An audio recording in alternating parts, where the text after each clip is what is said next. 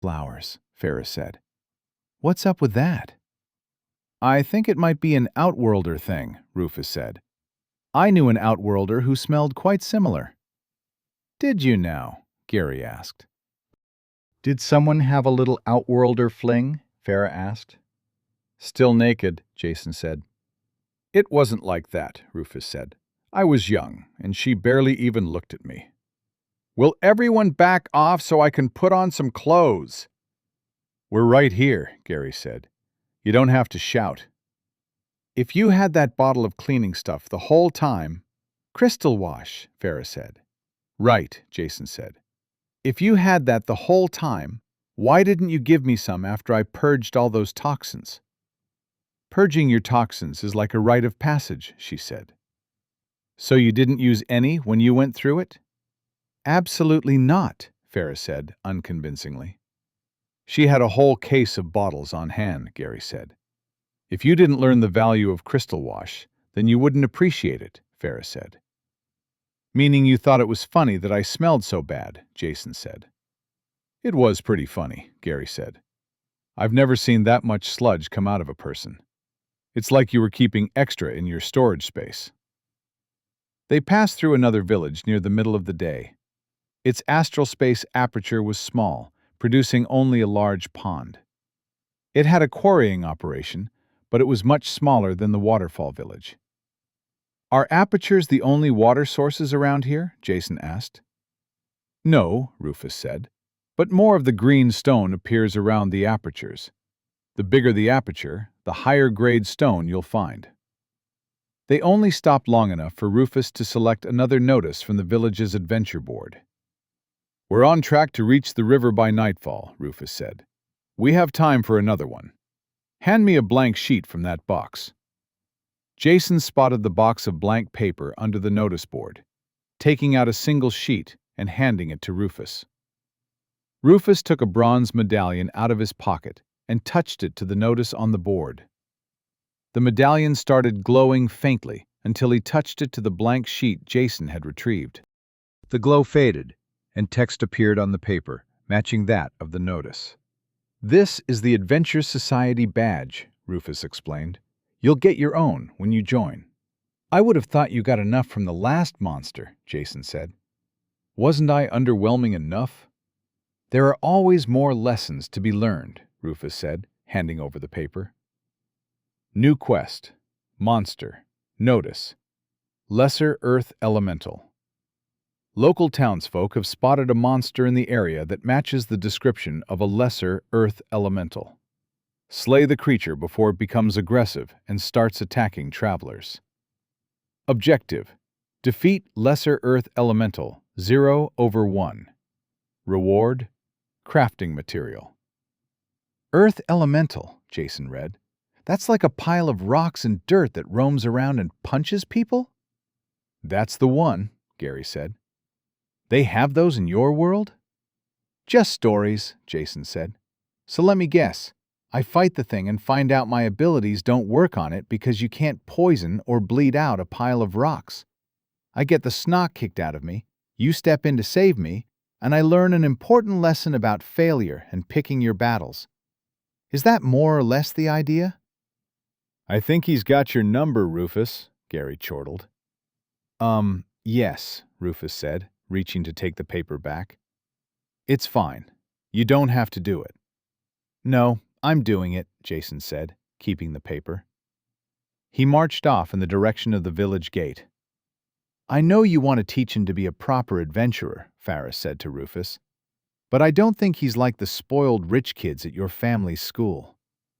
That's becoming clear, Rufus said. The Earth Elemental looked like a snowman made of packed earth and sand, but with thick arms instead of frail sticks. It was only around 2/3 of Jason's height, throwing off dust and dirt as it slowly moved. Jason rammed his dagger into its head. Special attack, punish, has inflicted sin on Lesser Earth Elemental. Has no motive spirit and is immune to curses. Does not take effect. Does not have living tissue and is impervious to necrotic damage. Additional necrotic damage from special attack does not take effect. As expected, Jason's abilities had no effect. What he hadn't anticipated was that even the hole from the knife closed up as soon as he pulled it out. He stabbed it again and again as he was struck in turn by the elemental's crude, heavy arms. The elemental showed no signs of waning. For every chunk of earth he dislodged with his knife, more entered the hole to fill it. Desperate, Jason crouched down and wrapped his arms around the elemental, gripping it tightly as he heaved back with all the might he could muster. His strength may have paled in comparison to Gary, but it was still improved over what it had been just a few days ago. With a wild roar of effort, he strained to straighten his legs, wobbling, but successfully standing up. In Jason's grip, the creature was lifted completely off the ground. He staggered as he leaned back for balance, but managed to stay upright under the weight. He clenched the monster with 1.5 arms, stabbing at it with as much force as just his forearm would allow. It wasn't powerful, but he kept stabbing, with the repetition of a sewing machine. As he did, the creature brought its crude limbs down on Jason's shoulders and back. He tucked his head in, shielding it as best he could. Dirt crumbled away under Jason's knife as he struggled to stay upright under the creature's weight and the pounding blows that rained down on him. He stumbled, almost collapsing, but more and more of the creature crumbled away in larger and larger chunks. Jason's breathing was a death rattle as earthen fists hammered force through his back and into his lungs. His arms burned as they barely kept the creature in their air, his shoulders beaten until they felt like pulp. Finally, the creature crumbled away all at once, spilling through Jason's arms in clumps. You have defeated Lesser Earth Elemental. Quest: Adventure Notice: Lesser Earth Elemental. Objective complete. Defeat Lesser Earth Elemental 1/1. 10 portions of Pure Heart Sand have been added to your inventory. Quest complete. 100 Iron Spirit Coins have been added to your inventory. Jason collapsed onto all fours, air escaping in hacking coughs that spat droplets of blood onto the ground. The others all ran up to him. "I'll get you a potion," Farah said, but Jason held up a hand to stop her. He then put it back down so he wouldn't fall. "No," he croaked. "Familiar heals." "It heals slowly," Rufus said. Jason turned to look at him, slowly pushing himself to his feet. He staggered, legs almost giving out again, but he stabilized, defiant. His breathing slowly lost its wheeze, each breath no longer agony. He crouched down and ran his fingers through the dirt. "Would you like to loot Lesser Earth Elemental?" He walked up to Rufus as the dirt behind him dissolved into smoke with a sizzling hiss. Monster Core, Iron Rank, has been added to your inventory. 10 Earth Quintessence have been added to your inventory. 10 Iron Spirit Coins have been added to your inventory. "If the familiar heals me, that ability gets better, faster, right?" Jason's voice was still raw and gravely. "Yeah," Rufus said. Jason nodded and started a stumbling walk back in the direction of the main road. Gary followed behind Jason as the other two looked at each other. "What was all that about?" Farah asked. "Jason has a lot of lessons to learn," Rufus said. This was him pointing out that I do too. "Like what?" Farah asked. "Like determination. That being in a losing position doesn't mean you lose, so long as you're willing to pay the price of victory." In that sacrifice chamber, Jason was the weakest of all of us, collars or no. But he was the one who kept beating the odds. "He had some luck on his side," Farah said. "My grandfather says the great adventurers are the ones who turn luck into fortune. And adventurers don't come much greater than him, so he'd know." Farah shook her head, The whole thing smells of male posturing to me. Why can't you have a conversation like normal people?" "You may be right," Rufus acknowledged. "But I think some things we can only show with our effort." Farah made a distasteful groan. Little boys and their posturing. Jason was sorely meandering back towards the road when Gary caught up at a jog. "How did you know to get it off the ground?" Gary asked. "There's a myth from my world," Jason said hoarsely. "There was a guy who was invincible while he was touching the ground. So the guy who killed him did it by lifting him into the air. I thought maybe the elemental was healing itself by taking in more earth from the ground. So it seemed worth a try."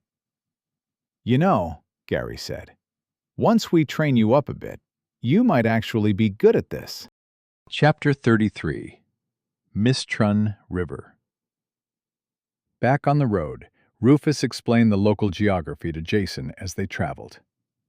To the east was the inland veldt, a flat, sprawling scrubland. The desert they were passing through was similar to parts of the Australian outback, and it sounded like the veldt was as well. "Is everywhere in your homeland a dry, desolate waste?" Gary asked. "They call it the sunburnt country," Jason said. "It's very big, and the central region is very dry. Most of the population lives on the coast." "This place is the same," Rufus said. "The western region here, which runs along the coast, is a place of contradictions. Most of it is lifeless desert, great dunes that seem to go on forever. But right in the middle is a vast river delta, where dead sand gives way to fertile soil. The delta is full of life and heavily populated. The city of Greenstone is on the coast, at the midpoint of the delta." "You seem to know this place pretty well," Jason said, "given that you're not actually from here." "Rufus likes to over-prepare," Gary said. "He was studying everything about this place for weeks before we left." "Better too much preparation than not enough," Rufus said. As they followed the rough trade road, they eventually spotted some green in the distance. "We're getting close to the river," Farah said. The green grew wider in their vision until it covered the horizon. As they moved closer to it, the hard red earth underfoot gave way to softer brown dirt. The sporadic yellow wasteland grass became thicker, even showing hints of green. The packed earth of the road became too soft for the heavy wagons that used it, and had been paved over with rough desert brick. The grass became denser until it carpeted each side of the road, with a haze hanging over it that bore the promise of water. "There's magic in that haze," Farah said. "It comes from the river, bringing the water magic that makes all this growth possible in the desert." Dirt gave way to rich, dark soil. The road took them between orchards burgeoning with brightly colored fruit and fields of tall crops. The haze thickened to a cool mist in defiance of the burning sun, moisture like sparkling diamonds in the air. Drifting through the fruit-laden trees, the mist created an ethereal fairy playground, a hidden Shangri-La within the unforgiving desert. "Welcome to verdant fields," Rufus said. "The name really says it all. The farms here and on the other side of the river feed every town and village in the central region." They started passing pickers in the trees and farmhands in the fields, shielded from the sun by the ubiquitous mist. Much of the heat still got through, but without the parching dryness that made the desert air so unforgiving. Jason and the others followed the road through the rich farmlands before they finally approached a wide river.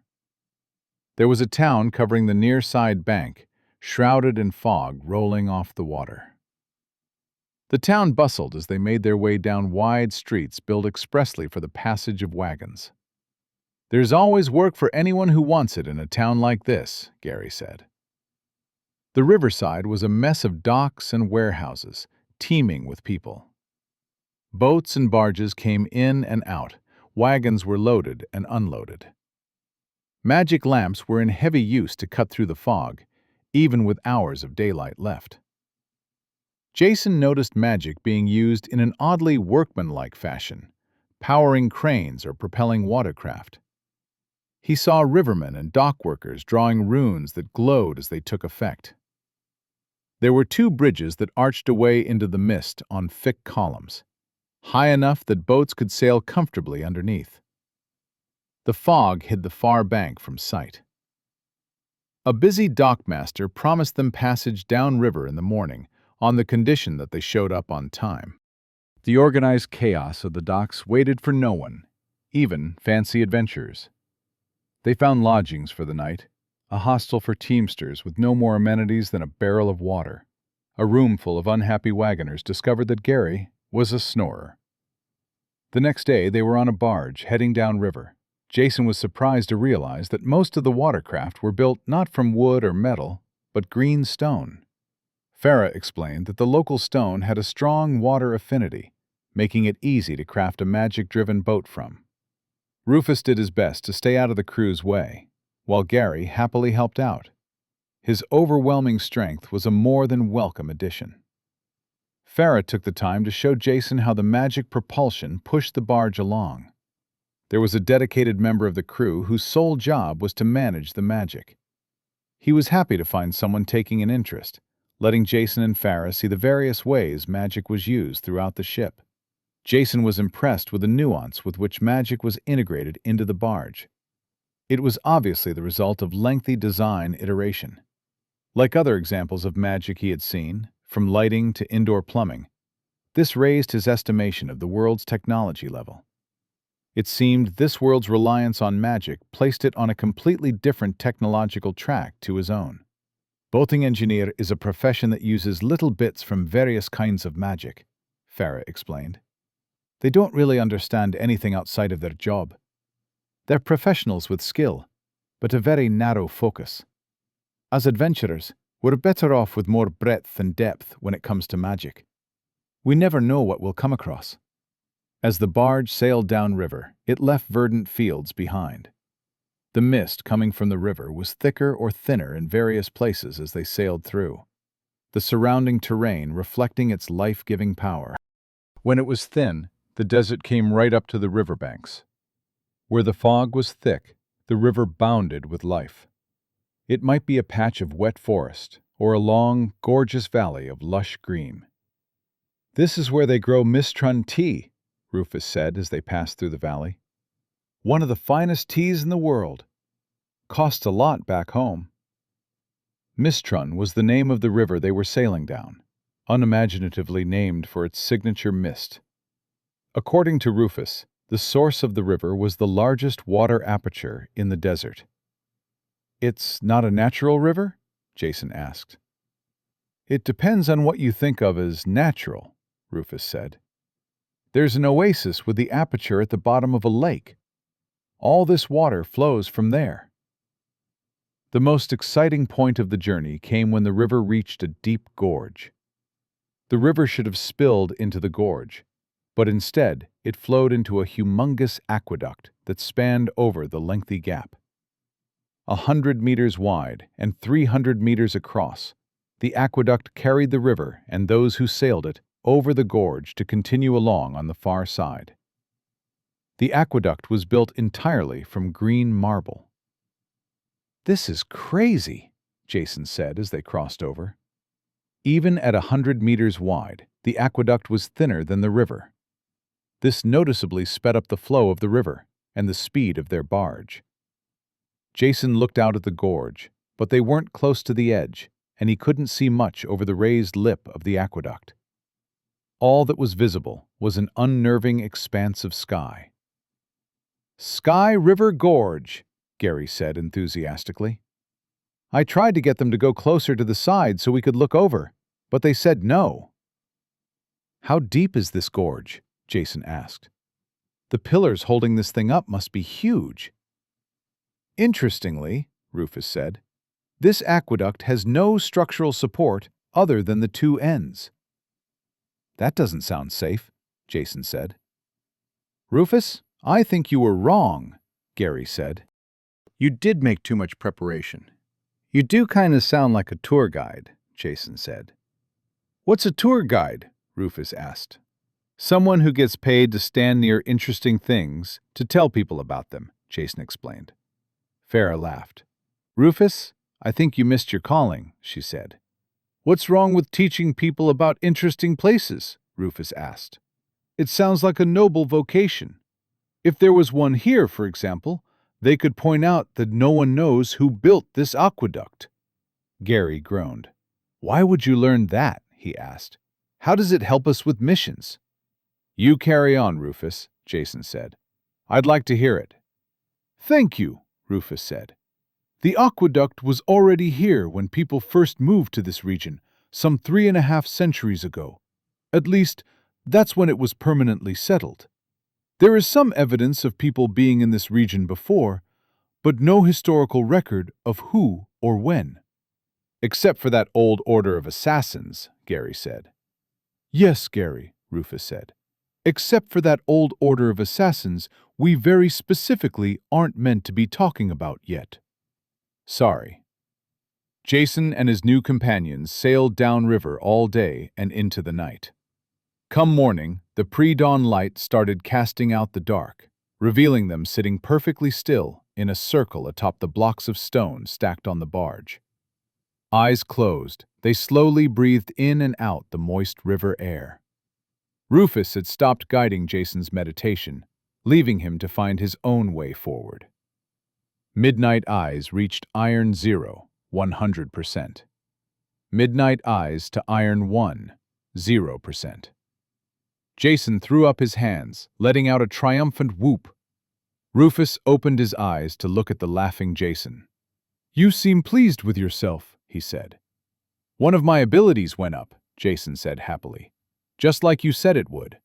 Makes sense that it was my vision power, since I'm always looking at things. You're certain it improved? Farah asked. The strength of your abilities is a nebulous thing, and self-deception is easy. No worries there, Jason said. One of my Outworlder powers lets me track the progress of my abilities. Really? Farah said, fascinated. That sounds like something the Magic Society would be interested in. When we get to the city, you should let me examine you with some of their specialized implements. No thanks, Jason said. I have a strict no specialized implements policy. He noticed their surroundings had changed in the time the group was meditating. They had been passing through the desolate sand dunes of the western region when night fell. But now they were surrounded by wetlands. The morning light was still dim, but Jason's now slightly advanced power to see in the dark made everything clear. He could see a couple of villages in the distance, paddy farmers and herds of some large lizard the size of a cow. The docile creatures seemed perfectly happy wallowing in shallow water. Above everything was the familiar magical haze. The Mistron Delta, Rufus said. We should reach the city by late morning or early afternoon. I've been thinking about that, Jason said. You three are kind of a big deal there, right? The three adventurers all answered at once. No. Yes. Yes. Rufus glared at the other two. Rufus is the big name, Gary said. We're just an afterthought. What's your concern? Rufus asked, still shooting Gary a look. I was thinking that if I rock up to town with you lot, Jason said, I'll be operating under expectations that I'm unlikely to meet. He has a point, Farah said. If he arrives under your wing, then people will be expecting some kind of highly trained expert. Not the kind of pressure a freshly minted adventurer needs to be working under. Pressure's good, Gary said. Makes you strong. In moderation, Farah said. This time last week, he didn't know magic existed, let alone adventurers. She's right, Rufus said. Also, from the moment I arrived, the aristocratic families were trying to foist their scions onto me for training. They'll realize I'm training Jason sooner or later. But later is definitely better. That settles it then, Jason said, getting to his feet, the others following suit. I'll get off early, and we can meet up in the city. Good, Rufus said. Find the Adventure Society and register. We'll find you from there. There are plenty of towns and villages here in the Delta. You can disembark somewhere closer to the city." "Actually," Jason said, "I was thinking of having a look around, and there's no time like the present." He ran and leapt into the air, the starlight cloak manifesting around him.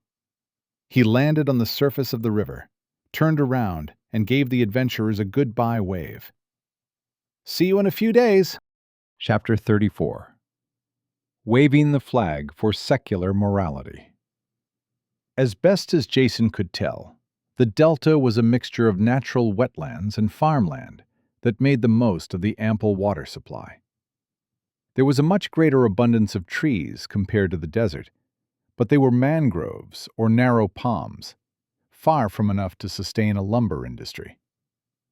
Jason wandered along paved roads that were set atop artificial embankments that divided the delta into segments. Lush shrubbery and staggered brickwork ran down the sides to guard against erosion, while small bridges allowed water and the occasional dinghy to float between sections. The roads themselves were the lifeblood of trade between towns and villages. The care and time that had gone into the ways the farmland and artificial embankments fit into the natural ecosystem were clearly the product of many years. Jason thought back to what Rufus said about the Vane estate and how it wastefully violated the existing environment.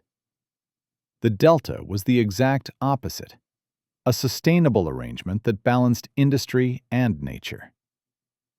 The first town Jason arrived at was a farming community. Wandering into town, he experienced a strange confluence of familiar elements. Between the wide main street, the desert stone buildings, and the surrounding terrain, it was like someone had recreated a town from the American Old West in Southeast Asia, using North African materials. Stone storefronts lined the main street, where he half expected old-timey piano music to come drifting through the swinging saloon doors. Jason was actually able to find a saloon, although with disappointingly ordinary doors. They didn't swing, and, wood being a rarity, were made from woven reeds. It was fronted by plenty of windows, none of which had glass, allowing light and airflow inside freely. Walking in, he saw quite a few people eating at scattered tables, as well as at a long bar. A short breakfast menu was chalked onto a board. Most items were fried things he didn't recognize the name of. After a pleasant breakfast of rice porridge with nuts and dried fruit, Jason left to meander down the main street. He wanted to look around and also needed directions to the city. The people were olive-skinned with dark hair, which was normal for the other places Jason had seen. Only Rufus, with his chocolate complexion, and Farah, with her light skin and pixie features, had been different amongst the humans Jason had met. As for the aggressively Aryan Anissa, he had no other elves for comparison. There were a number of people going about their business in the main street, on foot or using carts and wagons. There were plenty of heidels, either yoked to wagons or tied to hitching posts. Like the wagons Jason had seen before, the carts and wagons here used bamboo for their construction, with a few wooden parts to supplement, such as the wheel rims. As he made his way down the street, he came across two people standing in the middle, talking loudly. It was a young man and a middle-aged woman halfway yelling at one another. "If you can't wait until the healer comes through at the end of the month," the man said, "then take him to the city." "That's what I want to do," the woman said. "But money's tight now. Ratlings ate half our crop and we can't afford a healer in the city." "No more loans," the man said sharply. Then his face softened. "I sympathize with your position, but monster attacks are a part of life. Look, I'll ask my father about extending your terms, but that's the best I can do." The woman was about to keep pressing her case when they turned to Jason, who had walked right up to them. "G'day," Jason said. "I and pretty much everyone couldn't help it over here. If you'd like, I can give it a go." "Give what a go?" the man asked. Someone's crook, yeah? I might be able to sort him out. You're a healer? I wouldn't go that far, Jason said. I can't heal injuries, but I might be able to knock off a disease. I'm heading for the city to sign up as an adventurer, and one of my abilities deals with disease. Full disclosure, I haven't actually tried it out yet, but I can give it a go. You're an adventurer? The woman asked. Prospective adventurer, Jason corrected. I'm Jason. We can't afford to pay you, the woman said. Monsters tore up our fields, ruined most of our crop. That's rough, Jason said.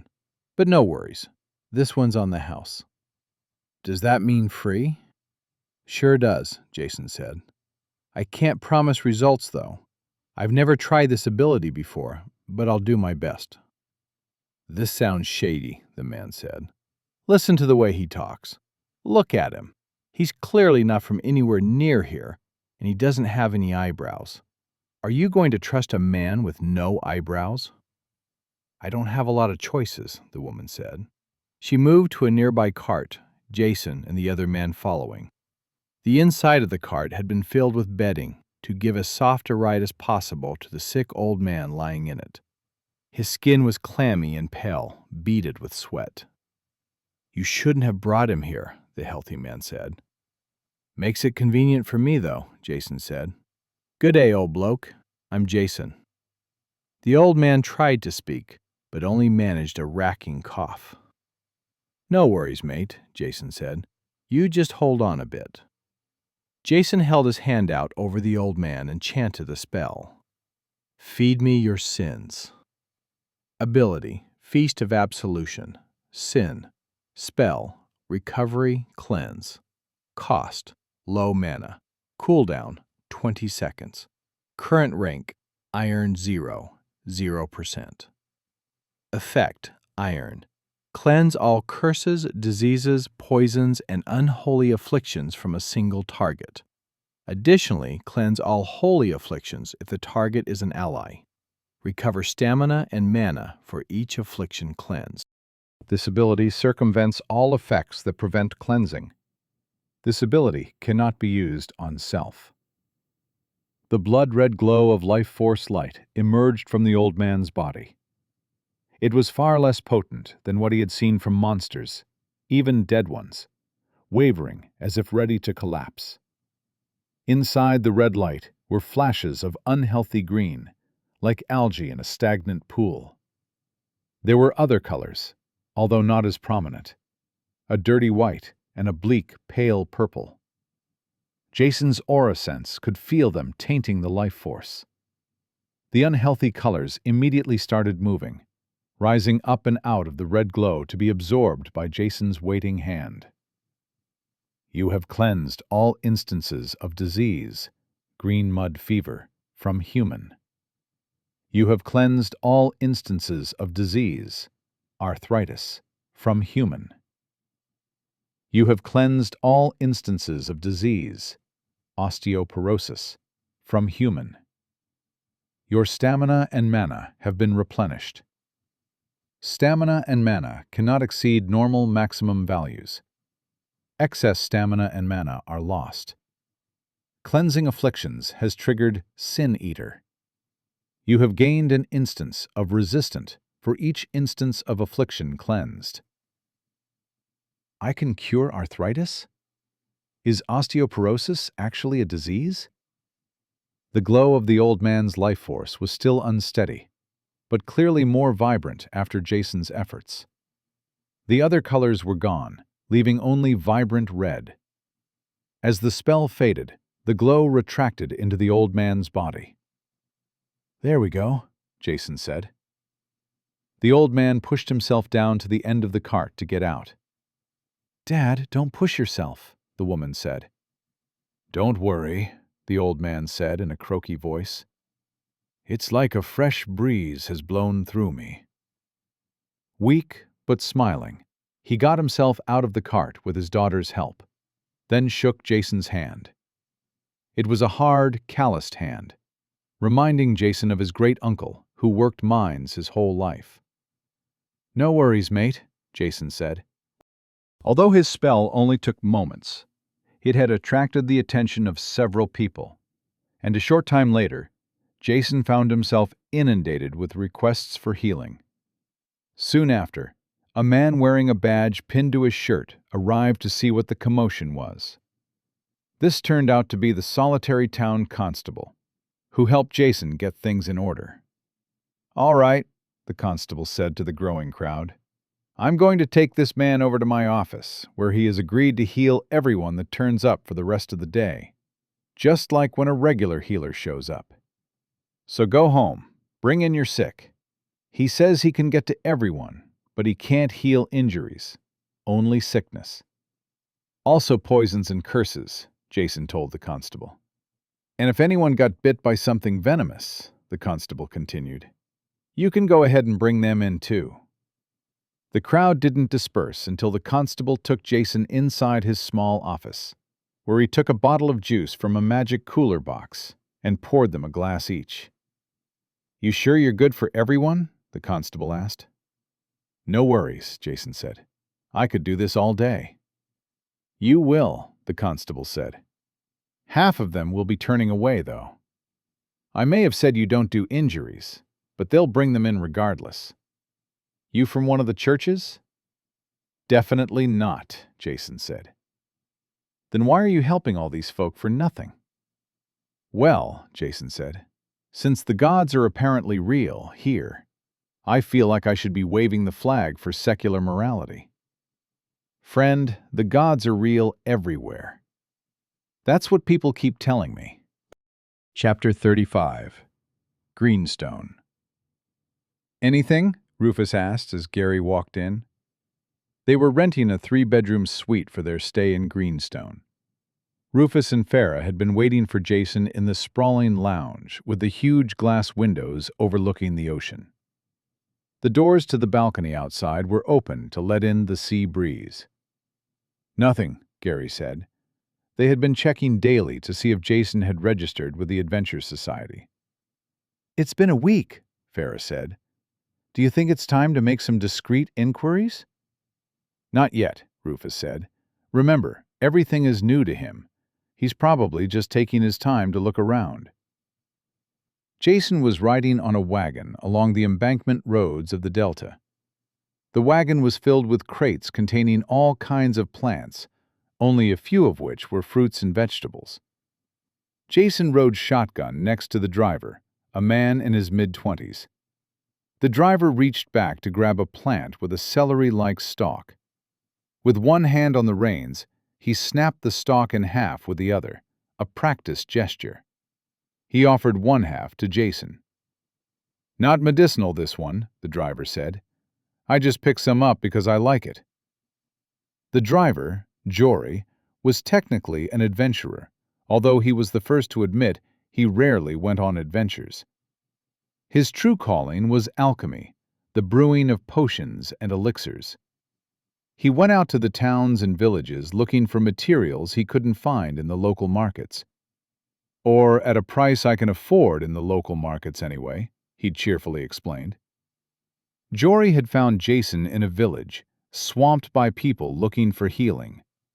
It was something Jason had gotten used to as he slowly closed in on the city, through 8 towns and villages in as many days. Jory had offered him a ride for the final leg of the journey. Jason was never shy about filling a silence, but that was far from necessary with Jory. He talked so much, he kept having to wet his mouth from a canteen, even in the humid Delta air. He started telling Jason about his alchemy lab in Old City. "Old City?" Jason asked. "You really must be new to the region." "Greenstone is split into 2 sections. Old City is the original city of Greenstone, situated on the original harbor. The other part of Greenstone is the island. Originally, it was meant to be a massive breakwater when the ports of what is now Old City were expanded. Somewhere along the way, they turned it into a haven for all the rich people to leave the rest of us behind." "Alchemy doesn't rake in the money?" Jason asked. "Not the way I do it." "So they made an island and called it the island?" "Unimaginative, right?" Jory asked. You do want to live there if you can afford it, though. It is very nice. Old City is where the money is made, but the island is where the money goes. Jory explained that adventurers could afford to live on the island, so long as they were actively working. Most of them had been born rich anyway, which was how they got their essences in the first place. Jory's own family lived there, but he himself lived in Old City. Everything he earned was sunk back into his alchemy research. Most alchemists drive their work forwards by pushing the boundaries of what alchemy can achieve at its strongest, Jory said. The most elaborate techniques, the rarest and most expensive materials. I go the exact opposite way, trying to make things cheaper and simpler. If I can make alchemical products affordable to everyone, not only can it help a huge number of people, but it will open up huge new markets. Jason had seen for himself that medicine in this world was essentially just whoever had the healing magic. Both ritual magic and alchemy had ways to heal, but the cost and expertise required placed both out of the reach for most people. Most healing was done through the Church of the Healer.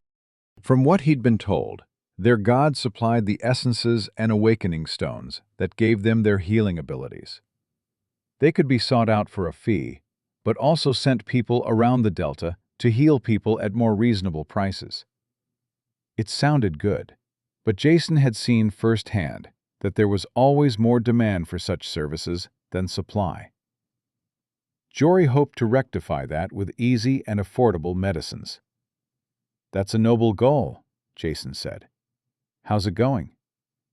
"Reasonably well," Jory said. "The advantage of researching cheap and plentiful materials is that they're cheap and plentiful. I've even started a clinic out of my laboratory, selling some of my early successes.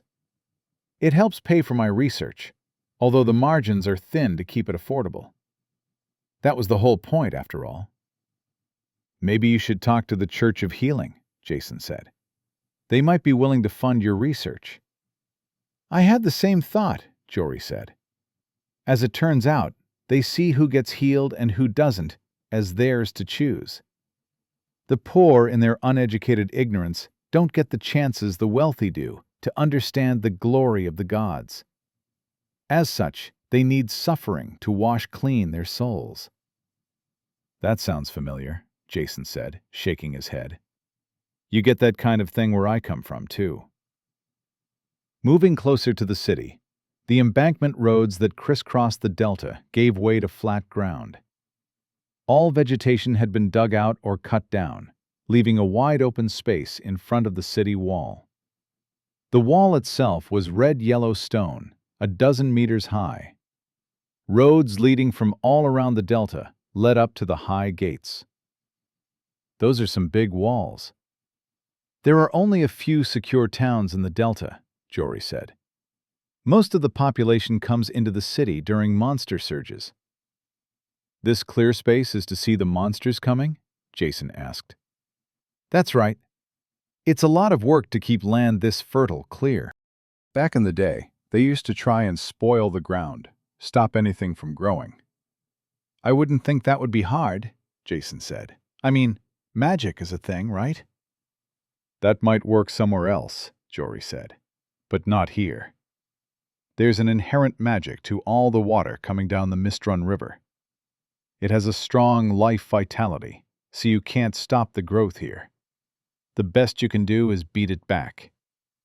After a surge, they let it go until the next one is due. They've been keeping it clear for more than a year now. The last few surges have all taken longer than expected to arrive." "Aren't longer gaps good?" Jason asked. "Yes and no," Jory said. "Think about the logistical costs of a surge. Whole populations shift, herds have to be culled and moved. Being in a state of readiness for years at a time is expensive." "I can imagine." "Haven't you seen it for yourself? You would have been what, 10, 12 when the last surge hit?" "They don't have monster surges where I come from," Jason said. "They don't have monsters at all." They don't have monsters? Jory asked. Where are you from, exactly? I was living in a city called Melbourne, Jason said.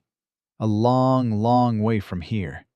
Very lean on monster activity. It must have an absurdly low magic density, Jory said. Even compared to here, and that's saying something. Oh, there's definitely less magic there, Jason said. We're pretty isolated from anywhere with real magic. How did you get here, then? Not entirely sure, Jason said. Some kind of magical accident out in the desert reached out and dragged me right out of my bed. Must have been some accident. I have heard about long-distance teleport experiments with shaky results. It was something like that, Jason said. I was lucky enough to run into some adventurers who helped me get my bearings. Not to mention a full set of essences, Jory said. Jory was iron rank, like Jason. He could sense the essences in Jason's aura as easily as Jason could sense his. Jason was still new to aura sensing, but he was getting a handle on it. Ordinary people were faint, barely detectable, while those with essences were much clearer. Most villages had 1 or 2 people with an essence, while anyone who had reached iron rank with a full set radiated out like a beacon. Monsters had an aura strength similar to those of an essence user, but their auras had a different feel to them. Rufus, Farah, and Gary had powerful bronze rank auras, but Jason had only caught glimpses.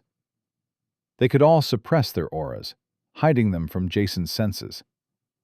Farah had told him that higher-ranked essences users were expected to contain their auras. I kind of stumbled into those essences, Jason said. They came quick, but they didn't come easy.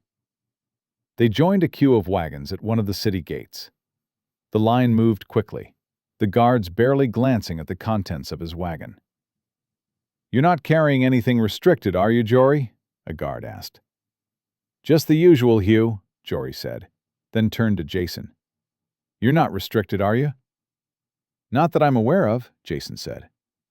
"You have a good day, Jory," the guard said. "I'll bring my mother to the clinic now you're back. Her leg again." "Always welcome, Hugh." Jory drove the wagon through the gate and into the city proper. Most of Old City was built from the same red and yellow stone Jason had seen in the desert, although many buildings were painted in colorful whites and greens. They were mostly 1 or 2 levels high, but 3 wasn't uncommon.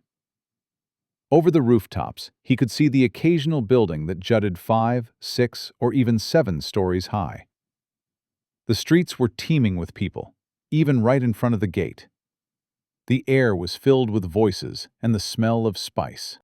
"What's that I'm smelling?" Jason asked, as Jory let the wagon confidently into the street, people flowing around it like water. "It's called chittle," Jory said. "It's cheap, strong, and grows all over the delta, so the street vendors all use it. It can take some getting used to." "No, it smells good," Jason said. "I'll have to do some wandering around." They reached Jory's combination home, alchemy lab, and medical clinic, a large 3-story building. A sign above the door proclaimed it as the Broad Street Clinic. Although the street was crowded, the building was given a wide berth as 2 people brazenly vandalized the front of the building in the middle of the day. Rather than hooligans, however, they were wearing bright white robes hemmed with blue, yellow, and green. They both had ceramic pots of red paint and were writing the word heretic across the door. There was a small crowd of passers-by who would stop to watch the show. "Ah, damn it," Jory said wearily, pulling the wagon to a halt. "Who were they?" Jason asked. "They're from the Church of the Healer," Jory said. The 2 men spotted him on the wagon, putting down their pots and brushes to march over and confront him. "So, the heretic is back," one of them said. They were both young, around 18 or 19. "Is this really necessary?" Jory asked, still atop the wagon. Jason could sense from their auras that both men were essence users. iron rank, like Jorian himself. One of the two opened his mouth for a sneering remark, but was preempted by Jason. "Who are these pricks?" Jason asked loudly, as he hopped down off the wagon. Walking around the two men, he picked up one each of the pots and brushes they had put down when Jory arrived. Jory and the two men watched him, unsure of what he was doing. "Who are you?" one of the men asked. "I asked first," Jason said. Is it a local custom to write what we think of people with paint? I'm not sure I can fit self-important turd nugget on your robes. Do you have a smaller brush? Still sitting on his wagon, Jory groaned, running a hand across his face. The two men turned red with fury, lunging at Jason. He threw the contents of the pot over the first one and threw a fist at the other. The paint landed, but the punch did not. A short time later, Jason was curled up on the ground. He could have tried using abilities, but he knew both men were iron rank. He was afraid that pulling out powers would be like pulling a knife in a bar fight, escalating things to the point of genuine danger. The clean one was satisfied with having laid Jason out with a punch, but the one splattered with paint was still getting kicks in. "Come on," the other one said. "We came to send a message, and the message is sent." The painted man gave Jason a final kick, picked up the other pot of paint, and tipped it over Jason. "Now it's sent," he said, and the two started walking off. The crowd of onlookers hurriedly parted to let them through, but the pair stopped when a voice called out to them. "Hey!" Jason yelled. The pair turned to see Jason, barely back on his feet, doubled over, but flashing them a bloody-toothed smile. "You guys kicked the crap out of me pretty good," Jason groaned. "I don't suppose you can point me to a church of the healer." The man covered in paint lit up with fury, his face almost matching the red paint splashed on him. Sprinting back with thundering steps, he brought a fist down on Jason's head. Barely able to stand, Jason's only defense was a bloody-toothed grin. The fist came down and he crumbled, out cold before he hit the ground. Chapter 36. The Island. Jason regained consciousness on a cushioned table, like an examination table in a doctor's office. He'd been stripped down to his boxer shorts, and his skin was covered in healing unguent. "I think I'm weirdly getting used to this." "To getting knocked out?" Jory asked. He was at a sink, washing out empty potion vials and placing them on a drying rack. "It's been a rough couple of weeks," Jason said. "Two acolytes of the god of healing beating someone unconscious, though," Jory said. "That's unusual." "Not for me," Jason said. "It's mostly been cultists, but generally religious figures of one stripe or another." Jason groaned as he shoved his legs off the table, pushing himself up to a sitting position. He looked around what he assumed was the inside of Jory's clinic, which was surprisingly similar to a medical exam room from his own world. Tiles and cabinets, clean white surfaces. There was a plain chair next to the exam table, with his clothes folded neatly on it along with the towel. "Is that for me?" he asked. "I put the ointment on you," Jory said. "You can wipe it off yourself. You know, goading those two into kicking the snot out of you was the single dumbest thing I've ever seen. But what really impressed me was that you immediately topped it by standing up and doing it again. They weren't mucking about that second time either. The one you dumped paint on kicked you square in the head." "I don't remember that," Jason said.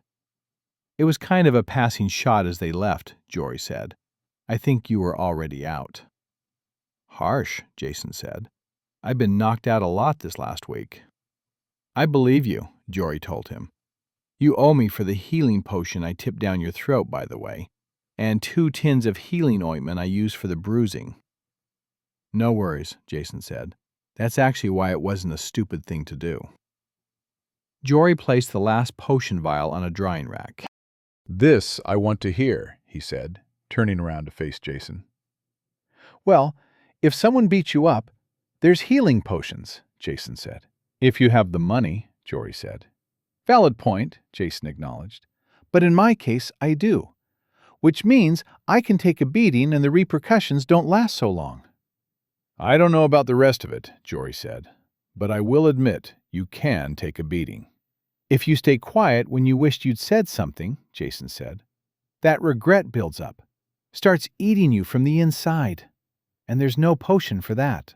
Sure there is, Jory said. It's called liquor. Another alchemist friend of mine has a distillery not too far from here. That's not a cure, Jason said. That's setting yourself on fire to ward off the cold. I'm not sure you're the guy I'm going to for advice about consequences, Jory said. Probably for the best, Jason said with a laugh. Are you going to catch any blowback because I took those blokes on? It'll be fine, Jory said. I'm a member of the Adventure Society and the Alchemists Association.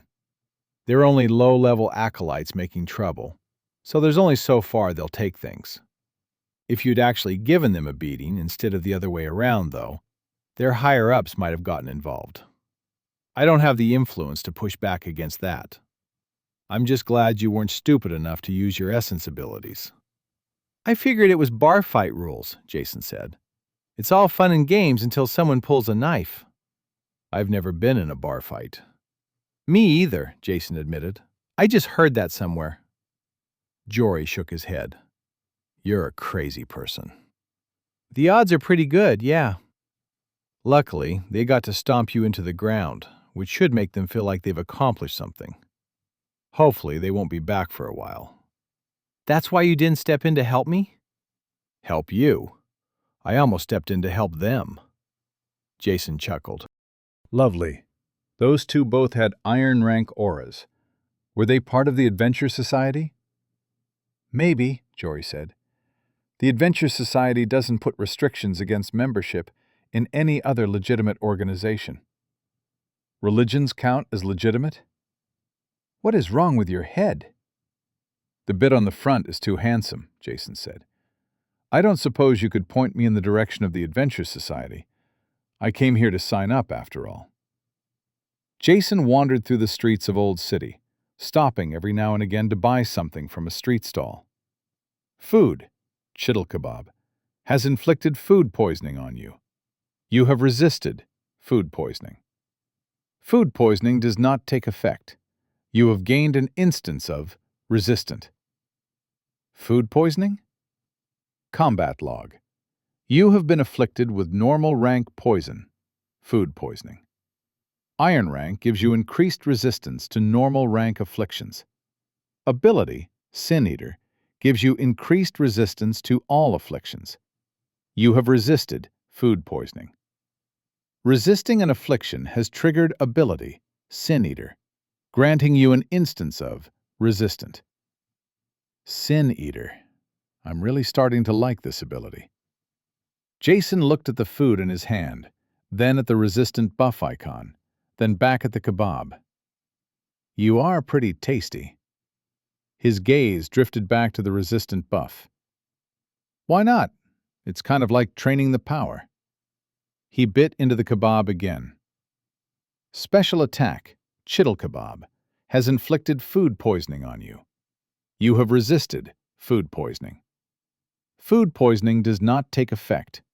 You have gained an instance of resistant. There was now the number 2 next to his resistance buff indicator. Loving this power. Eventually, he passed through a busy warehouse district that gave way to the city ports, and he caught sight of the water. After the desolation of the desert, even the dark green lushness of the delta didn't compare to a grand stretch of cerulean. It was not the open sea, however, as there was a far shore some 2 kilometers distant, making it seem more like a lake. The ports were a bustle of activity, forcing him to step carefully or get run down by a wagon. He finally reached a bridge that reached up and over the water in a gentle arc. Constructed entirely from green marble, it exuded wealth compared to the sandy yellow stone of Old City. There were 3 lanes across the bridge, managed by an inspection point with armed guards, high metal gates, and a large guard station. These guards wore the same uniform as the ones at the city gate, but he could see at a glance these were more fastidious in their duties. There were 8 of them, and Jason could feel from their auras that some had essences. Only one had a full set of essences, the one who looked to be in charge. Passage to the island was clearly more regimented than that to Old City. Of the 3 lanes, the 2 smaller ones were for goods and service transport to and from the island. They were intensely busy, with rigorous inspections slowing progress. The wider 3rd lane was for a privileged class, with space to spare. Most of the traffic was wealthy-looking carriages, which caught Jason's attention by not being drawn by animals. Their wheels had the glow of engraved magical symbols. Jory had been kind enough to explain the basics to Jason. Travel to the island was restricted without a valid reason for entry. Trade and work permits would get someone into the trade lanes. Aristocrats, adventurers, and residents were free to come and go using the wide lane. Members of the various guilds, societies, and associations headquartered on the island were likewise free to enter. Anyone else with valid business on the island could buy a permit for entry for 1 day's entry, daylight hours only. What constituted valid business was at the discretion of the guards, who were town constables under the city's ruler, Duke Greenstone. A day's entry to the island cost an iron rank spirit coin. Fortunately, anyone willing to pay up had access to the privilege lane. Jason had been around enough to get a handle on the currency, of which the lesser spirit coin was the basic unit. It was a full 100 lesser coins to 1 iron rank coin, after which denominations went up in multiples of 10. It was 10 iron to the bronze, 10 bronze to the silver, and so on, all the way up to diamond. The gold rank coins in Jason's possession were each worth 100,000 lesser coins. At the entry gate, Jason didn't have to queue for long. There were long lines for the trade lane, where every person and vehicle was thoroughly checked. In the privileged lane, most of the carriages were waved straight through, while others went through after simply showing a permit. Most of the people in front of Jason were given permits after a short chat with the guard and handing over a coin. Jason noticed each person needing to touch their thumb to a stone the guard took from his pocket. The bored but still diligent guard looked Jason up and down. Reason for permit application? Applying to the Adventure Society, Jason said. The constable looked Jason over again, then nodded. Wait here. He went to exchange a quiet word with the one Jason pegged as being in charge. That man looked Jason over and gave a brief nod to the guard, who came back. Looks like you're all good. Just hand over your coin and put your thumb on the tracking stone. Tracking stone? Jason asked. The guard raised a suspicious eyebrow. You don't know what a tracking stone is? The officer in charge wandered over. Is there a problem? This guy doesn't know what a tracking stone is, the guard said. Where are you from? The officer asked Jason. Castleton Beach originally, Jason said. It's a small town, a long way from any real magic. Melbourne the last couple of years, but I doubt you've heard of it. I've come a long way, and there's still a lot I don't know. The officer looked Jason over for a few moments, then fished a stone from his pocket. The palm-sized, glassy object looked similar to an awakening stone, except faceted instead of smooth. It had a dark blue-green coloration. This is a tracking stone, the officer said. This lets us find you wherever you are on the island. Jason had an ability that prevented him from being tracked. He couldn't be sure if that would have an effect on the stone, and he decided to not mention it. If you make us come looking, the guard continued, it won't be us coming for you, understand? It'll be someone much worse, Jason said. Smart, the officer said. Smart is good. I think your bar for smart might be a little low, Jason said. Too smart is maybe not so good, the officer said. If you want to stay on the island past sunset, find lodgings. That'll qualify you for a temporary residence permit. Find good lodgings, and they'll register it for you, instead of making you come back and do it yourself. Thanks, Jason said. He handed over his coin and pressed his thumb to the stone. Either the stone was stronger than his ability, or the stone gave no warning that it couldn't track him. Shortly after, Jason was through the gate and walking across the bridge. The main thoroughfare was for carriages, with those on foot like Jason following a path at the edge of the bridge. That was fine by Jason. The rising arc of the bridge gave him an increasingly good view of the city. Back the way he had come was the yellow sprawl of Old City. Below the bridge, the sun reflected off the deep blue water, busy with water traffic. The Old City shoreline was a massive port, the full length of the city. The ships were large, crammed into docks that seemed strangely high. He wondered if that was something to do with what two moons did to the tides. There were 3 other bridges like the one Jason was on, engineering marvels that spanned kilometers of water. They were the equal of anything from his own world. Ahead was the island, seeming opulent even at a distance. Compared to the clustered Old City, it indulged in the luxury of space. Where the Old City ports were occupied with large trade ships, the island's widely spaced marinas were occupied entirely by what looked like pleasure craft. Many of them didn't have sails, presumably being propelled by magic. The marina buildings all looked like yacht clubs, and beyond that were large houses with expansive grounds. Trees and grass abounded, and the streets he could see were wide and sealed. The buildings were all combinations of green marble and variously colored tiles. Eagerly heading along the bridge, Jason got a better look at the wide boulevard at the end of the bridge. Colorful plant beds separated carriageways and footpaths. Trees lined the streets, shading them with a leafy canopy. The inspection station at the end of the bridge was just a small booth with no gates.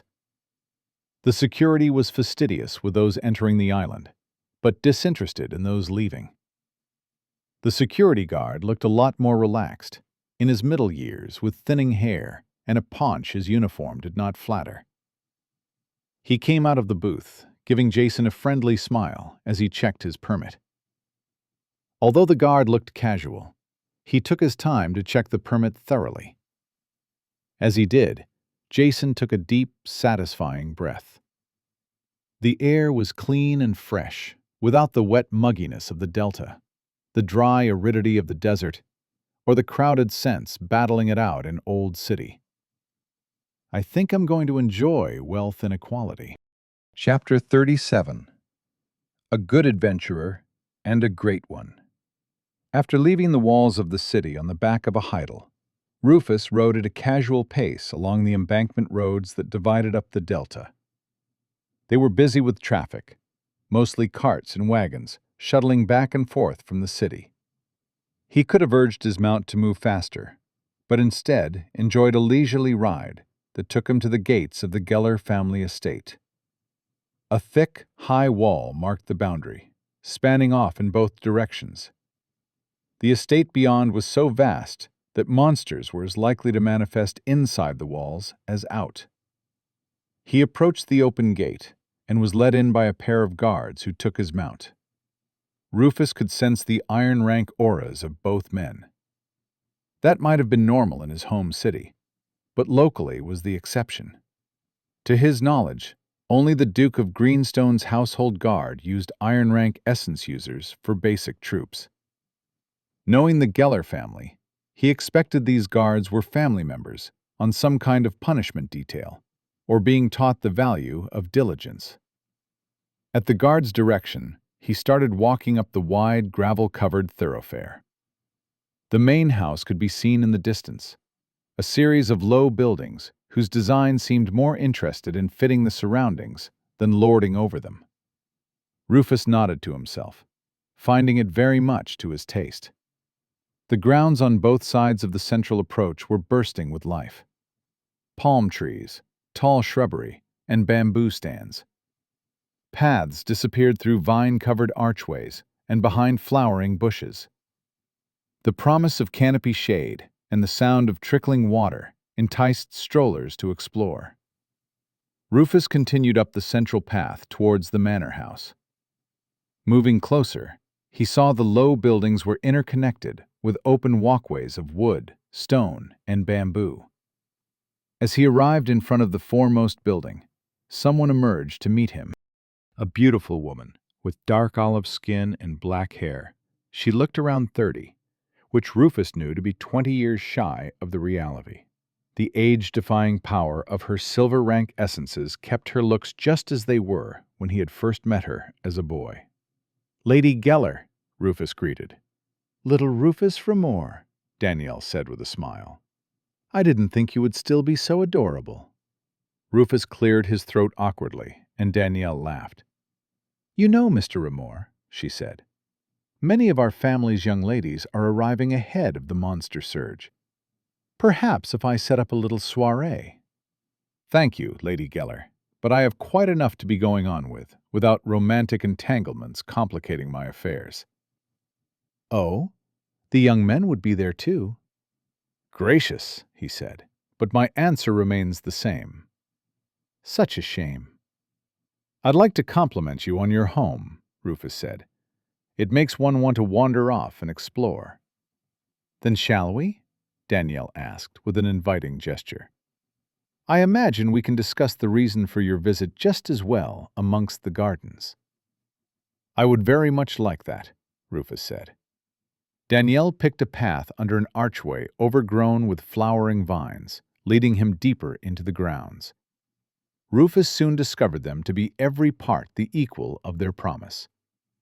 "Your estate grounds truly are a joy to experience," Rufus said. "Thank you. My family came here as the region was first being settled. The walls of our estate are older than the walls of Old City. Last I heard, we even have a member of that generation still around somewhere." "Oh?" "She reached diamond rank a couple of centuries ago. Not so good at keeping in touch, though. You know what diamond rankers are like." "Agelessness engenders an unusual perspective, I imagine," Rufus said. Danielle smiled. "Let us hope we both go far enough to see for ourselves," she said. What brings you out here today, Mr. Remore? "Seeing the ancestral home of the Geller family isn't reason enough?" Rufus asked. "I'm a little surprised to find you in residence."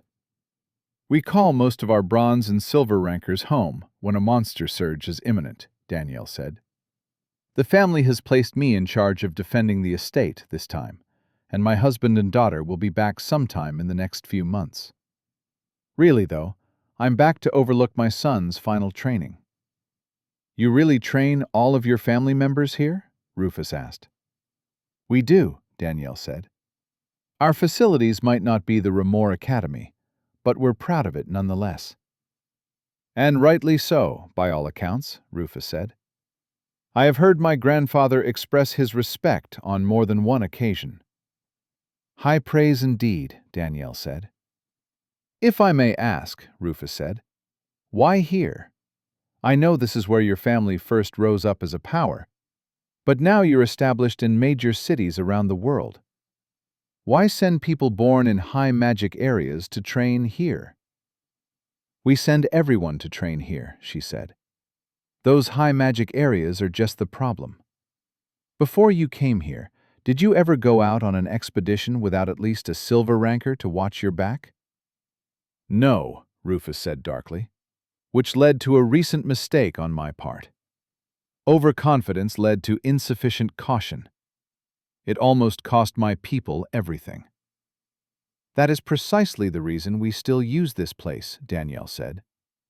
The low magical density makes the monsters weaker, the dangers smaller, the consequences less severe.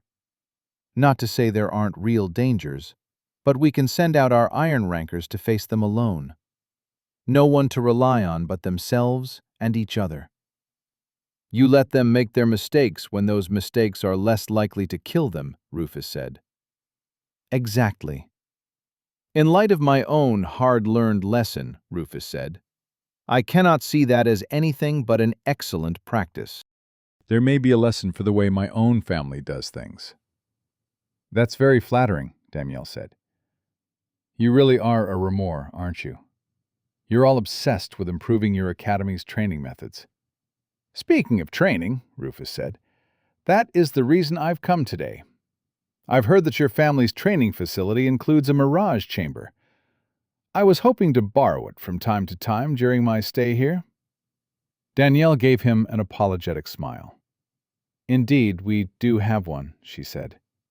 Sadly, as much as I would like to accommodate you, I cannot. As I mentioned, the local magical density is quite low. We can only operate our mirage chamber at a bronze-ranked level for limited periods, and I can't take that valuable training time away from my own family. Actually, it isn't for me, Rufus said. I found a person in rather desperate need of training and have taken it upon myself to give him a rush course. She gave him a sideways glance, eyebrows arched. From what I hear, she said, every aristocratic family in Greenstone has been asking you to guide their young hopefuls, including ours. I have to wonder how someone managed to catch your eye. Rufus let out a self-deprecating laugh. I mentioned my mistake, he said. It would have gotten me killed if not for a rather unusual man. Rufus shook his head. I grew up surrounded by adventurers. I was raised not just to be one of them, but to be so good I could teach others. Everyone around me, as long as I can remember, told me I was going to be a great adventurer. It got to the point that I never even doubted it.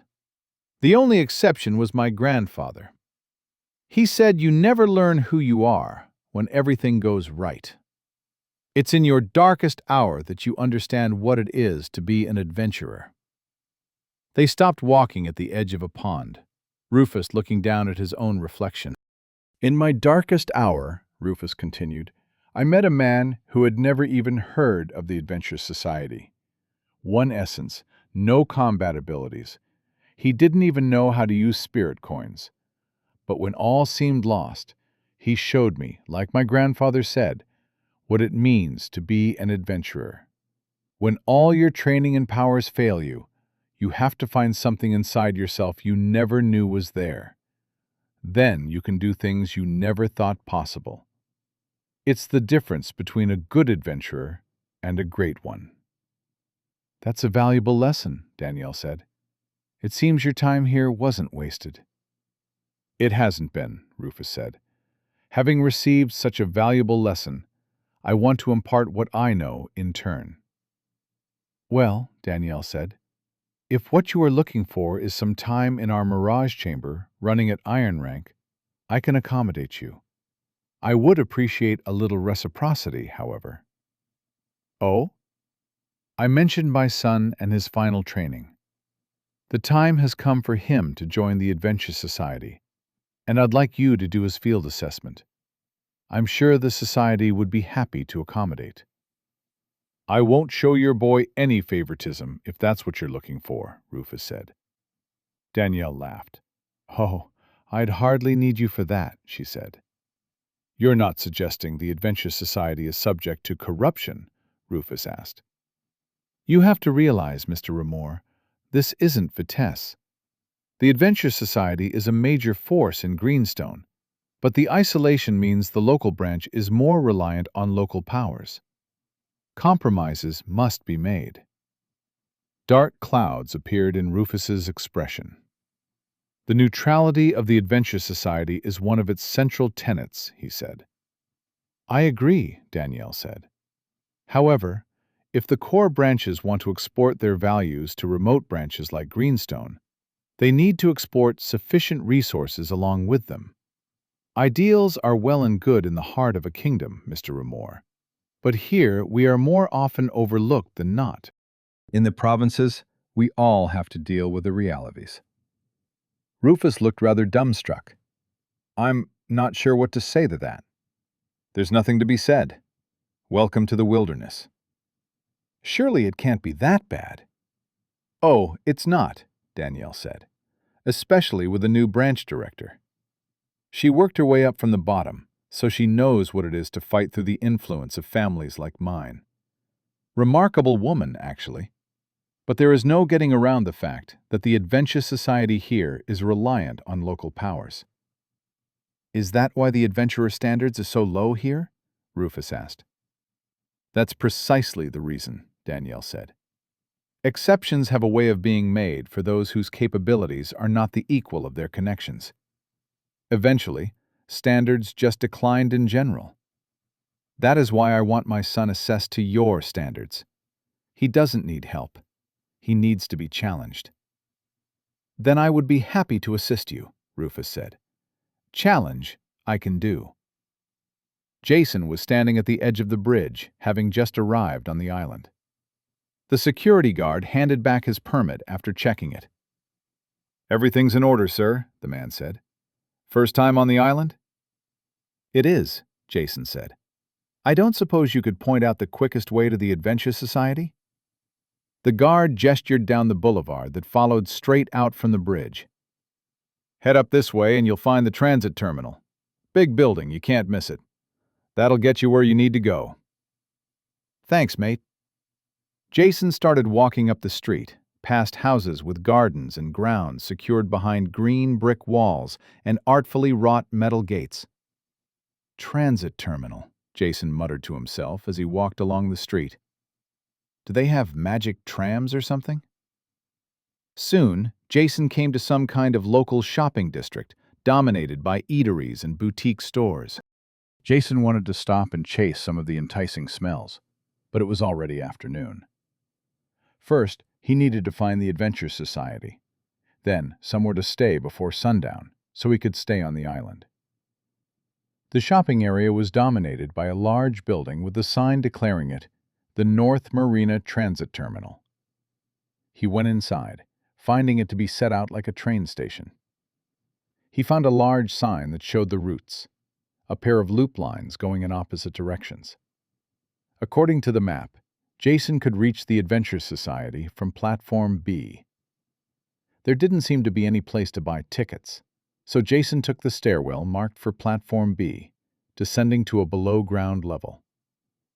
The stairwell was long, around 2 stories worth of switchback stairs before coming out on a platform. It immediately reminded him of a subway platform in layout. The floor walls and ceiling were combinations of green stone and tile mosaic, with cool, clean light coming from magical stones fixed into the ceiling. There were benches around the walls, with people sitting patiently, while others stood. The difference from a subway station was that in front of the tunnel was a glass wall, with water behind it, like an aquarium. 3 circular metal frames in the glass wall had doors that looked like airlocks. Moving closer to take a look, he saw the tunnel extended beyond both sides of the platform, like a subway tunnel. On the other side of the tunnel, he could see another glass wall with the same 3 doors, with another platform beyond that. The lights illuminating the platform started dimming in a gentle strobe. It was apparently some kind of signal. The other people at the platform started getting up from benches and moving towards the glass wall. Shortly thereafter, a bullet-shaped capsule floated down the tunnel and affixed itself to the wall with clamps that gripped the 3 metal circles and pressed tightly into the doors. With a hiss of air, the doors slid open and people came out. The people on the platform then boarded, Jason among them. The interior of the capsule was more like a bus than a subway car, with pairs of seats on each side. The seats were soft and plush, more like a luxury coach than cheap public transport. Jason found a window seat and watched the tunnel go past as the capsule took off. The ride had a floaty feel to it, and Jason couldn't stop himself from grinning like an idiot. "Submarine subways," he murmured to himself, shaking his head in disbelief. "I love magical cities." The tunnel outside his window was decorated in tile mosaic and lit with different colored lights. It seemed to be telling some kind of myth, with monsters and heroes locked in epic battle. He became so engrossed in the images going past that he was disappointed to arrive at his destination. The Adventure Society terminal was 2 stops from where he started, and was one of several buildings in the extensive Adventure Society campus. Jason followed a sign labeled Administration out of the building onto what looked like a prestigious old university, all stone buildings and sprawling grounds. Jason took what he guessed was the right path and only had to ask directions once before finding the administration building. He found himself in a large lobby appointed in wood, everywhere from the various sets of double doors to the 3 separate stairways. In terms of construction materials, Jason had seen plenty of mud brick, stone, tile, bamboo, even reeds. The sudden preponderance of wood was a sufficiently stark contrast to make clear the importance of the building. It was a vast space, which fortunately contained what looked like a reception desk, at which Jason presented himself. Behind the desk was what looked like the same paunchy, balding bridge guard who had given him directions. Only the clothes were different, the guard uniform replaced with a more civilian-looking outfit. It had a prominently stitched emblem of a sword and rod crossed over a shield. Jason had seen that emblem several times since arriving, recognizing it from Rufus's Adventure Society badge. The uniform had a loose fit Jason had seen on most of the locals, although the man's hefty midsection rather minimized the looseness. Jason noted there was a pencil tucked atop of one of the man's ears. "Do you have a brother?" Jason asked. "Just come over the bridge, sir." "I did." "That was my brother Bertram, sir. I'm Albert, but feel free to just call me Bert." "No worries, Bert. Is this where I apply to join the Adventure Society?" "Certainly is, sir," Albert said brightly. "I can get you started right away if you'd like." "That'd be great." He pulled out a form and sat it on the desk, then started fishing through drawers. "Not looking for a pencil, are you?" Jason asked. "I am, sir. Had it around here somewhere." Jason tapped his own ear, and a look of grateful revelation came over Albert's face as he plucked the pencil from its resting spot. "Thank you, sir," Albert said. "How about we start with a name?" Jason Asano. Instead of writing it down, Albert gave Jason a curious look. "Do you know an adventurer named Gareth Zandir?" "Gareth Zandir?" Jason asked. "Wait, do you mean Gary? Big Leonide bloke." "Yes," Albert said. "The good-looking one." "I knew it," Jason said, shaking his head in disgust. "I'm sorry?" Albert asked. "Never mind," Jason said. "Why do you ask about Gary?" "He's been coming in and asking after you for the last couple of days," Albert said. "Is it all right to tell him you've registered?" "Sure," Jason said. "Although I'd rather tell him myself. Do you know where he's staying?" Chapter 38. Just Another Adventurer. The Guild District was the region of the island that contained the Adventure Society campus, along with many other guilds and societies. Occupying the northwest region of the island, the Guild District also contained the bulk of the island's visitor accommodations. Staying on the island was a relatively expensive prospect, but with price came quality. Rufus, Farah, and Gary had secured a 3-room suite in Sailor's Watch, an inn at the very edge of the island, with exceptional ocean views. Having returned from the Geller estate, Rufus ran into Farah outside their lodgings as she returned from her own business. "How did it go?" Farah asked. "Well enough," Rufus said. "Now we just need Jason to finally arrive." Farah sniffed at the smell of fresh baking wafting out of the inn. "Smells good," she said. "Should be just about time to get some supper." "It should," Rufus agreed, and they went inside. Walking in, they headed in the direction of the dining room. There was a doorway leading directly to the kitchen, from which they heard a familiar voice. "Now it's equal parts sugar and water, then flavor to discretion, and I do mean discretion. You don't want the flavor of the syrup to overpower the cake. Once the syrup is soaking in, there's no getting it back out again. Unless you can extricate the syrup with magic somehow. I need to get my hands on a cooking magic skill book." Ferris snickered at the exasperation suddenly on Rufus's face. "Jason?" Rufus called out. "Rufus! Excuse me for a moment, ladies."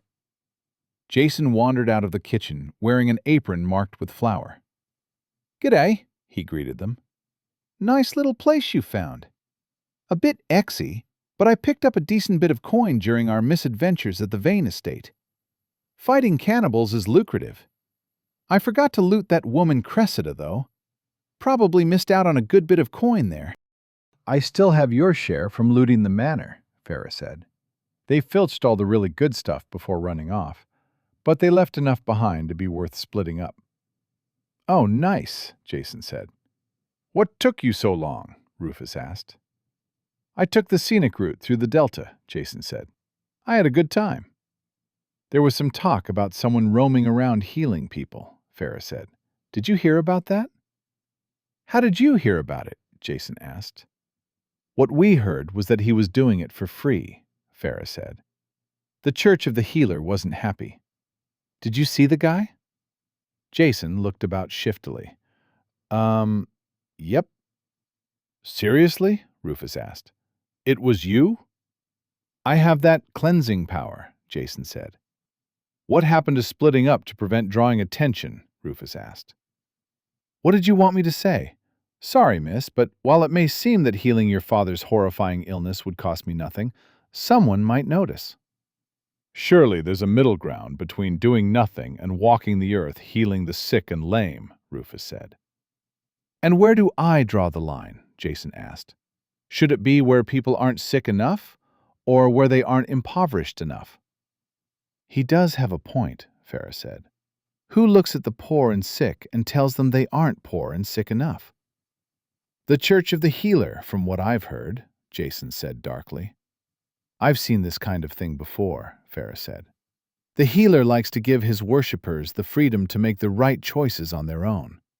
The Church of the Healer is really important in isolated areas like this, though, and more than one church leader has been known to go a bit power-mad." "The God's real, right?" Jason asked.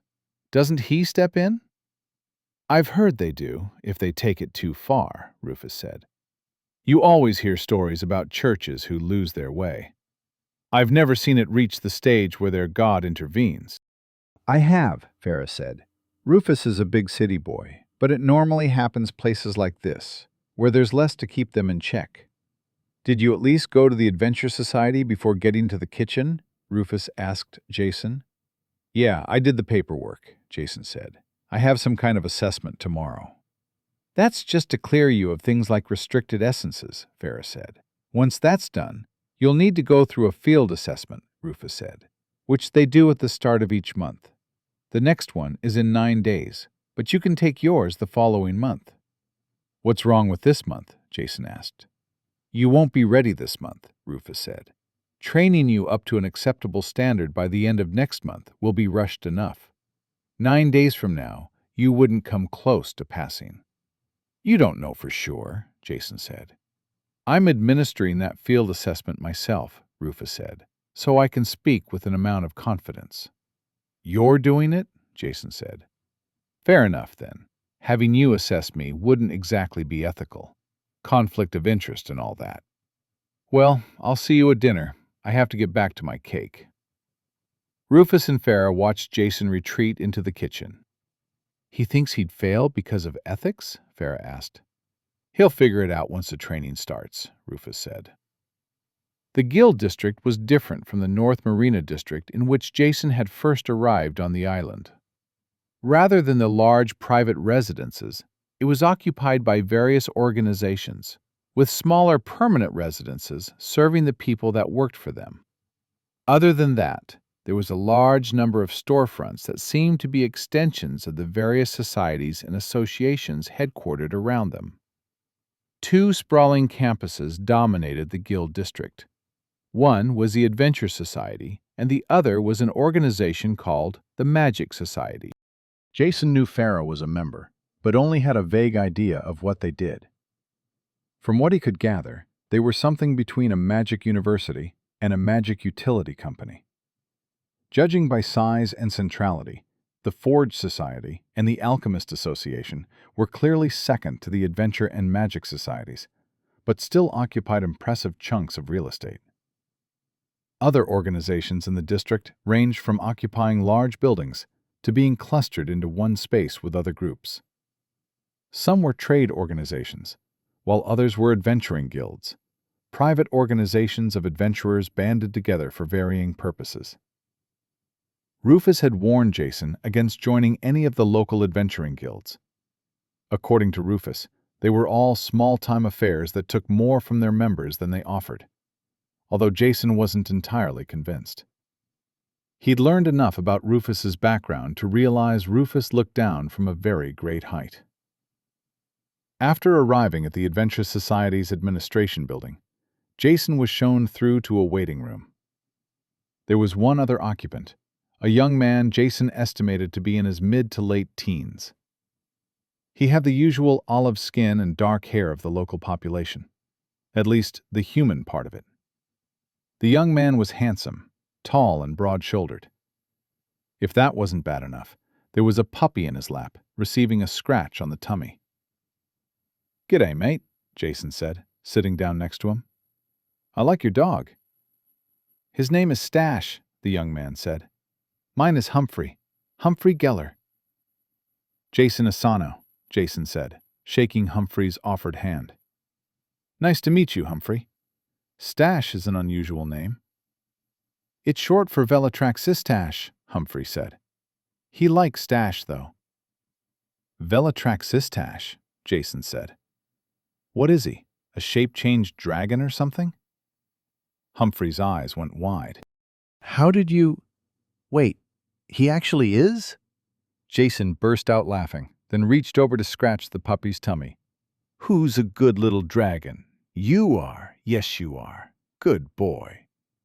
The puppy transformed into a canary, flying out of Humphrey's lap to settle on his head, where it twittered away merrily. "That's impressive," Jason said. "I take it he's still a baby dragon?" "Yes," Humphrey said. "Our mothers arranged him becoming my familiar, or me becoming his person, depending on how you look at it." "Your mum knows dragons," Jason said. "I guess mine does too, although it's more of a metaphor. Great Aunt Margaret doesn't literally breathe fire." Humphrey laughed. "You're here to be assessed for the Adventure Society, I take it." "Yeah, I did all the paperwork yesterday," Jason said. "Any idea of what to expect?" "They'll just check to make sure you don't have any restricted abilities. There'll be an official from the Adventure Society, of course, but they're only there to oversee things. The actual checking will be done by a priest from the Church of Knowledge. Don't try to slip anything past them, because there isn't any point." "Because a god's involved?" "Exactly. Then there'll be someone from the Magic Society to record your essences. They'll imply you have to let them record all your individual abilities, but you actually don't. I'm told that the trick is to let them know you don't have to, and then do it anyway. Getting on the good side of the Magic Society is always a good idea." "Thanks for the advice." "If you've awakened any of your racial gifts, though, keep those to yourself," Humphrey advised. "They're very big on those at the Magic Society, and you can trade the details in exchange for favors down the line." Jason recalled Farah telling him that humans all had dormant racial gifts that awakened unique powers based on their essences. He assumed the same advice would hold true for his outworlder abilities. More so, if anything. "Good to know," Jason said. "Much appreciated, mate." "I hope you don't mind me saying," Humphrey said, "but your manner of speech is a little unusual." Are you using a translation power? I am, Jason said. I'm not local. I just arrived in town yesterday. Where do you hail from originally? Humphrey asked. Australia. Never heard of it, Humphrey said. Best not tell Mother, or she'll harangue my geography tutor. Does everyone there shave their eyebrows? I didn't shave them, Jason said. I lost them. How do you lose your eyebrows? It's been an odd couple of weeks. A door opened, and the canary on Humphrey's head morphed back into a puppy, its front paws dangling over his forehead. Humphrey lifted it down as a man entered the room. He was wearing what Jason had come to recognize as local business attire, quite different from the equivalent in his own world. The local fashions all went for loose, hanging designs that were more practical for the hot climate. "Young Master Geller," the man said to Humphrey, not so much as glancing at Jason. "This is, of course, a formality for you, but the formalities must be observed." "I'm just another adventurer," Humphrey said, getting to his feet. "I only expect the same treatment you would give anyone." "Of course," the man lied transparently. "This way, please." Left alone in the waiting room, Jason absently tapped his feet. "I need to do some clothes shopping," he said to himself. All his current outfits had been looted, and most of them hadn't traveled well. "Rufus dresses nicely," he mused. "Maybe he knows a place." Humphrey wasn't gone long before coming back with Stash, still a puppy, tucked under one arm. Humphrey looked rather disconcerted and was a full shade redder than when he left. "You all right?" "The priest," Humphrey said breathlessly. "She was a priestess." Pretty? Jason guessed. "Oh, gods, yes," Humphrey said. "I'm sure I made an idiot of myself." "You don't have to worry," Jason said, scratching Stash behind the ear. "You've got this little guy." She did seem to like him. Of course she did. I didn't know what to say. I'm sure it was fine. I didn't even get her name. "No worries," Jason said, slapping Humphrey on the shoulder. "I'll get her name. You hang about in the lobby for a few minutes, and we'll grab an early lunch. Sound good?" "You'd do that for me?" "Mate, I'm going in there anyway. It's not exactly out of my way." Jason sent the still flustered Humphrey back in the direction of the main lobby. Shortly after, the man who had come for Humphrey then came out to get Jason. "Mr. Asano?" he asked, all smiles. "That's right. Do you know young Master Geller well?" "We just met here." Friendliness sank from the man's face like a torpedo had struck it. "Oh," the man said flatly. "Well, come on then. We haven't got all day." The man marched off, not bothering to look if Jason was following. Wow. Jason trailed the man through a small antechamber, then into another room where two people were waiting. The woman wore flowing robes of blue and white, with a sigil of a book sewn prominently into them. He saw what had gotten Humphrey so bothered, as she was quite pretty, although still with the rounded edges of youth. She was around Humphrey's age, maybe 16 or 17, and Jason guessed Humphrey would have to move quick, or in a couple of years he'd have a small army of rivals. Jason hadn't seen any evidence of cosmetics in this world, but he was beginning to suspect essences were taking up the slack. Except for himself and the blood priest Daryl, every essence user he'd seen ranged from moderately good-looking to stupidly attractive. The man next to the priestess was in his mid-30s, also in a robe, where the priestess's garment draped down her body with grace and elegance. His looked like a sack held in place with a rope belt. He had stubble, not the sexy kind, and his hair was an unruly mess. Even then, Jason recognized the handsome bone structure underneath. He looked like the hapless man who gets a makeover from the love interest in Act 2. The third person was the man who led Jason in. He looked to be around 30, with the generic handsomeness of a guy who had a supporting role on a teen drama a few years ago, but didn't break out and is really bitter about going back to his catering job. "So you'll be the Adventure Society guy," Jason said to him. He had the aura of a bronze ranker, although not as strong as Rufus, Gary, and Farah.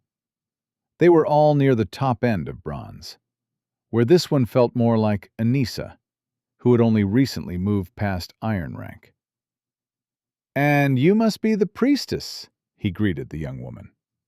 "Jason Asano, lovely to meet you. May I have your name, or do I just call you your worship or something?" The last priestess I met was a bit of a stickler. She did like to keep things formal, but mostly she just didn't like me. She shook Jason's hand with a laugh. Jason mused over a handshake being common across worlds, when it wasn't even universal to his own. "My name is Gabrielle Pellin," she said, "and I'm just an acolyte, not a full priestess. You can call me Gabrielle." "Is it all right just to have an acolyte?" Jason asked. "What if I'm really good at hiding how evil I am?" "It is unusual," Gabrielle said, "but my lady directed me specifically to be here today." "Your lady?" "The goddess Knowledge." "Is that her actual name? Knowledge?" "I suppose it would be weird if she was called Beryl or something, especially if your name was Beryl. It'd make church service confusing, although I imagine quite flattering as well." He turned to the last person as the other three looked at him strangely. "You must be from the Magic Society," Jason said. "Not sure what they do yet, but they seem very important, so well done there. Jason Asano, nice to meet you, mate." I'm Russell," the man said, warily shaking Jason's hand. "You don't know what the Magic Society does?" "I'm not local," Jason said. He noted that the priestess, Gabrielle, was holding what looked like a crystal ball, while Russell had a clipboard. "So how do we do this then?" Jason asked. "She waves the thing at me and you write down what she sees?" "That's more or less the process," Russell said. "Great," Jason said. "Fair warning, my essences might come across as a bit sinister, but they weren't on the restricted list. Not when I checked, anyway." "You don't know what the Magic Society does," Russell said, "but you know enough to check the restricted list?" "It's been an odd couple of weeks," Jason said. "I'm picking things up as I go." "Can we please get started?" the man from the Adventure Society asked impatiently. "Yes, sorry," Gabrielle said. She held up the crystal orb in front of Jason. She frowned at it, giving it a small shake. "Miss Pellin?" Russell prompted. "It seems Mr. Asano is impervious to the aura reader," Gabrielle said. "Just call me Jason. Don't worry, I'm not evil. I'll cop to naughty, but that's as far as it goes. Of course, that's what an evil guy would say, isn't it?" "I'm not sure that's what anyone would say," Gabrielle told him. "I think you might be a rather unusual man." "No," Jason said. "Common as muck, me." "That I believe," the Adventure Society official said. Gabrielle tilted her head as if distractedly listening to something. "After we're done here," Russell said to Jason, "could I convince you to discuss the power that shields you from the aura reader?" "Got lunch plans, sorry." "Sorry," Gabrielle said, refocusing on the group. "The essences were dark, blood, sin, and doom." The other two turned to look at Jason. "What?" he asked. "I said I'm not evil, although that could be part of my cunning ruse. Still, not on the restricted list, yeah? It's not like I can make zombies or something. Kind of played out where I come from, zombies. Same with vampires. Not as many werewolves, but they haven't been done well in a while. Probably need the moon essence if I was going to make werewolves, though. My friend Rufus has the moon essence, but he's more of the swordsman type." "Would you please stop talking for 5 seconds?" the Adventure Society official said. Sorry about that. Whatever your name is, I didn't catch it. Is this your only job, or do you do catering on the side? What? Shut up! Russell, record this idiot's essences so we can get him out of here. Just a moment, Russell said. He was looking over a blue and white marble tablet of a kind Jason had seen before. Farah had checked an identical one when they were looking up Jason's essences. Here we are, Russell said. Dark, blood, sin, and doom. Affliction specialist. No restriction. You're all good to go, Mr. Asano. Thanks, mate. Very well, the official said, writing on his own clipboard. You're cleared for field testing.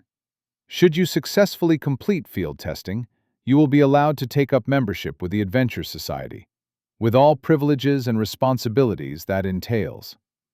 Field testing takes place at the start of every month, and you can sign up at the administration desk. There is the matter of registering your individual essence abilities, Russell said. I'm going to give that one a miss. Sorry, mate, Jason said.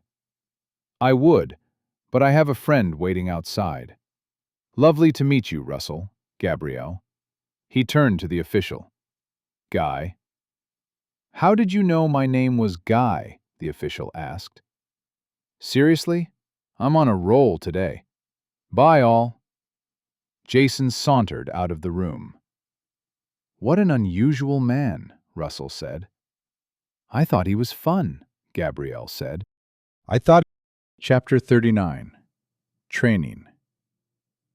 As you hopefully recall, Rufus said, there are 3 elements to improving your abilities.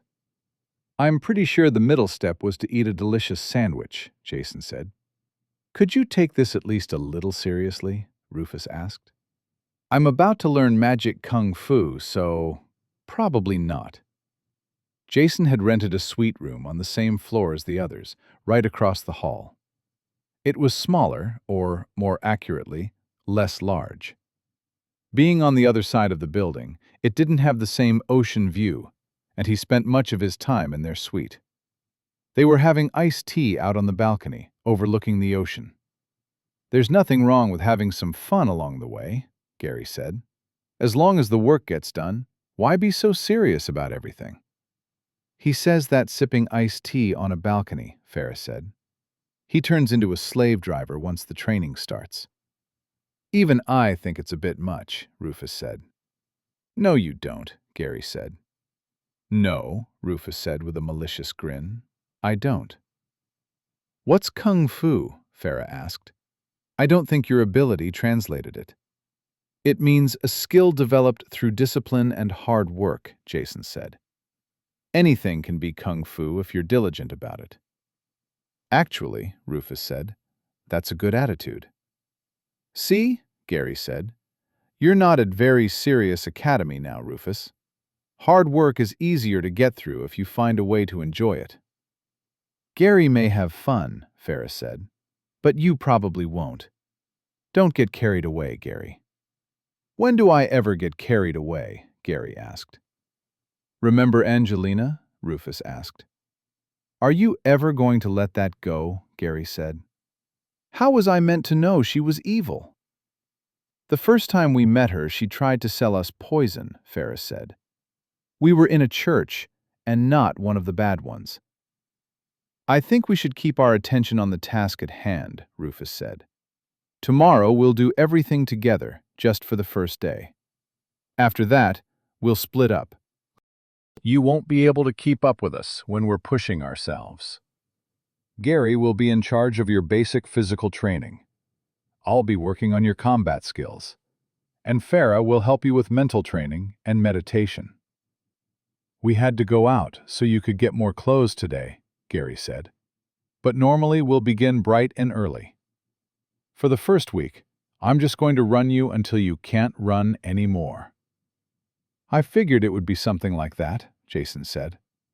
I was thinking we could run over the bridge and into the old city. Gary looked over at Rufus, who shrugged. Works for me, Gary said.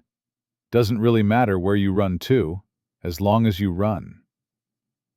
All four of them ran from their lodgings to the bridge in the early light. They weren't the only ones out, with others also running on the island's wide, well-paved streets. "Adventurers?" Jason asked. "Those are the good ones," Rufus said.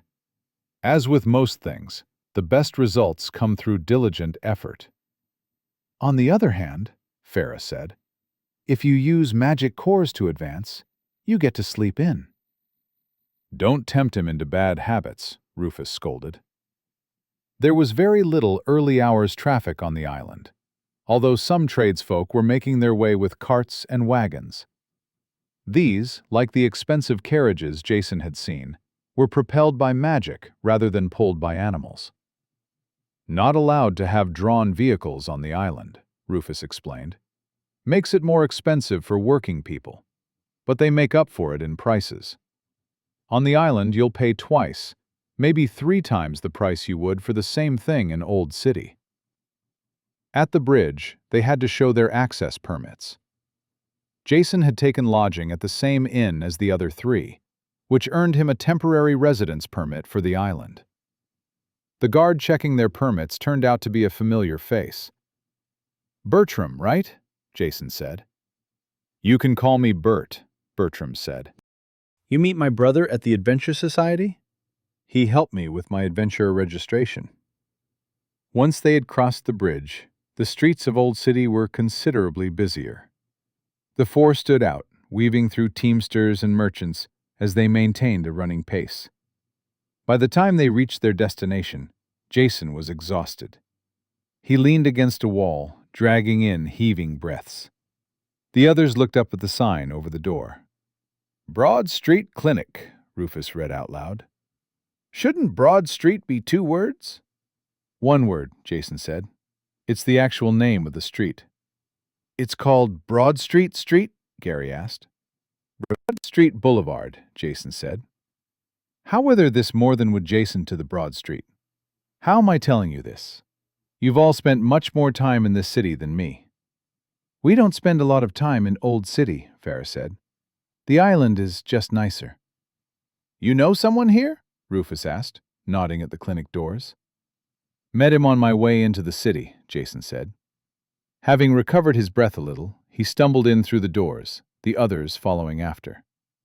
Inside was a waiting room crowded with people and a reception desk with a young woman sitting behind it. Jason leaned onto the desk, using it to keep himself upright. "Sir, if you require emergency treatment—" "I'm Jason Asano," he panted out. "Ah, right," the woman said. "Are you all right?" "I will be." The alchemist Jason had entered the city with, Jory, emerged from the back room. He was leading an elderly lady who carried a small bag. "Now only take the medicine right before bed," Jory said. "So I should take it with dinner?" the lady asked. "No, you'll pass out at the table, right before bed. Seriously, right before you climb into bed." "So when I sit down for my evening wine—" "No, right before bed." "Would it be easier if I took it during the day?" she asked. "I'm just going to take that for a moment," Jory said, retrieving the small bag from the lady. Jory spotted the bedraggled Jason, giving him an odd look as he passed, leading the woman to a middle-aged man quietly waiting in one of the seats. Jason couldn't hear them talk, although he did hear the man say something about dinner as Jory's arm, held rigidly at his side, clenched into a fist. Soon after, the pair were on their way, and Jory came over to Jason. "You showed up then," Jory said. "Yeah," Jason said. "These are my friends, by the way. Gary, Farah, Rufus. Meet Jory." "This is a medical clinic?" Gary asked. "Just alchemy?" "So far," Jory said. "I met Jason the other day and he offered to help out." Jory led Jason into a back room, then started bringing patients in, one after the other. For each one, Jason chanted out his spell. "Feed me your sins." Ability, Feast of Absolution. Sin. Spell, Recovery, Cleanse. Cost, low mana, Cooldown, 20 seconds. Current rank, Iron 1, 19%. Effect, Iron. Cleanse all curses, diseases, poisons, holy afflictions and unholy afflictions from a single ally or enemy. Recover stamina and mana for each affliction cleansed. This ability circumvents any resistance or immunity to cleanse effects. This ability cannot be used on self. Jason used his Feast of Absolution power to remove their diseases, along with a few other toxins like alcohol, which registered to his ability as a poison.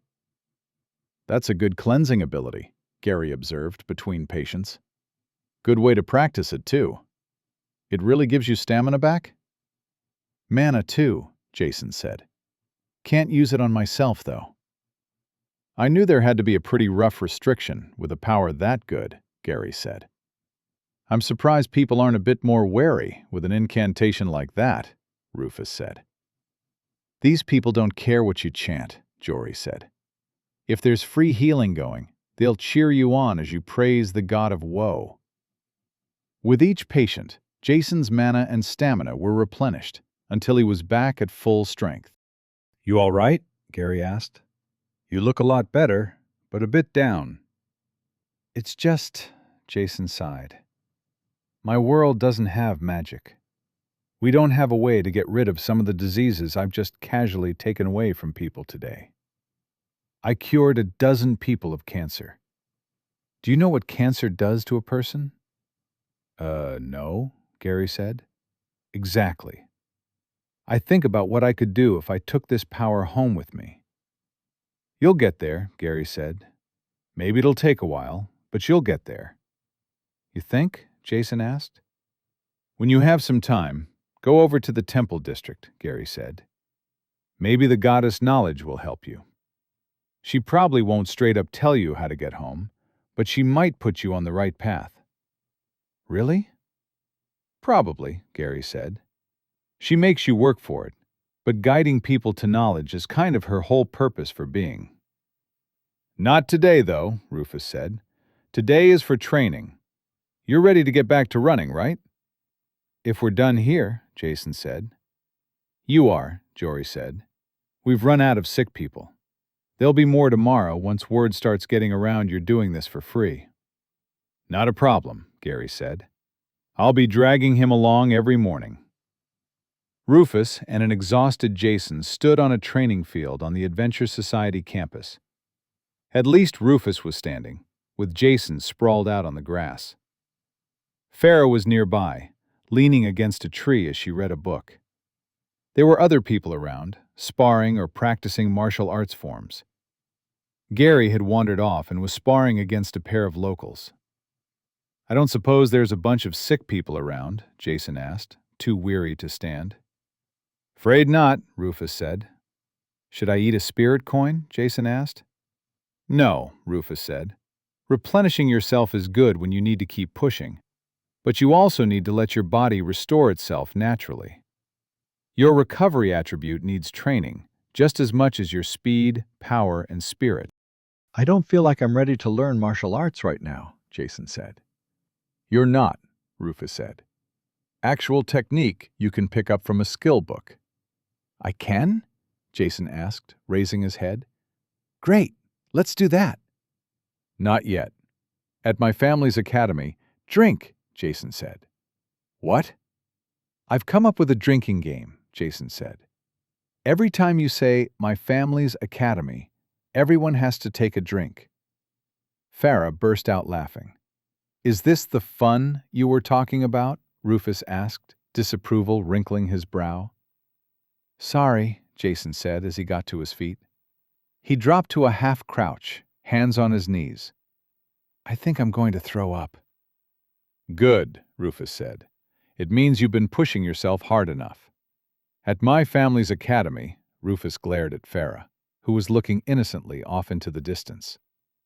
We have been refining methods of combat training for centuries, including training with skill books. Isn't the whole point of skill books to just use them and you're good? It isn't that simple, Rufus said. For a practice that is knowledge-based, that is more or less true. No, it isn't, Farah chimed in. Knowing isn't the same as understanding. You've used a ritual magic skill book, but knowing practical applications isn't the same as grasping the theory. There's a similar issue with physical skills, Rufus said, but even more exaggerated. The mind might know what to do, but the body still has to learn. First, I will teach you to be receptive to the skills you will learn. How to stand, how to move. A solid house needs a solid foundation, Jason said. Exactly, Rufus said happily. I'm glad you understand. Learning to fight through skill books is ultimately faster than training from nothing, because you save yourself years of repetition to ingrain the skills. There is a danger, however, of not fully comprehending the techniques. By preparing well before using a skill book, then consolidating well after, you avoid developing flaws in your skill set. Plus, I imagine there's quite a gap between learning technique and learning to fight, Jason said. It's good you realize that, Rufus said. It's the first thing we have to beat out of skill book users at my family's academy. Rufus pressed his lips thinly together as he heard a snort of choked-off laughter. Flashing a glare at Farah, he let out a weary sigh. Stand up straight, he said to Jason.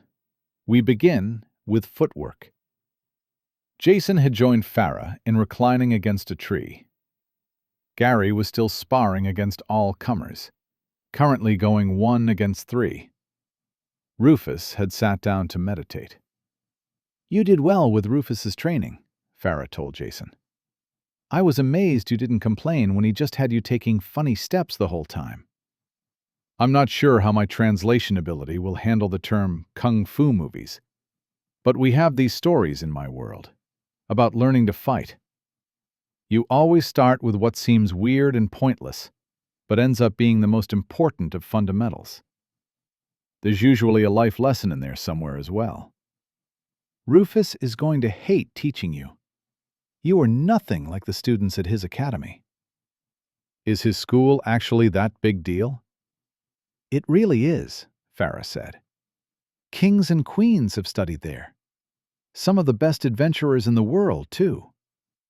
Did you and Gary train there? Farah laughed. Definitely not. Our origins are a bit too humble for that. We all met on the job. Right, Jason said. The zombies. We worked together well, and I think Rufus's grandfather quietly pushed things along. Rufus puts more pressure on himself than anyone else does, and I think his grandfather was hoping we would lighten him up. How's that going? Jason asked. You should have seen Rufus when we first met, she said. He was like a string, constantly pulled taut. It was only so long until he was going to snap. She looked around with a smile. Coming out here has been good for him, getting away from everything. He blames himself for you getting captured, though. Mistakes are inevitable, Farah said. But it was good they happened so far from home. He doesn't have to feel like people are looking over his shoulder as he makes them. Farah was wearing the loose, draped clothes in the local style, including a long coat robe that made her look a bit like a Jedi. She reached into it and pulled out an awakening stone that she tossed casually to Jason. It was like dark glass, shining with a faint radiance of moonlight. It was cool in his hand. Item: Awakening Stone of Omens, unranked, epic. An awakening stone containing the power of destiny, consumable, awakening stone. Requirements: Unawakened essence ability. Effect: Awakens an essence ability. You have 9 unawakened essence abilities. You are able to absorb Awakening Stone of Omens. Absorb Y/N? What's this for? Jason asked. We haven't forgotten that you saved us back in that ritual chamber, Farah said. We've each gotten you a gift, something to help you start your adventuring life. You saved me too. Even if I'd gotten away, I probably would have died in that desert. Maybe, but saving us took courage and heroics. Saving you just took a basic sense of direction. Use the stone. It wasn't easy to find. High-rarity stones tend to be more specialized, right? That's right. This one is epic. What are you expecting me to get? With luck, an aura ability, although maybe not. That was the rarest stone I could get my hands on that is known for aura powers. Every good adventurer should have a perception power and an aura ability, and the perception power you already have. Once you have an aura ability, you can learn to control your aura. And that's important? Very. Anyone who hits bronze rank and can't manage their aura is a second-rate adventurer. And you can't do that without an aura ability. Well, we can't have that, Jason said. The stone sank into his hand. You have awakened the Sin Essence ability, hegemony. You have awakened 4 of 5 Sin Essence abilities. Chapter 40. I-beams and the ethics of adventuring. After finding out Jory had an unused courtyard behind his clinic, Rufus moved the daily training there. It was really just a walled-in dirt yard, but was sufficient for their needs.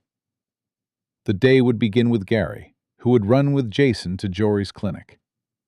After replenishing his stamina by draining the sickness from Jory's patients, Jason was ready for more physical training. The approach to physical training was startling in its familiarity. Farah had left a set of barbells from her magical chest in Jory's yard, covered with a tarp. Gary would alternate between strength training with weights and more agility-based training, leading Jason through all kinds of flexibility exercises. While instructing Jason, the normally relaxed Gary became a harsh taskmaster, brooking not even the slightest amount of slack. As he watched Jason's form during push-ups, sit-ups, or lunges, he would lecture on the importance of training. "When your speed attribute reaches bronze," Gary said, "you will be faster than you ever were before. If you don't know how to use that speed, that agility, those reflexes, then you will die to someone that does."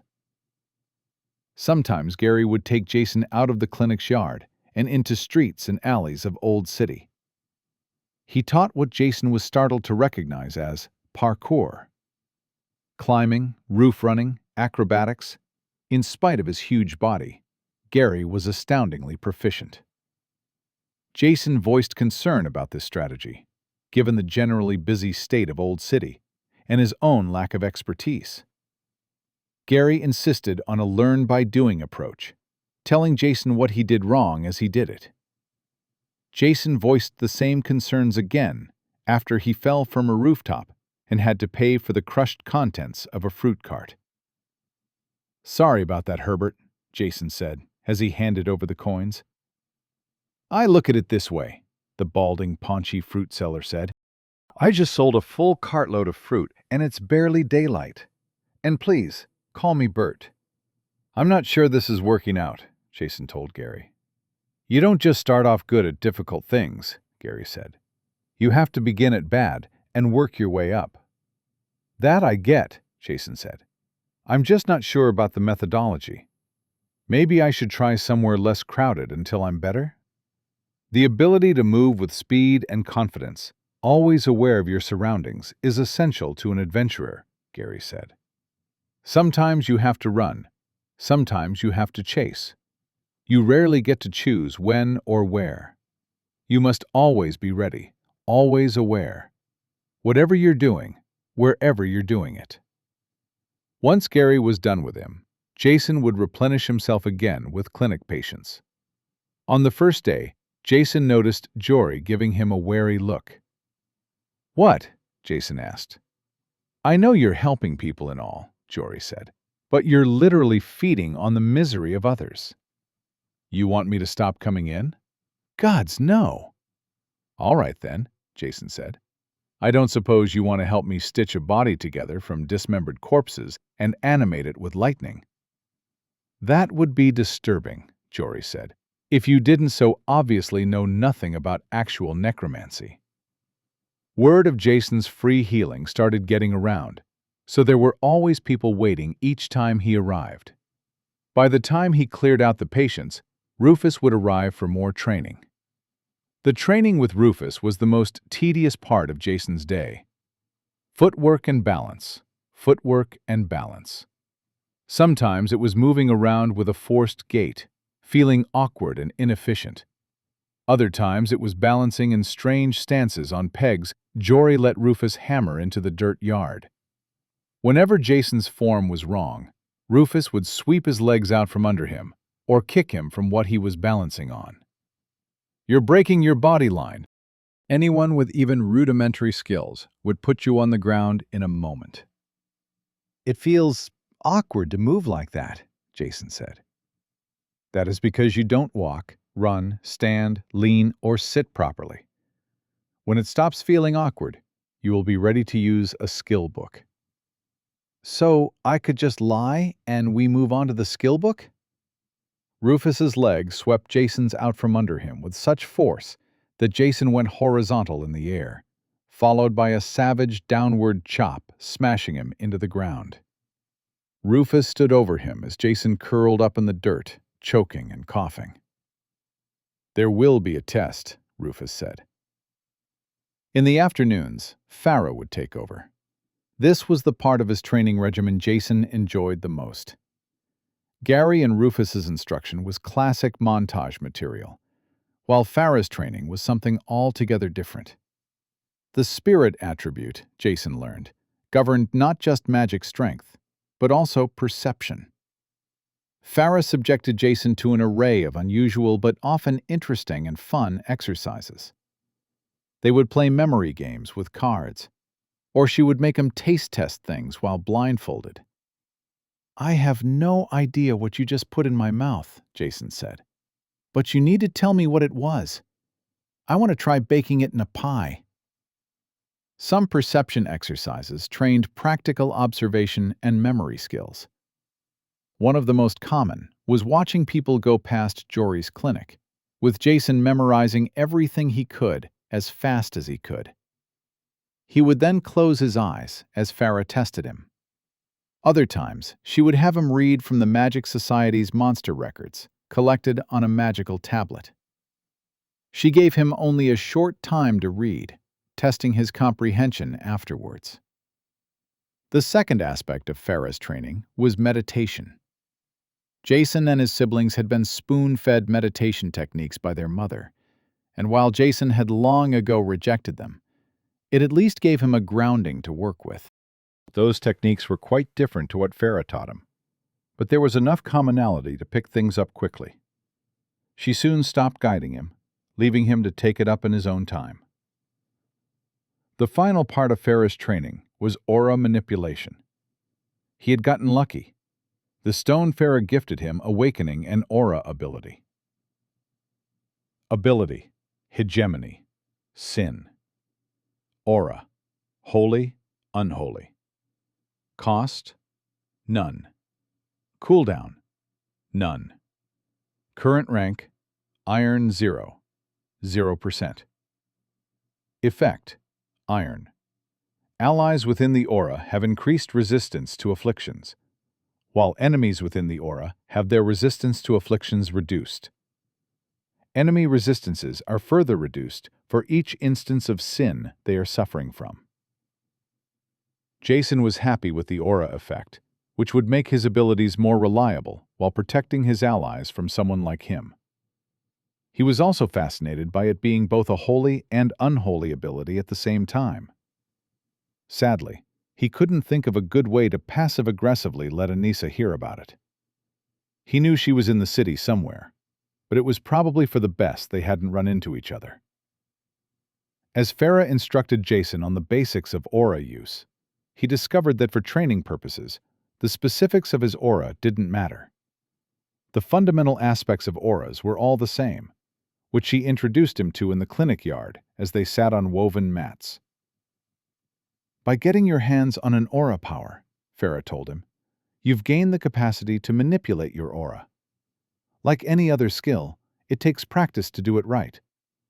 Controlling your aura is important for many reasons, starting with the fact that as you get stronger, your aura will become increasingly energetic. Eventually, it will be enough to be dangerous to the people around you. If you reach gold rank and can't control your aura properly, you can hurt normal people just by going near them. So, if you hit gold rank and can't control your aura, Jason asked, do you have to hide so you don't hurt people just by walking down the street? There are magic items you can use to suppress your aura. People in that situation are required to use them. Do you get a lot of people who get to gold without any aura control? No, Farah said. Usually your chances of getting to gold start with a good foundation, which means aura powers and aura training. It does happen, though. I once saw the aftermath of a gold ranker who forgot to put on an aura suppressor before going to a market. People were passed out, bleeding out their ears. That's not good. No, it isn't, Farah said, which is why the training is important. There are other reasons, too. Anyone with a perception power will eventually be able to see auras clearly. So if yours isn't under control, they'll read you like you're holding up signs. Not just your location either. If you can't restrain your aura, they'll read your emotions, know when you lie. Can you see my emotions right now? Jason asked. No, Farah said, but my perception power doesn't improve my aura sense until silver rank. Neither does yours, by the way. I looked it up. So, what does your perception power do? It looks good, Farah said, as her eyes turned into glowing embers. It also lets me see through smoke and mist. Nice, Jason said. Wait, what about my clothes-changing ability? That hides me in smoke. Can you see through that? That's an interesting question, Farah said. You know, if I ever get to diamond rank, I can shoot fire out of my eyes. That doesn't answer my... Wait, you're going to get eye beams? That's awesome. I know, right? Farah said. There aren't a lot of abilities where we know what happens at diamond rank. Rufus thinks that if I actually get there, it will be overshadowed by what my other abilities can do. Then Rufus sucks, Jason said. He thinks eye beams won't be useful? The intimidation factor alone would be amazing. Who's going to meet your eyes when you can shoot heat beams out of them? That's what I said, Farah agreed. More or less. I didn't say heat beams. Eye beams are sweet. I think we may be getting off topic. All right, Jason said. So, what do I do? Broadly speaking, you can control your aura in 3 ways, and I'll teach you them in order. Sounds good, Jason said. The first 2 uses are the easiest, Farah said. They are, broadly speaking, projecting your aura and restraining it, which is exactly what it sounds like. Projecting is pushing your aura out to affect people, and restraining it is used drawing it in, whether to hide it or just not be rude. Or make people's ears bleed, Jason said. Exactly, Farah said. What about the third one? That's using your aura to suppress the auras of other people. It's harder than the others, and you should leave it alone until you reach a certain level of proficiency with aura manipulation. Fair enough. We start with projecting because you're doing it already. I am? You are. Everyone is until they learn not to. It's what makes people with no aura control easy to read. I'll also be teaching you how to hide your emotions, even as you're projecting your aura to affect people. Can monsters manipulate their aura? Higher-ranked monsters can, Farah said. At your level, even mine, really, the most you'll find is a few stealthy monsters that restrain their auras to hide better. I think stealth is going to be my thing too, Jason said. I'd best learn to restrain my aura properly. You're meant to be learning everything properly, she said. I'll teach you all the fundamentals. Expanding your aura, narrowing it down onto some people and not others. Once I've taught you, though, it's your responsibility to keep practicing. Diligence makes the difference between crudely tossing around your aura and deft manipulation. Then I won't make my neighbors bleed out their eyeballs? You're a long way from needing to worry about that, Ferris said. A long way. But eventually, yes. More immediately, the skill with which we control our auras is how adventurers make their first impressions on one another. If you can't do it properly, people won't take you seriously. Excellent aura manipulation marks you as an adventurer of training and distinction. So, you're saying if I don't control my aura properly, I won't get invited to the nice parties? Jason said. Something like that, Ferris said. When the rich and powerful bring contracts to the Adventure Society, they add bonus rewards to entice the best adventurers. At your rank, these contracts are usually first come, first serve. Once you go higher, clients start requesting specific adventurers. That's when your reputation matters. And if your aura control is sloppy, you won't get a second glance. Good to know. You're not expected to have the skills at Iron rank, of course, Ferris said. That's the time you're meant to be mastering the basics, after all. But if you don't have a handle on it by the time you reach Bronze, you'll find a lot of doors closing in your face. Rufus told me that just being an adventurer opens every door. Yes, well, Rufus may not be the best authority on what life is like for the average adventurer. The ones not born with talent, looks, wealth, privilege, and influence? Exactly. He grew up in one of the most prestigious adventure preparatory schools in the world, with kings and the children of heroes as friends. He's a great guy, but he's oblivious to what the rest of us go through sometimes. So, to him, adventuring is just a parade of people telling you how great you are and handing you sacks of cash? Exactly. I'm not saying the rest of us can't get there, but Rufus never even saw the low rungs of the ladder. The things we're teaching you now, he was learning from the womb. Then, if I'm going to catch up, we should probably get back to the lesson, Jason said. I like the ambition, Ferris said. First, let me take you through the process. As I said, we start with projection to learn the basics, then move on to restraining. Once you can do both of these to an acceptable level, we introduce more sophistication.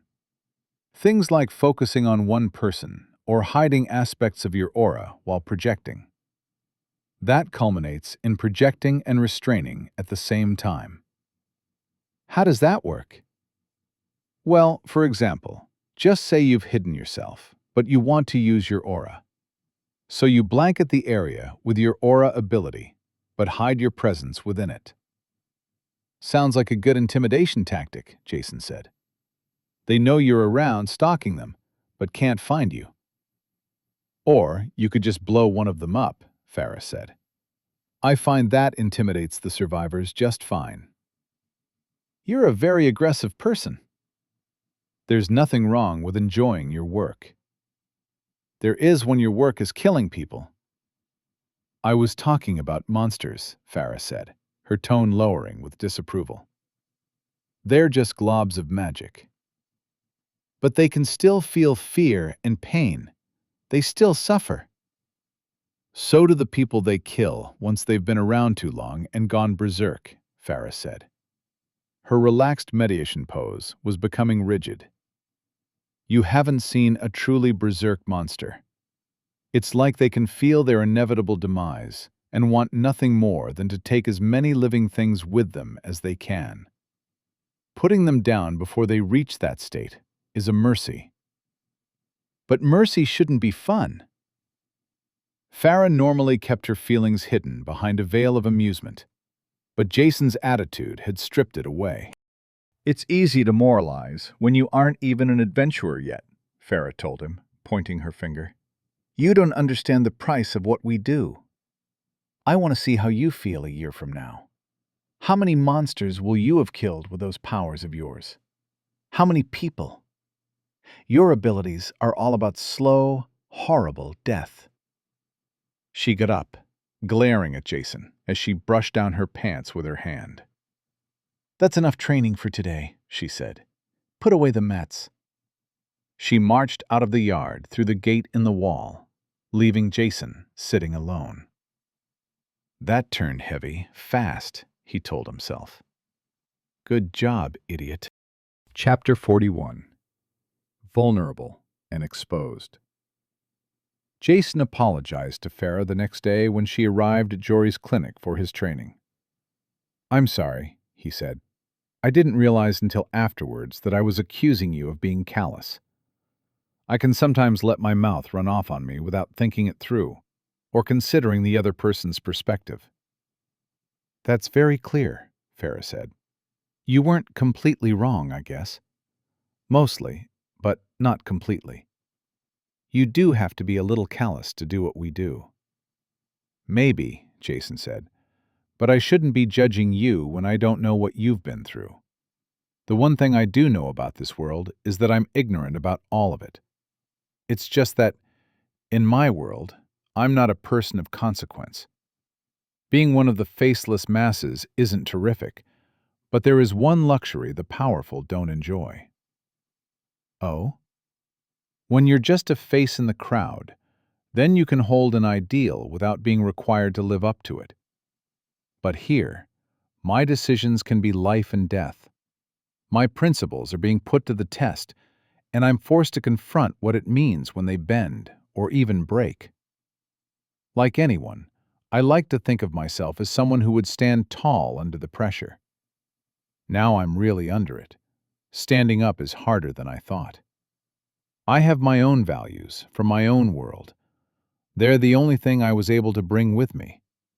And sometimes, most times, it feels like this world wants to eradicate them. But if I let it, then what do I become?" "I can't answer that for you," Farah said. "Being good is easy when the choices are easy, but adventurers don't sign up for easy choices. Being a good person means being good when the choices are hard, and there's a price to that." "Rufus told me something very similar." "He might have his blind spots," Farah said, "but his family have never been shirkers. When the time comes to stand, they stand at the front." "Again, I'm really sorry. You were right that I don't know the things you've seen." "I wasn't I? But sometimes I forget how adrift you must feel, in a world you don't know." "Adrift is about right," Jason said. "All I have to anchor myself is who I am. It feels like if I lose that, then I might never find a way home." "You realize that doesn't actually make sense, right?" "I've been in this world for 3 weeks," Jason said. "I've been getting by on throwing myself into everything like a maniac, because if I stop moving, I'm going to completely lose it. I'm one bad day from cracking like an egg." "So you cling to whatever you can. I can understand that. But the world isn't going to stop and wait for you to get ready for it." "I know." "For now, concentrate on the training," Farah said. "Perhaps some routine will help you keep it together." Even before Farah's prompting, Jason instinctively understood that staying busy would keep him from flying off in every direction. He threw himself into training, from early mornings with Gary to afternoons with Farah.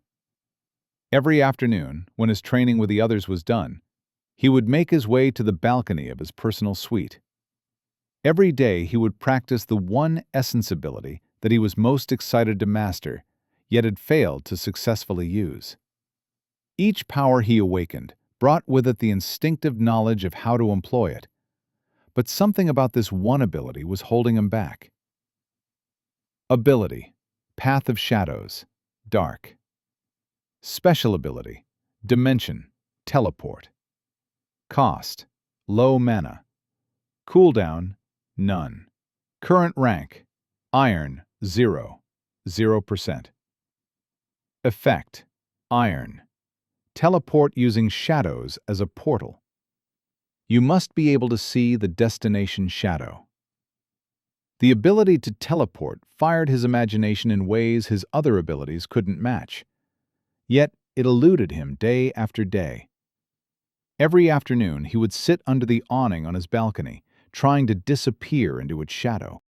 His instincts screamed that it should be easy and natural, but there was something alien about it.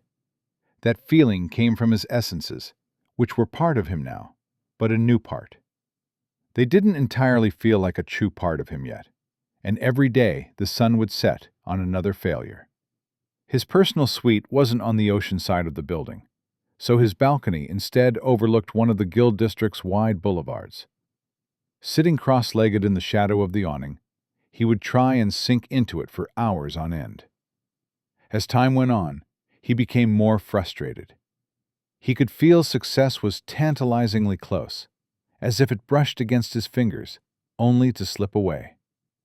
As the days rolled on, it felt like he was moving in the wrong direction, further from success than when he first started practicing. He pulled out his starlight cloak, letting it wrap itself around him for comfort.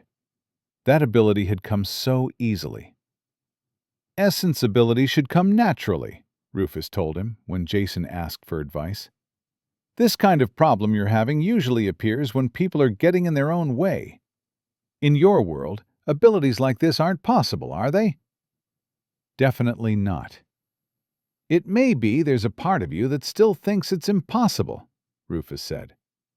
Your new instincts, conflicting with your old ones.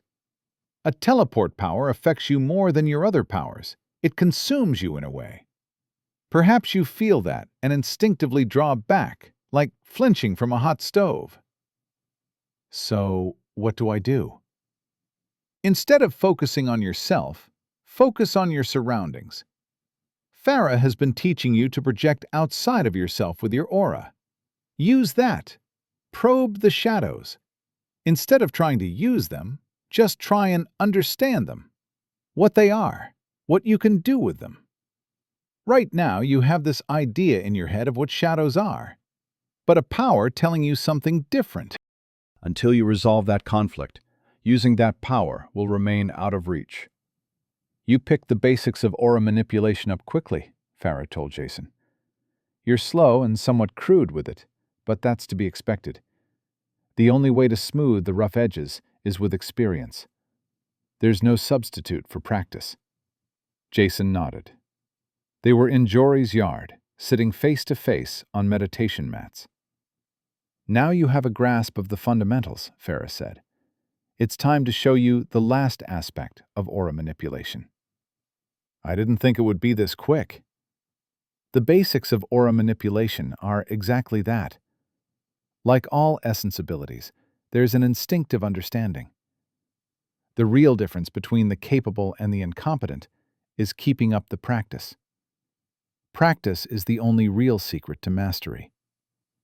No shortcuts. No shortcuts, Farah agreed. Now we're moving on to the third aspect of aura manipulation. You can perform projection and restraint to acceptable levels. So next comes suppression. Like the other aspects, the description is right there in the name. You use your aura to suppress the auras of others. It really only works against people weaker than you, but it can be useful when you need to show dominance. All right. This is a little trickier to pick up, Farah explained, because there isn't anyone weaker than you to practice on. Even normal people won't be far below your aura strength until your spirit attribute gets stronger. At this point, I'm really just showing you rather than teaching you. It's something you need to know about, if only to be prepared when others use it on you. So, you're going to suppress my aura? Jason asked. Let me get a feel for it? Exactly, Farah said. It can be a disconcerting experience, so it's best you learn what you're in for. All right, Jason said. Hit me. Here I go, Farah warned. She expanded her aura, clamping onto Jason's and suppressing it, pushing it forcefully into his body. She looked at Jason, watching for reactions. He pulled out a small paper bag, popping a few glazed nuts into his mouth. Is that it? He asked. Yes. You are feeling that, right? Yep, he said, holding out the bag. Want some? I don't know what they put on these nuts, but it's really good. With a confused expression, Farah reached out and took a couple of nuts from the bag. They are good, she agreed. She looked at Jason, still under the effect of her aura suppression. Are you all right? Feels normal. Most people find having their aura suppressed to be supremely unnerving, Farah said. It leaves them feeling vulnerable and exposed. Yeah, I noticed that. I thought you said it feels normal. That is normal, Jason said. I arrived in this world with no idea where I was, how I got there, or why. I was literally trapped in a maze, naked, fighting monsters and dodging cannibals. Compared to how vulnerable and exposed that left me, you think giving me the evil eye will put me off my knitting? He let out a low chuckle. Ever since that day, he said, the more I learn, the more I realize that everything I knew or believed was either woefully incomplete or flat out wrong. I've almost died several times, and there's no telling when something will come along to finish the job. I've been dragged into circumstances in which I am both impotent and insignificant. I have precious little understanding the world around me, and even less control. I've been living with that for every waking moment since I arrived here. So you making me feel vulnerable is like throwing sand on the beach. I only noticed the change because I watched you do it. One of the luxuries of the suite Farah shared with Rufus and Gary was the balcony terrace overlooking the ocean. There was enough outdoor furniture to serve as a private dining area, so Farah carried a large tray of food from the dumbwaiter out to the table where Rufus and Gary were already seated. "What about Jason?" Gary asked. "Still trying to get his shadow teleport to work," Farah explained as she sat down. "I've seen this kind of problem before," Rufus said. "He'll work past it, sooner or later." "I think it's possible we may have overlooked some of what he's going through," Farah said. "Really?" Gary asked. "It seems like he's doing fine." "He does throw himself into things like he's looking for a distraction," Rufus said. "You were going to suppress his aura today, right? Did he react badly?" "He didn't react at all," Farah said. "Working for the Magic Society, I've taught a lot of people to use their auras, but I've never seen that before." "You think there's something behind it?" Rufus asked. "He said it didn't affect him because that's how he feels all the time. He's isolated and alone to a degree that I'm not sure I can get my head around." "He has us," Gary said. "But from his perspective," Farah said, "we're another part of the strangeness. We can propel his boat, but we can't be his anchor." "Have we been pushing him too hard?" Gary asked. "No," Rufus said. "If anything, I suspect the structure we've given him is what's propped him up for this long." "Then what do we do?" Farah asked. "What we have been doing," Rufus said. "The stronger he becomes, the more in control he will feel. You both know what I'm talking about, that feeling of power as your abilities grow. Normally you have to stop people from running off like they're invincible, but hopefully it makes Jason feel more secure."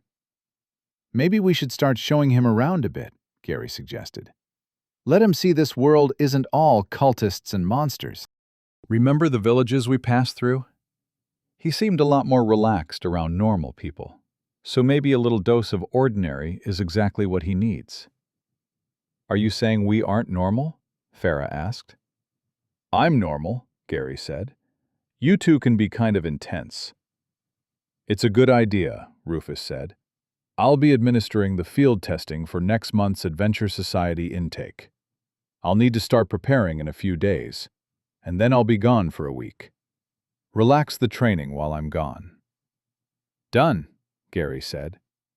"Not too much," Rufus said, "but give him time to explore the city.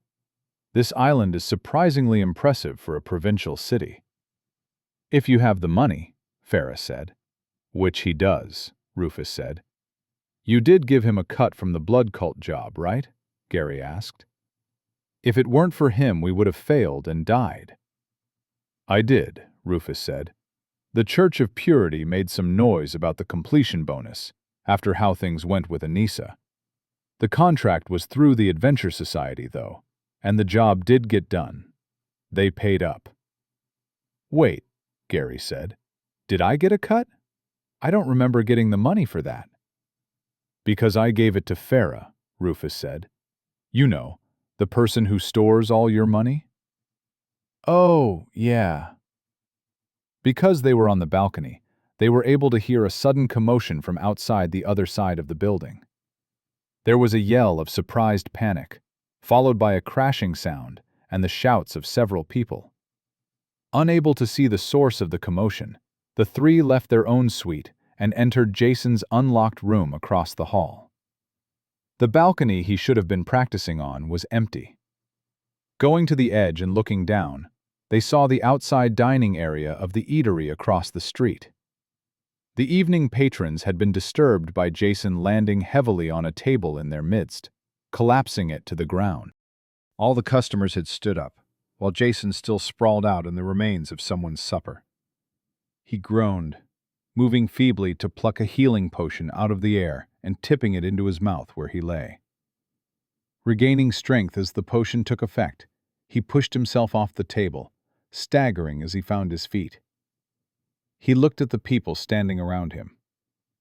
"Sorry about your dinner," he said, looking down at the food smeared on his clothes. "Smells good." "Jason?" Rufus called down. Jason looked up at Rufus and gave a sore but cheerful thumbs up. "I got the ability to work." Moments earlier, sitting on the roof, Jason had been pushing his senses out and into the shadow of the awning. In defiance of what little he knew of physics, he had come to sense that shadows were more than just an absence, but something that existed in their own right.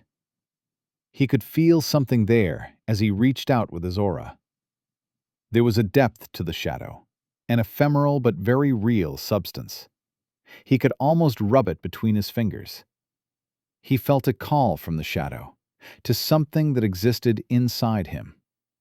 The power he had tried so hard to use, yet never could. He quieted his excited mind, resisting the urge to push. He relaxed, letting the substance of the shadow and the power inside him intermingle. Gently they connected, becoming one. It felt natural and right. Then something changed. As if dragged by a giant vacuum cleaner, Jason felt himself get sucked through the shadow.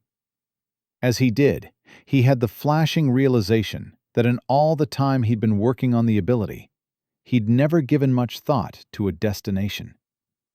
He emerged from the shadow of the building across the street, reason giving way to panic as he started to fall. Chapter 42. This is the pits. As Farah and Gary walked along, Jason would step into a shadow on one side of the street and reappear on the other. "He seems to like that ability quite a lot," Farah said. "I remember someone who was quite excitable when she got her fire jump power," Gary said. "Shut up." "He can use it in quick succession," Gary observed. "Seems cheap on mana, too. He's been at it for a while." "That's the benefit of being restricted to shadows," Farah said. "Regular teleport may use more mana and be available less often, but I still think I'd prefer it. If you get caught without any handy shadows, Jason's ability is useless." "I don't know," Gary said. "Normal teleport, you have to pick your moment so it isn't wasted. This shadow jumping business, you could use enough to make it a centerpiece of your combat style." "Too reliant on the environment," Farah said. "How often do you get to pick your battles as you like?" Jason emerged from a nearby shadow and joined them, wincing with a low mana headache. "It's still taking me too long to activate the ability," he said. "Are you sure that's not just how long it takes?" Gary asked. "It should be almost instantaneous. I can feel it." "Keep practicing," Farah said. "You'll get there." "How far can you go?" Gary asked. As far as I can see, I think, Jason said. As long as I can spot the shadow and it's big enough, I can jump through it. I tried going through a small one, but it didn't work. A wagon rumbled past, filled with manure. Farah turned up her nose at the stench.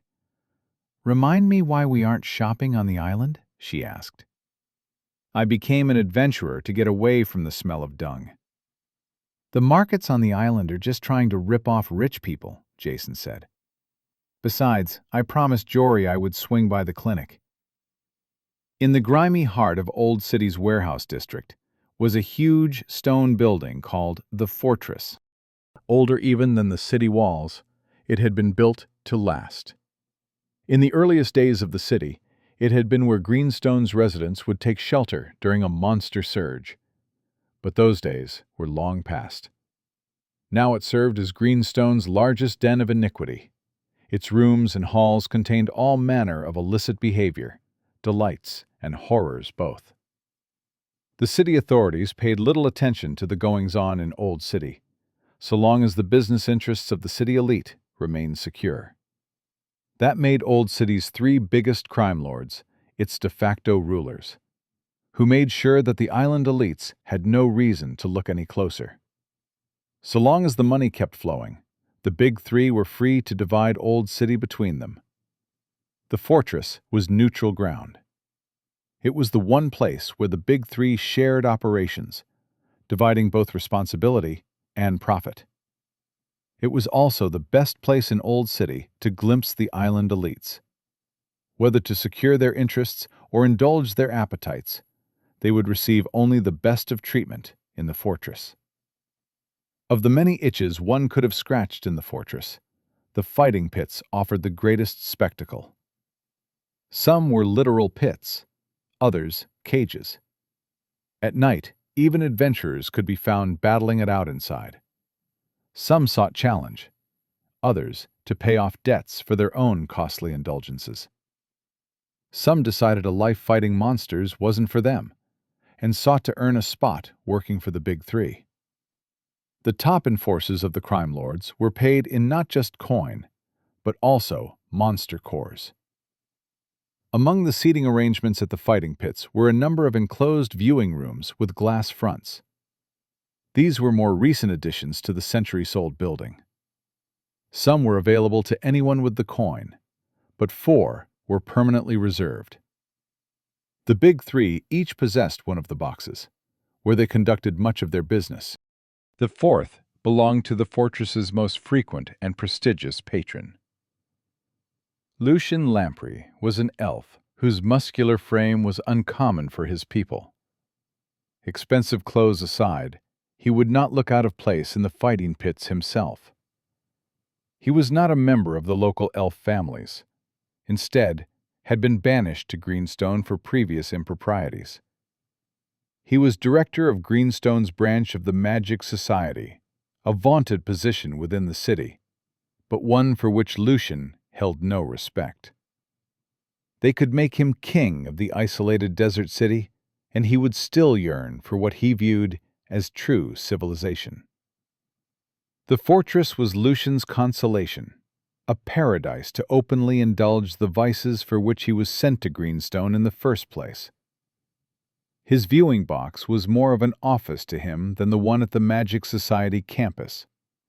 He even managed to get work done, as the lower card fights rarely drew his attention.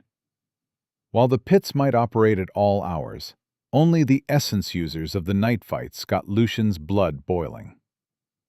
Magic displayed any active fights on the giant window of his viewing box, but in the early afternoon, he gave only them occasional glance. This time of day had single essence fighters, only escalating to full-blown iron rank fights after sundown. Lucien would have preferred to see bronze rankers as well, but they were too valuable to risk in the pits under any but the rarest of circumstances. Only a precious few bronze rankers lowered themselves to work for the big three, and they were their most valuable assets. If they ever appeared in the pits, it was to settle grudges between the big three, without spilling blood on the streets. Gang war meant drawing the attention of the island authorities, which all of the Big Three knew to avoid. Lucian's ability to use the fortress as his office was largely due to his deputy director. Pochard Finn maintained things at the city campus while frequently traveling to the fortress himself. He was also an elf and a local. Both elves enjoyed the relationship, as Lucian had his workload lightened, while Pochard was the de facto director of Greenstone's Magic Society. They had quickly moved from colleagues to friends, as Pochard also came to enjoy the pleasures of the fortress. "Standish was looking for you," Pochard said, pouring himself a glass of wine. He gestured with the bottle invitingly, pouring a second glass at a nod from Lucian. "Can't you deal with it?" Lucian asked. "He's always up in arms about something." "He insisted on seeing you. Something about spirit coins, I think." "Tell him if he wants to see me, he can come here." "I did," Pochard said, drawing a snort of laughter from Lucian. "I would love to see that gangly moppet in the fortress," Lucian said, then stared out the window wall. "And now I have." "You're kidding," Pochard said, following Lucian's gaze. "He actually came," Lucian laughed. "Good for him," Pochard groaned. "I hope he doesn't make it a regular occurrence." Lucian chuckled at Pochard's reaction as they watched the long-limbed Clive Standish navigate the fighting pit's viewing stands. It wasn't crowded in the early afternoon, yet the awkward man in the wildly out-of-place scholar's robe seemed to get in the way of every person he passed. Finally, he reached the viewing room, opulent in its wooden construction. Lucian and Pochard looked at each other as they heard a polite knock. "Shove off!" Pochard yelled, prompting a belly laugh from Lucian. Sir?" a voice came through the door. "Don't just stand out there, Standish," Lucian bellowed, and the door was pulled nervously open. Clive Standish was rather tall, but his narrow frame and hunched posture made him seem lanky and awkward. He wore voluminous scholarly robes, possibly to make him seem less narrow, but they dangled off him like they'd been hung out to dry. In the fighting pits of the fortress, he looked as out of place as any man Lucian had seen. This was good for Clive, as it left Lucian in a better mood than Clive normally found him. "Pachard tells me you have some kind of spirit coin problem," Lucian said. "Not exactly a problem, sir," Clive said. "More like a curiosity that I believe warrants further inquiry." Clive rummaged through his robes to produce an iron-rank spirit coin. "This coin and several others like it have been found in circulation over the last couple of weeks. You'll note the unusual embossing of a man holding up his thumb," Clive said. Pachard leaned over to peer at the coin in Lucian's hand. "On the back," Clive continued, "there is an inscription. Thus far, we have failed to identify the language." "Don't you have a translation ability?" Pachard said. "I do," Clive said, "although that only tells us what it says, not the language in which it says it." "So," Lucian asked impatiently, "what does it say?" "It reads, 'Product of Jason,' and 'Good day, friend.' The second part is contextualized as a greeting." "It's certainly odd," Lucian said. "It's a real coin?" "I've had every coin we've found tested, sir," Clive said. "They're all real." "You checked it against the registry?" Clive nodded. "It definitely didn't come from a registered spirit coin farm." "You think someone set up an unregistered farm?" Pachard asked. "It's possible," Clive said. "Certainly worth looking into. But we haven't seen a lot of these coins, and most shady coin farms try to imitate a registered imprint. Given the idiosyncratic nature of these coins, and the fact that we've only found a few, I think there is an alternative explanation." "Oh?" Lucian asked. "You are, of course, aware that some essence users develop an ability to loot monsters without the use of the usual harvesting rituals," Clive said. "Usually the prosperity essence is responsible. often in conjunction with a human awakening one of their racial gifts. Such abilities are known to produce spirit coins. What's the legality of that? Pochard asked. If it's an ability, then it's perfectly legal, Clive said. Fascinating, but insignificant on an economic scale. That's just conjecture, however. If it does turn out to be an unregistered spirit coin farm, then it obviously needs to be found and shut down. All right, Clive, Lucian said. You came all the way here, dressed like that, so I'll go along with it. This is how I always dress, Clive said. Oh, I know, Lucian said. Pochard, put up a contract with the Adventure Society to look into an off-the-books farm. Try and get them to put it up as a 3-star contract, so we get someone who will actually do the work. Adventurers get lazy with open-ended contracts. If it involves the spirit coin farms, the Adventure Society will make it 3-star, Pochard said. Good. As for you, Clive, I'll authorize you to use Magic Society resources to pursue your other idea. If these coins are just some guy with an ability, find him, so we can put the issue to bed. Thank you, sir. You want some wine, Clive? Lucian asked. No, sir. Thank you. I'd best get back. You'd better shove off then, Lucian said. Anyone staying here has to drink. Chapter 43. Nightingale. This is nice, Jason said. Certainly better than meditating in a dirty backlot, Farah said. The island was divided in various districts, all connected by the subterranean submarine transit line. The locals called it the Loop Line, or the Loop, but Jason thought it deserved something more impressive. His thinking had gone as far as naming it the Subway, when he realized the Loop wasn't so bad a moniker. Farah and Jason had taken the Loop to the Park District, which, as the name suggested, was dominated by parkland. It was like someone had curated the delta, with paths and gardens winding around ponds and streams. Palm trees and vibrant tropical flowers punctuated open spaces of lush grass, while pathways vanished into shady areas of dense bushes. Almost everywhere in the Park District was open to anyone on the island. The only private space was the walled-off residence of the city's ruler, the Duke of Greenstone. Jason and Farah picked out a pleasant spot for their afternoon training. Farah had suggested a more tranquil environment for meditation than Jory's backyard. I still need to go into the clinic, though, Jason said. I promised I'd come in again this afternoon. You realize that once you're an adventurer, you won't have as much time for that, Farah said. I know, Jason acknowledged. But I'd like to make time where I can. The idea is to help people, right? Killing some monster can do that, but so can turning a room full of sick people into a room full of healthy ones. You know, Farah said, maybe there are some things worth holding on to in those values of yours. Good to hear, Jason said. Does this mean you're going to stop trying to make me kill people? We're not trying to make you kill people, Farah said. We just want to prepare you for the inevitable. You make it sound like we're drugging random strangers, stashing them in a hidden location, handing you a large axe and locking you up with them, promising not to let you out until one of you is dead. That was weirdly specific and detailed. Shut up and meditate.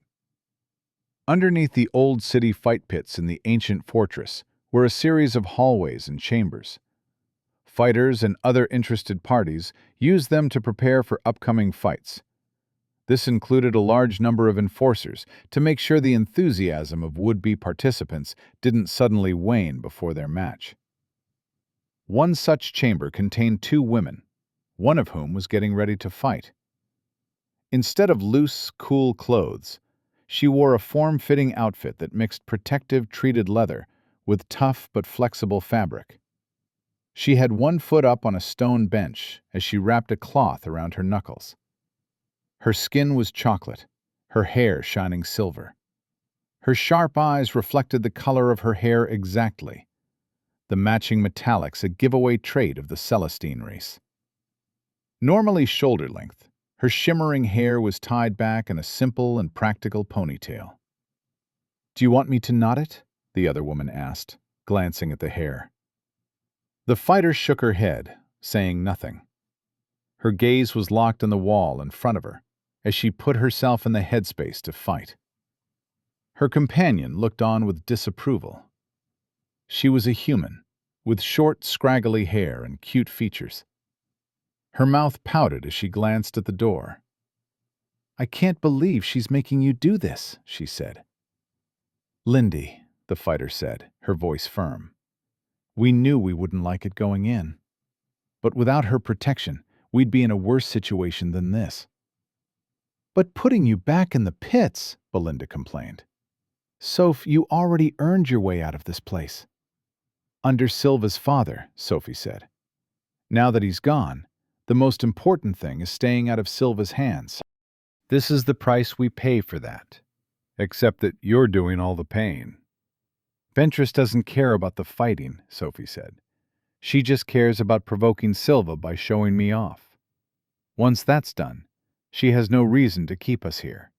"Will Silva even know?" Belinda asked. "You still only have the one essence. Does anyone pay attention to these low-card fights?" "He'll know, sooner rather than later." The door to the chamber was pushed open by a huge Leonid. Coming in behind him was a woman with dark, cascading hair, and a walk so sultry she was almost swerving. Clarissa Ventress only looked a few years older than the two women she was walking in on, but command clung to her as tightly as her satin dress. "Are we just about ready, ladies?" Ventress asked. Belinda opened her mouth to respond, but was silenced by a gesture from Sophie. "Good," Ventress said. "I've arranged a matchup that Silva should hear all about. Put on a good show, and we might only need the one." "What's the matchup?" Sophie asked. Ventress had the smile of a snake who just found a nest full of eggs. "Fire Fist." "Are you kidding?" Belinda burst out. "It's fine," Sophie said, voice flat and calm. "Do you know what he does to people?" Belinda asked, wheeling on her friend. "I know," Sophie said. "He does have a reputation," Ventress said. "That works in our favor. And this is fun.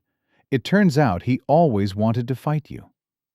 You got out of the pits right when he was getting started, and apparently he views it as a missed opportunity.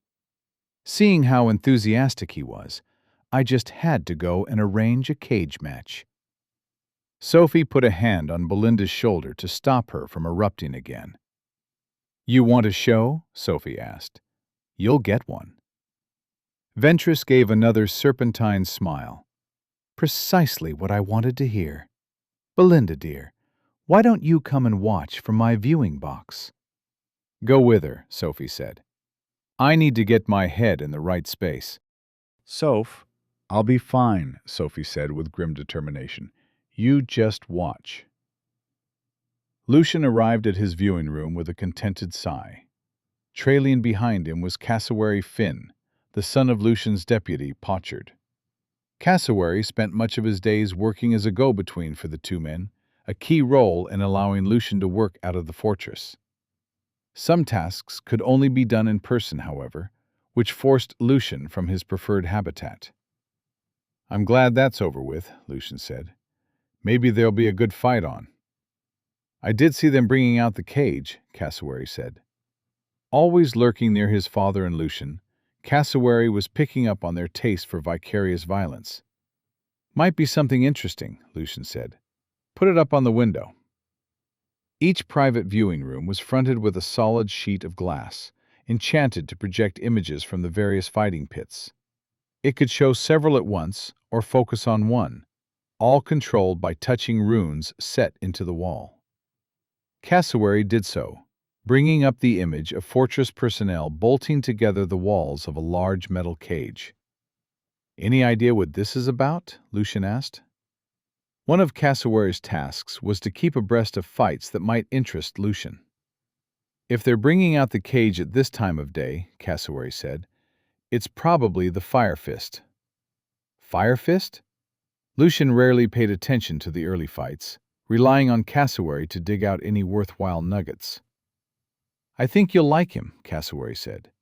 He usually fights in escape-the-cage matches, which don't end until one fighter leaves the cage. Firefist likes to toy with his opponents before he leaves. Sounds fun, Lucian said. Why haven't I heard of him before? He doesn't appear very often, Cassowary said. As you might imagine, they have trouble finding people willing to go up against him. They tried forcing people for a while, but that didn't make for interesting fights. So, this should be a good one. The fighting pits were, as the name suggested, a series of shallow pits in a wide area surrounded by tiered seating. Because the pits were shallow to allow people to see in, there would occasionally be casualties in the audience. It could be from an essence ability gone astray, or the crowd-pleasing spectacle of a competitor trying to escape through the audience. The organizers had taken no steps to redress the issues in the many years the pits had been operating. Lucian looked on as an announcer walked into view, with a voice-projecting stone in hand. The viewing window picked up sound as well as vision, and those in the viewing rooms could hear the fights better than audience members at the edge of the pit. Ladies and gentlemen, the announcer proclaimed, today we have a very special match. As you may have very well surmised from the cage behind me, we will have the pleasure of welcoming a favorite back to the arena. Please join me in welcoming the savage, all-consuming Firefist. There were stairwells leading down to the chambers below, placed to allow fighters to emerge and parade before the audience on the way to their chosen fighting stage. Firefist was tall and lithe, with red and yellow streaks of hair that was either dyed or the result of some essence power. He wore only a pair of red silk pants with a yellow flame motif, his muscled chest bare. His hands, held leisurely at his side, were wreathed in flames that danced up his arms as he strutted through the open door of the cage. Firefist, ladies and gentlemen! Firefist held up an arm to acknowledge the crowd, which was large for the time of day. Word of the matchup had clearly gotten around. The announcer waited for the audience to quiet down before his next introduction. Ladies and gentlemen, the announcer said, for those true aficionados among you, there is a yet greater treat in store. Years ago, this arena was graced with the sweet flights of a beautiful bird. Sadly, she winged away from us. But today, ladies and gentlemen, she has returned. I give you the grace and beauty of the nightingale. A dark beauty with silver hair marched up and out of the stairwell without so much as a glance at the crowd. She stopped by the announcer, looking up and over the crowd to glare at one of the viewing rooms before heading into the cage. In his own viewing room, Lucian stood up so fast he knocked over his chair. He walked around his desk and down to the window where he stroked his fingers over her face. "Who is she?" he asked. "I'm not sure, Mr. Lamprey. I'll find out." "See that you do." Chapter 44. Complimentary Ointment. "I always wanted to fight you," Firefist said to Sophie, as they faced one another in the cage. "I was just starting out when you left. You were a legend." Sophie knew what he was doing. The audience liked some banter before a match. Not the crowds who couldn't really hear, but the big names in the viewing rooms would. They were the ones he wanted to impress. "They don't schedule legends to fight just after lunch," she said. "You're overestimating our value to them. I'm going to earn more essences. I'm not a debt slave like you were." "I'm no one's slave." "No?" Firefist asked. "Then why are you back here? 2 years and no more essences than when you left." "Because the guy looking to enslave me doesn't want me for fighting." "I can understand that," Firefist, eyes roaming over Sophie's body. "We have some time together once I put you on the ground. Until I leave the cage, we can have all the fun we want." "I was just going to beat you," Sophie said. "For that, I'm going to hurt you." "Think you have the skills, little girl?" "I've seen you fight. It won't take that much skill." Firefist lunged forward, leading with the burning fists from which he took his name.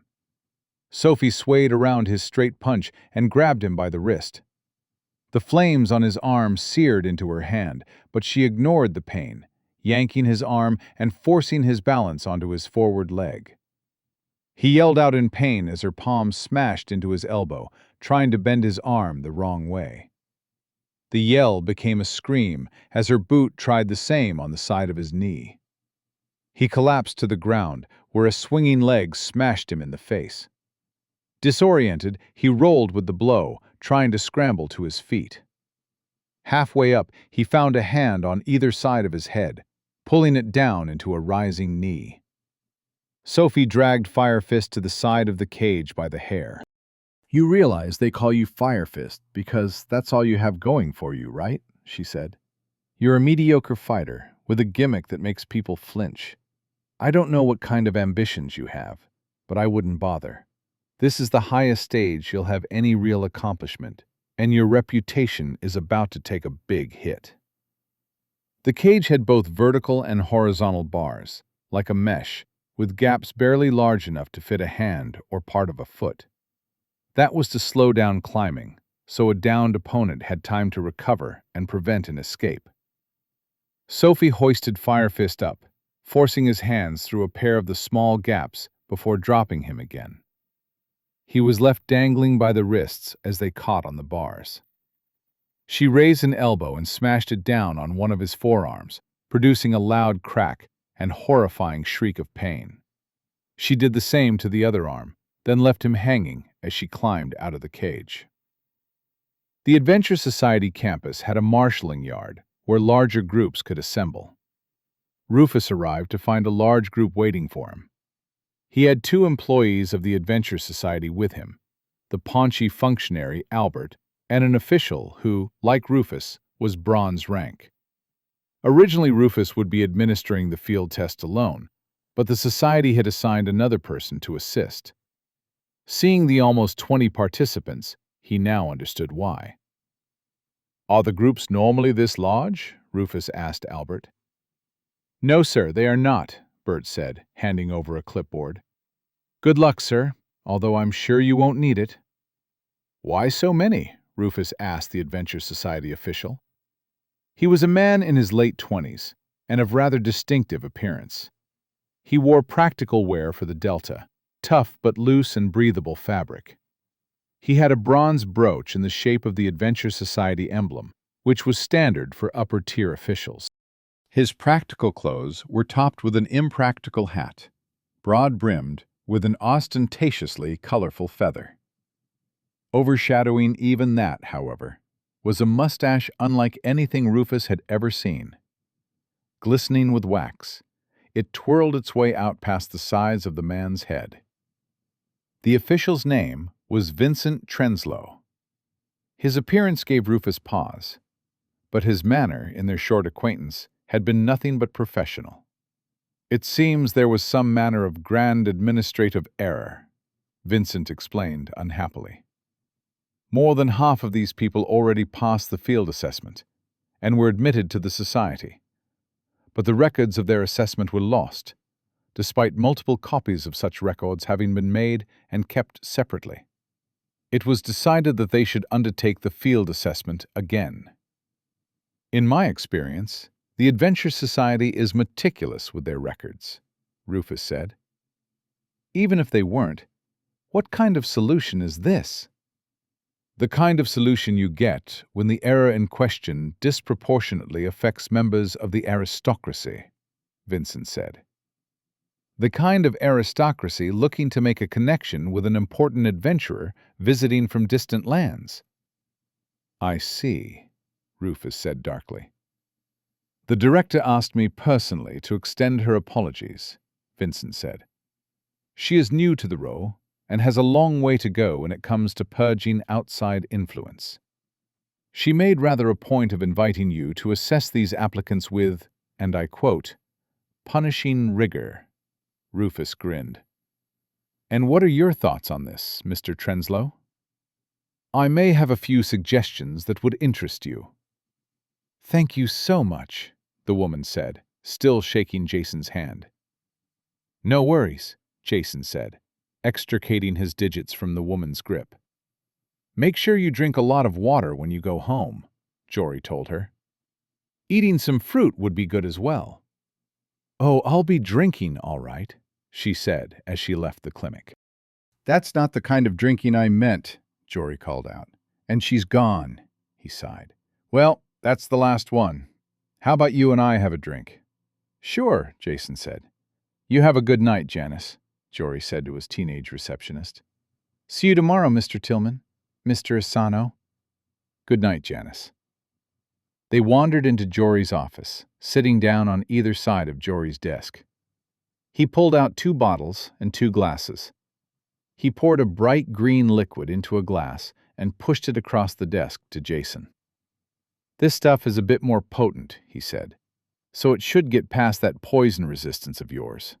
It's also horrifyingly sweet, the way you like it. Thanks. He took a sip, nodding appreciatively at the taste.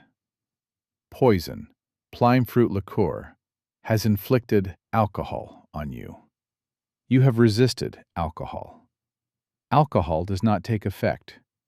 You have gained an instance of resistant. Jason sighed. No? Jory asked. No. Tastes good, though. That's not what booze is for, Jory said, pouring himself something amber from the second bottle. You look kind of tired. I thought feeding on the sick freshened you up, which is still creepy, by the way. I'm not tired, Jason said. Or creepy. Weary, maybe. That woman had cancer, and I just took it away like it was never there. Isn't that a good thing? Of course it is. But back where I come from, we don't have essences. Or alchemy, for that matter. Although we have something similar, I guess. We just call it pharmacology. You don't talk about where you're from much, Jory said. I remember you said there wasn't a lot of magic. No monsters, right? Never even heard of a monster surge until I came here. That'd be nice, Jory said. Like most things, the poor take the brunt of a monster surge. What happens when people get sick in your homeland? We have medicine, Jason said. But without magic, it has limits. Recovery can take a long time, and a lot of the options are bad. Take cancer, for example. Now I can just suck it out of people. But back home, it isn't that easy. They slice people open, try and cut it out of them, poison them, and hope the cancer dies before they do. That sounds barbaric. We don't have better options. I think about what I could do with the power I have now. All the people I could help. Are you going back? If I can, Jason said. Home is very far away, and I have no idea how to get there. How did you get here? You said something about a magical accident? A summoning spell went awry. It reached into my magically desolate home and plucked me right out of it. That's how I met Rufus, Gary, and Farah. I got dumped right into the middle of their mess. Have you tried the goddess of knowledge? Jory asked. If anyone knows the way home, she does. There's no guarantee she'll tell you, but anyone can go to her temple and ask questions. I don't know, Jason said. I'm not really the religious type. Even if there might be a way home? Jory asked. What will it cost you to try? That's the sort of question someone asks right before they bury you in debt. Jory laughed. That's fair, but give it some thought. I will, Jason said. Thanks. I can't believe you hid it from me, Belinda said. It's not a big deal, Sophie said. I had gloves on. Heat goes through gloves. Your hand is the wrong color. It does feel a bit weird. They went through the door of the Broad Street Clinic to find the receptionist packing up to go. Didn't this place used to be full of people? Belinda said. I remember coming in here of an evening and was still packed to the door. Janice looked up at the pair. Since Mr. Asano started coming, we get through everyone quicker, she explained, even with all the extra people. Why are there extra people? Belinda asked. We just need some healing unguent, Sophie said. That shouldn't be a problem, Janice said. I'll go see if Mr. Tillman is available." After a few moments, they heard a voice loud with drink. "Janice, why are you still here?" "I wanted to finish up the records before I went home," they heard Janice reply as she led Jory out from the back. His unsteady gait and expression of general bewilderment said he was well on his way through a bottle. "I should pay you more," Jory told his receptionist. "You just started paying me more, sir." "Yeah? Good on me, then." He looked up at the two women. "Ladies," Jory greeted. "It's been a while. Hello, Lindy. What brings you to my door?" "Sophie's fighting again," Belinda said.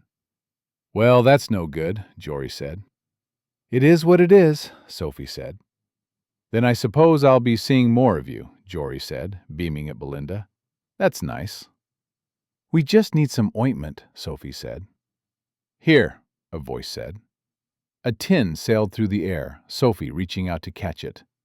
The man who threw it was human, but neither woman recognized his ethnicity, so he was unlikely to be local. His frame was narrow, and his features were a little too sharp to be handsome. His dark hair had a silkiness to it, but it was hard to see cropped short as he had it. "That's not one of mine," Jory said to the man. "Where did you get that?" "From a monster," the man said. "You can't just give random monster goo to two beautiful women." "It's healing ointment. I've used a lot of it myself." "Sounds sketchy to me," Jory said. "Janice, find me a jar of the good ointment." Sophie pulled the lid off the tin and sniffed at the contents. "It's fine," she said, putting the lid back on. "What do we owe you?" "On the house," the man said. "It lets Janice go home instead of updating the inventory." Sophie nodded and walked out the door. "Soph, wait," Belinda said. And she's gone. "Bye, Jory. Thanks, person I don't know." "Bye, Belinda," Jory called out with a wave as the door closed behind them. Chapter 45. So much for atheism. Jason had not explored many of the island's districts. He took the loop to one he had never visited before, the Temple District. His new world had no shortage of gods, which as a longtime atheist was more than a little disconcerting. He had been assured that gods existed, but he'd been hearing much the same from his great-aunt Marjorie for years. He wanted to see for himself. Walking out of the loop terminal, he immediately saw a sign with directions to the Divine Square.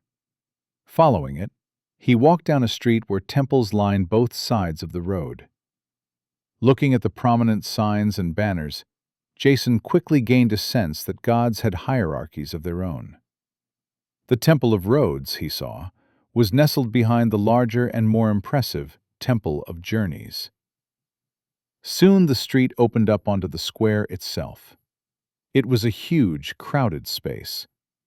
Green stone was prominent everywhere in the island, but in the Divine Square, even the flagstones were made from high-grade material. The square was filled with booths and tents, most of which seemed to be hawking religious paraphernalia to the faithful. Kind of the same wherever you go, Jason mused to himself. There were people proselytizing to anyone who would listen, and street thieves cutting purses. Jason had originally kept a small pouch of coins hanging from his waist, so he didn't draw attention by plucking coins out of thin air. After the second time it was stolen in as many days, he stopped bothering. Even if using his inventory drew attention, there were enough people with similar abilities around that it wasn't a lot. Jason bought a sandwich from a street vendor, some kind of meat with cheese and a spicy sauce. Food was one of the ways in which Jason was most reminded he was on a different world. While the preparation was often similar, like bread, soup, sandwiches, or cake, the ingredients were more often different than the same. Farms raised different animals and grew different crops. Trees sprouted different fruit. The bread was heavier than he was used to, the beer lighter. The meat was all different. Most of it came from the large lizards Jason had seen roaming in the delta. Even the crossovers, like apples, were not varieties he recognized. He realized he was stalling, distracting himself with little details instead of following his actual purpose in coming to the temple district. Confronting a challenge to long-held beliefs wasn't easy.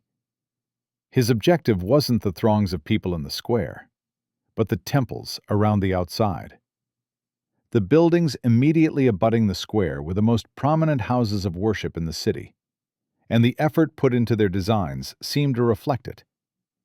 They seemed to be competing in grandiosity, each an achievement in architecture and engineering. There was a towering cathedral, a columned temple, and other buildings, the likes of which Jason had never seen. Oddly, there was one building that forewent the ostentation of the buildings around it, looking more like a public school library. It was a square gray block, with the only ornamentation a picture of a scroll over the double doors.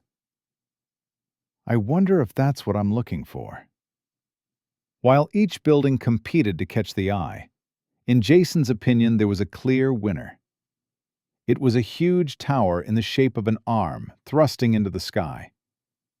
Most buildings in the city topped out at 5 stories, and while it was not the only temple to breach this limit, the giant arm more than doubled it. At the end of the arm was a fist clenching a giant bearded head. The head gazed down on the square, fiercely glaring at any with the courage to meet its stare. Well, that's only completely horrifying. With all the people around it, was easy to ask a passerby about the unusual temple. The man Jason talked to was short and stocky, with skin of such a deep blue it was almost black. He had no hair at all and was covered in what looked like tattoos of various colors, which glowed faintly. Jason knew the markings were actually natural, a feature of the race known as the runic. They were a rarity in Greenstone, and while Jason had seen them around, this was his first chance to speak with one. Going by his clothes, the man was more likely a local than a visitor. "That's the Temple of Dominion," he explained when Jason pointed out the strange temple. "Dominion over what?" The man looked at Jason curiously. "Over everything," the man said. "Dominion issues the divine right to kings and nobles. It is he who determines who rules and who serves." "Oh, that explains the creepy, overbearing temple." "You seem very easy with blasphemy," the man said warily. "I am," Jason said absently. "Mostly to annoy my Aunt Marjorie, but also recreationally. Does this world have little cartoon booklets that explain you're going to hell if you eat between meal snacks or whatever?" The man shook his head in wonderment. "What do you get out of that?" he asked. "Does it make you feel better to disrespect things others find meaningful?" "Sorry," Jason said, feeling like an idiot. "Where I come from, the gods aren't real." "The gods are everywhere in this world." "So I've heard," Jason said. "I find that a bit disturbing, to be honest. I mean, look at Dominion. I don't like the idea of an infinitely powerful being whose job is to make sure people know their place." "Then venerate a different god," the man said. "No deity is absolute. If you dislike the message of Dominion, seek out liberty. They don't get along." The man flashed Jason a cheeky grin. Jason held out his hand, and the man shook it. "I'm Jason." "Arash," the man said. Jason was asking Arash if the plain-looking building was the Temple of Knowledge when a glorious light appeared in front of one of the temples. All through the square, people fell to their knees, Jason's new friend included. Looking over, Jason saw a towering figure that looked human, but stood twice as tall as Gary. He looked rather like an adventurer, clad in light armor with a sword at his side. Up to that point, the strongest aura Jason had encountered was that of a silver-rank adventurer he had seen at the Adventure Society. He had sat next to the man in the loop line and found the presence of his aura overpowering. He had realized at the time why Farah said that containing one's aura was good manners. The aura from the far side of the square made that experience inconsequential. It was comparing a candle to the blazing light of the sun. Jason had no doubt that if the aura of that towering figure were truly unleashed, everyone in the square would drop dead. "So that's a god," Jason said. "Honestly, I was hoping to be less impressed. But that is something to see. So much for atheism, I guess." "Get down," Arash hissed, kneeling next to Jason. Looking around, Jason realized he stood out as the only person still standing. The god turned to Jason. Not knowing what else to do, Jason gave him a casual wave. It was hard to tell from across the square, but he thought he saw a smile tug at the god's mouth. "What's he the god of?" Jason asked. "That's Hero," Arash said. "Get down!" "I think that ship has sailed, my friend," Jason said. "So the god of heroes is called Hero. They really stick to that straightforward naming convention, don't they?" "Such a shame," a melodious voice came from behind Jason. "I was hoping to be your first." Jason looked around, but didn't see where the voice came from. He caught a hint of perfume in the air, fresh and clean like a sea breeze. Within it, he sensed a fleeting but potent aura, every bit the equal of the god across the square.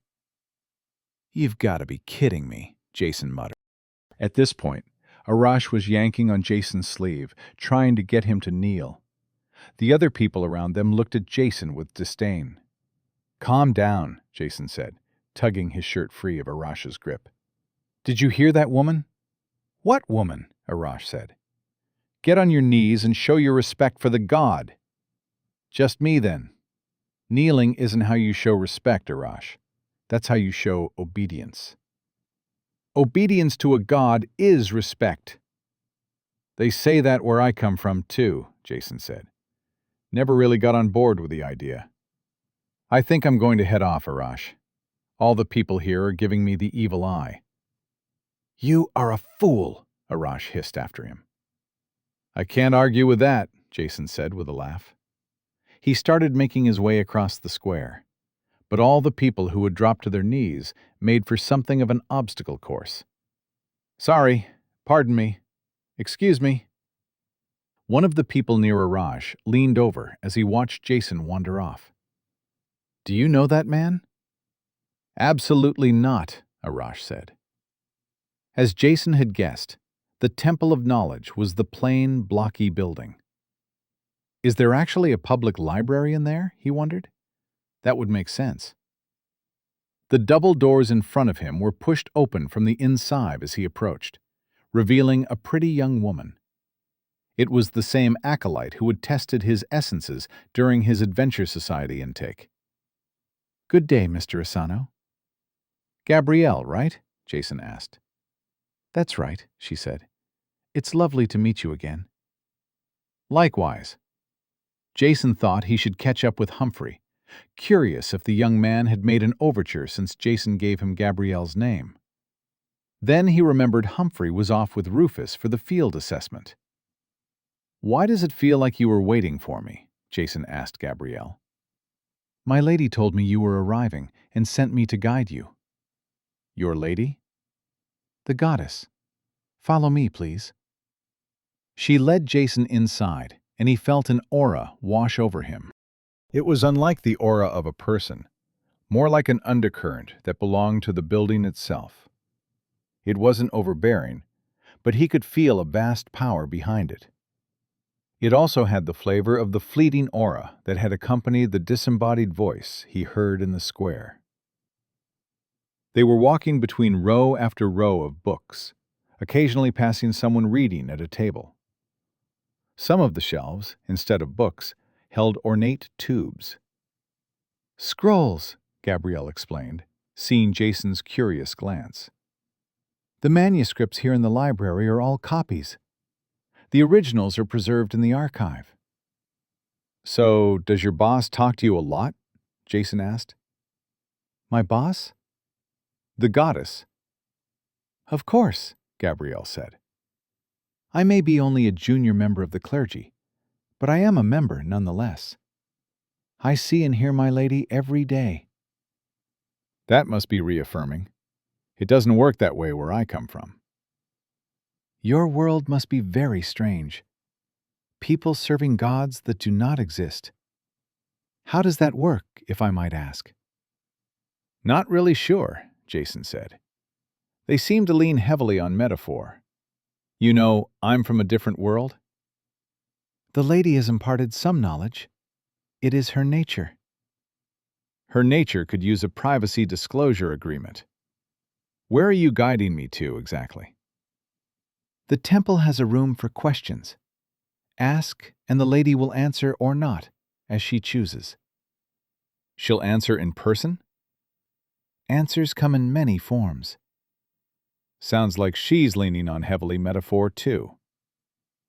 Gabrielle gave Jason a confident smile. You will soon see for yourself, she said. She led Jason to a set of double doors. They were larger than the ones that were the entrance to the temple, but just as plain. They were carved from wood, aged and unadorned, but for a simple handle on each. Jason had the strange feeling they were older than the building in which they were affixed. Gabrielle pulled open the heavy doors with an ease that belied her small frame. This is as far as I take you, she said, gesturing for Jason to continue on. He passed through the doors, and she pushed them closed behind him. Chapter 46. Blatant Manipulation. The chamber was large and circular, a single room rising up 5 stories to a glass ceiling. Light spilled in from above, reflecting from crystal mosaics that lined the walls to bathe the room in rainbow colors. This innermost chamber was the exact opposite of the temple's plain exterior. That is certainly impressive. Jason walked into the room as Gabrielle closed the doors behind him. He looked at his arms as the light played over them. In the center of the room, there was a life-size statue of a woman holding an open book. Jason walked around it, looking it over. Ask, and she shall answer or not, was it? Jason meandered around the room, looking at the crystal mosaics, then ran from the floor, up 5 stories to the ceiling. They depicted what he took to be various knowledge keepers, scribes, teachers, librarians. Rendered in colorful crystal and washed with light, they looked vibrant and bathed with glory. He remained silent as he examined the artwork on the walls.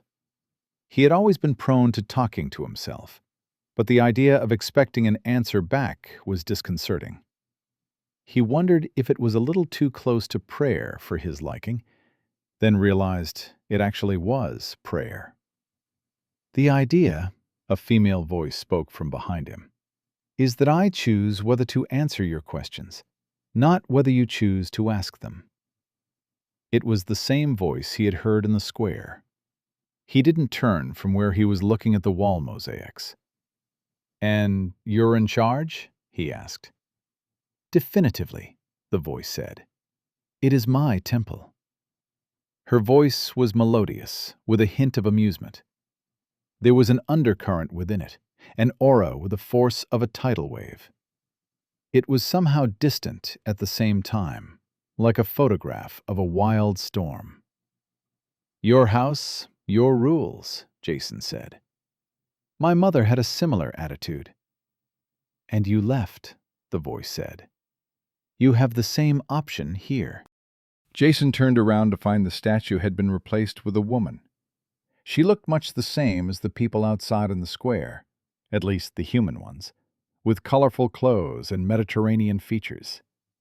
She was beautiful, yet there was something detached and untouchable about her. Jason noticed that, unlike the statue, she wasn't holding a book. So, were you the woman, or were you the book? Neither. Misdirection, Jason said. That's a magician's trick. I'm not the Wizard of Oz, Jason. You know my world? I am knowledge. Everything that is, or ever was known in this world. You brought your knowledge with you when you arrived. What about the other gods? Jason asked. Knowing everything they know would be a bit overpowered. We deities are of this world, but do not exist within it. Therefore their knowledge is not mine. Jason looked the goddess up and down. It looks like you exist within it, he said. If you look at a pond and see a moon, she said, is that moon within the pond? Or is it a reflection of something much greater, very far away? Nice metaphor, Jason said. Classic religious imagery, but I suppose that's part of the job. You say you're not the man behind the curtain, but for all I know, you're just some pretty lady with several judiciously placed mirrors. You think I'm pretty? Well, that's just blatant manipulation, Jason said. If you already know everything, then asking me questions is just pantomime.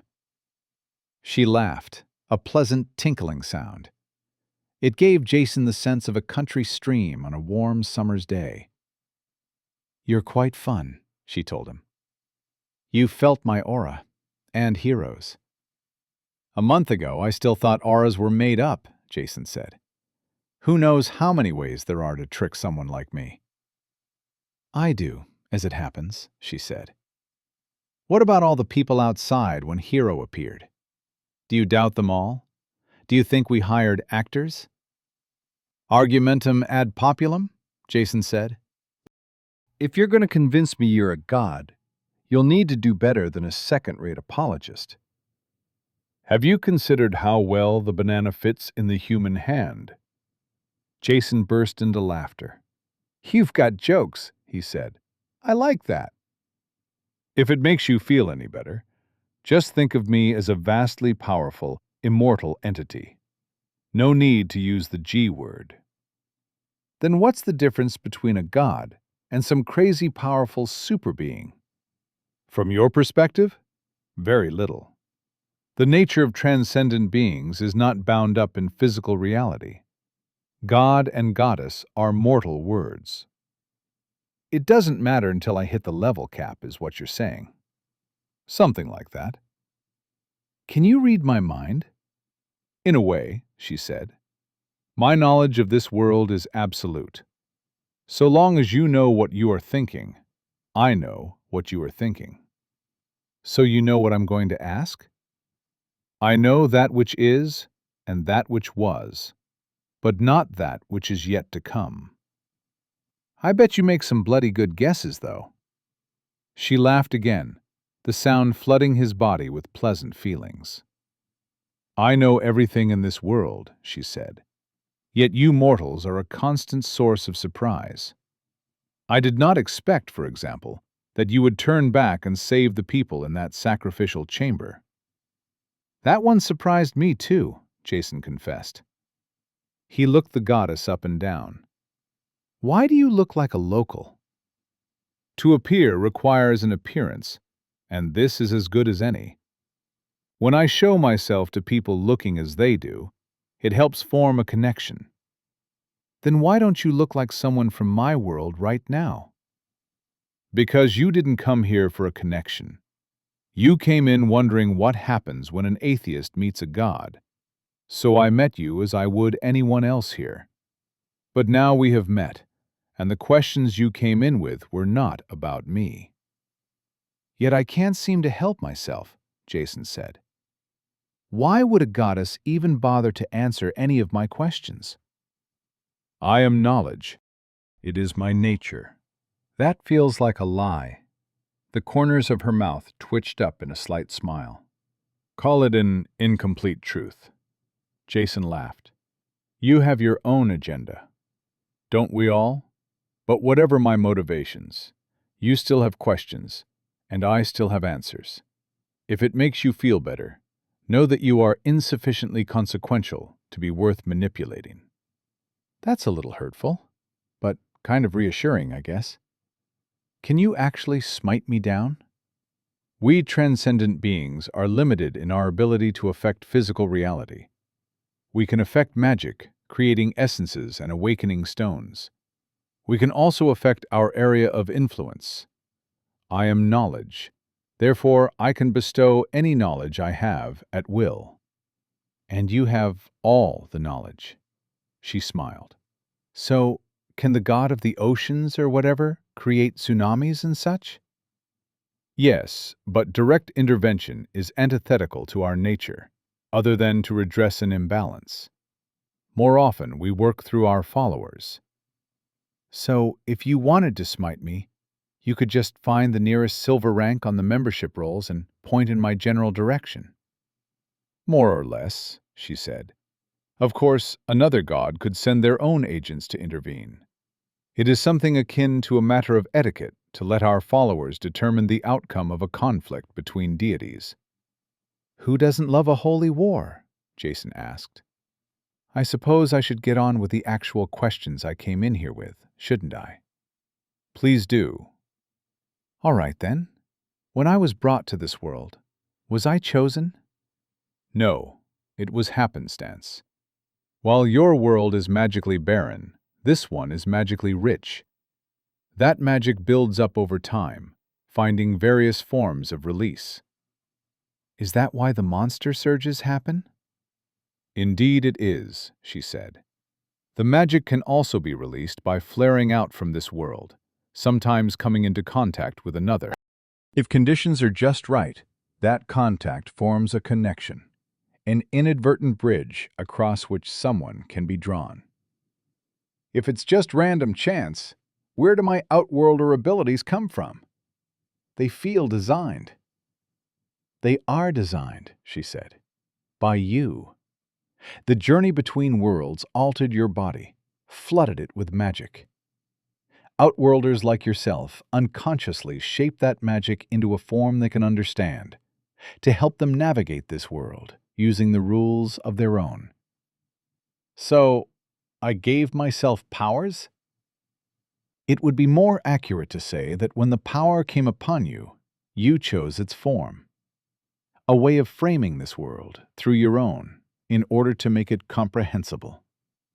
As is so often the case when dealing with the dark depths of the mind, the results are more intuitive than practical. But what I am describing isn't what really happened to you.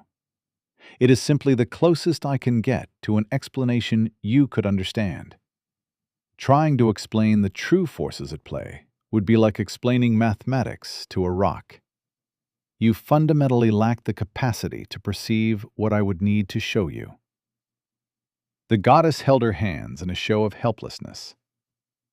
If you were one of my followers, she said, I could do better. Imbue the knowledge directly into your mind. No thanks, Jason said. I'm all about that self-determination. Our followers are free to act as they will. We are not tyrants. Of course you don't think that. To you, being all-powerful seems natural. If you know everything I know, then you know I've heard all that freedom within faith nonsense before. But the gods of this world are not remote entities that never show themselves or take action. Jason laughed. And you think that makes it better? He asked. I never abdicated my moral responsibility to an absentee sky wizard in my world, and I'm not doing it now that the wizard's shown up to enforce it. The goddess chuckled.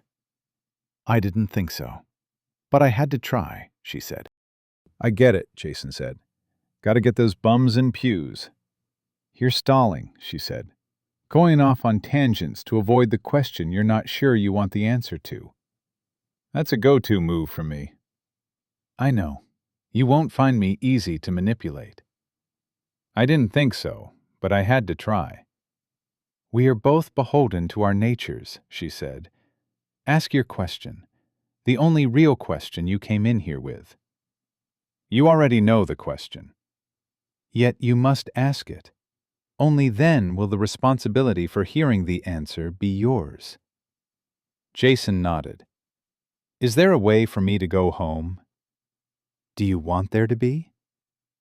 I don't know, Jason said. I mean, that should be the goal, right? But there isn't a lot waiting for me back there.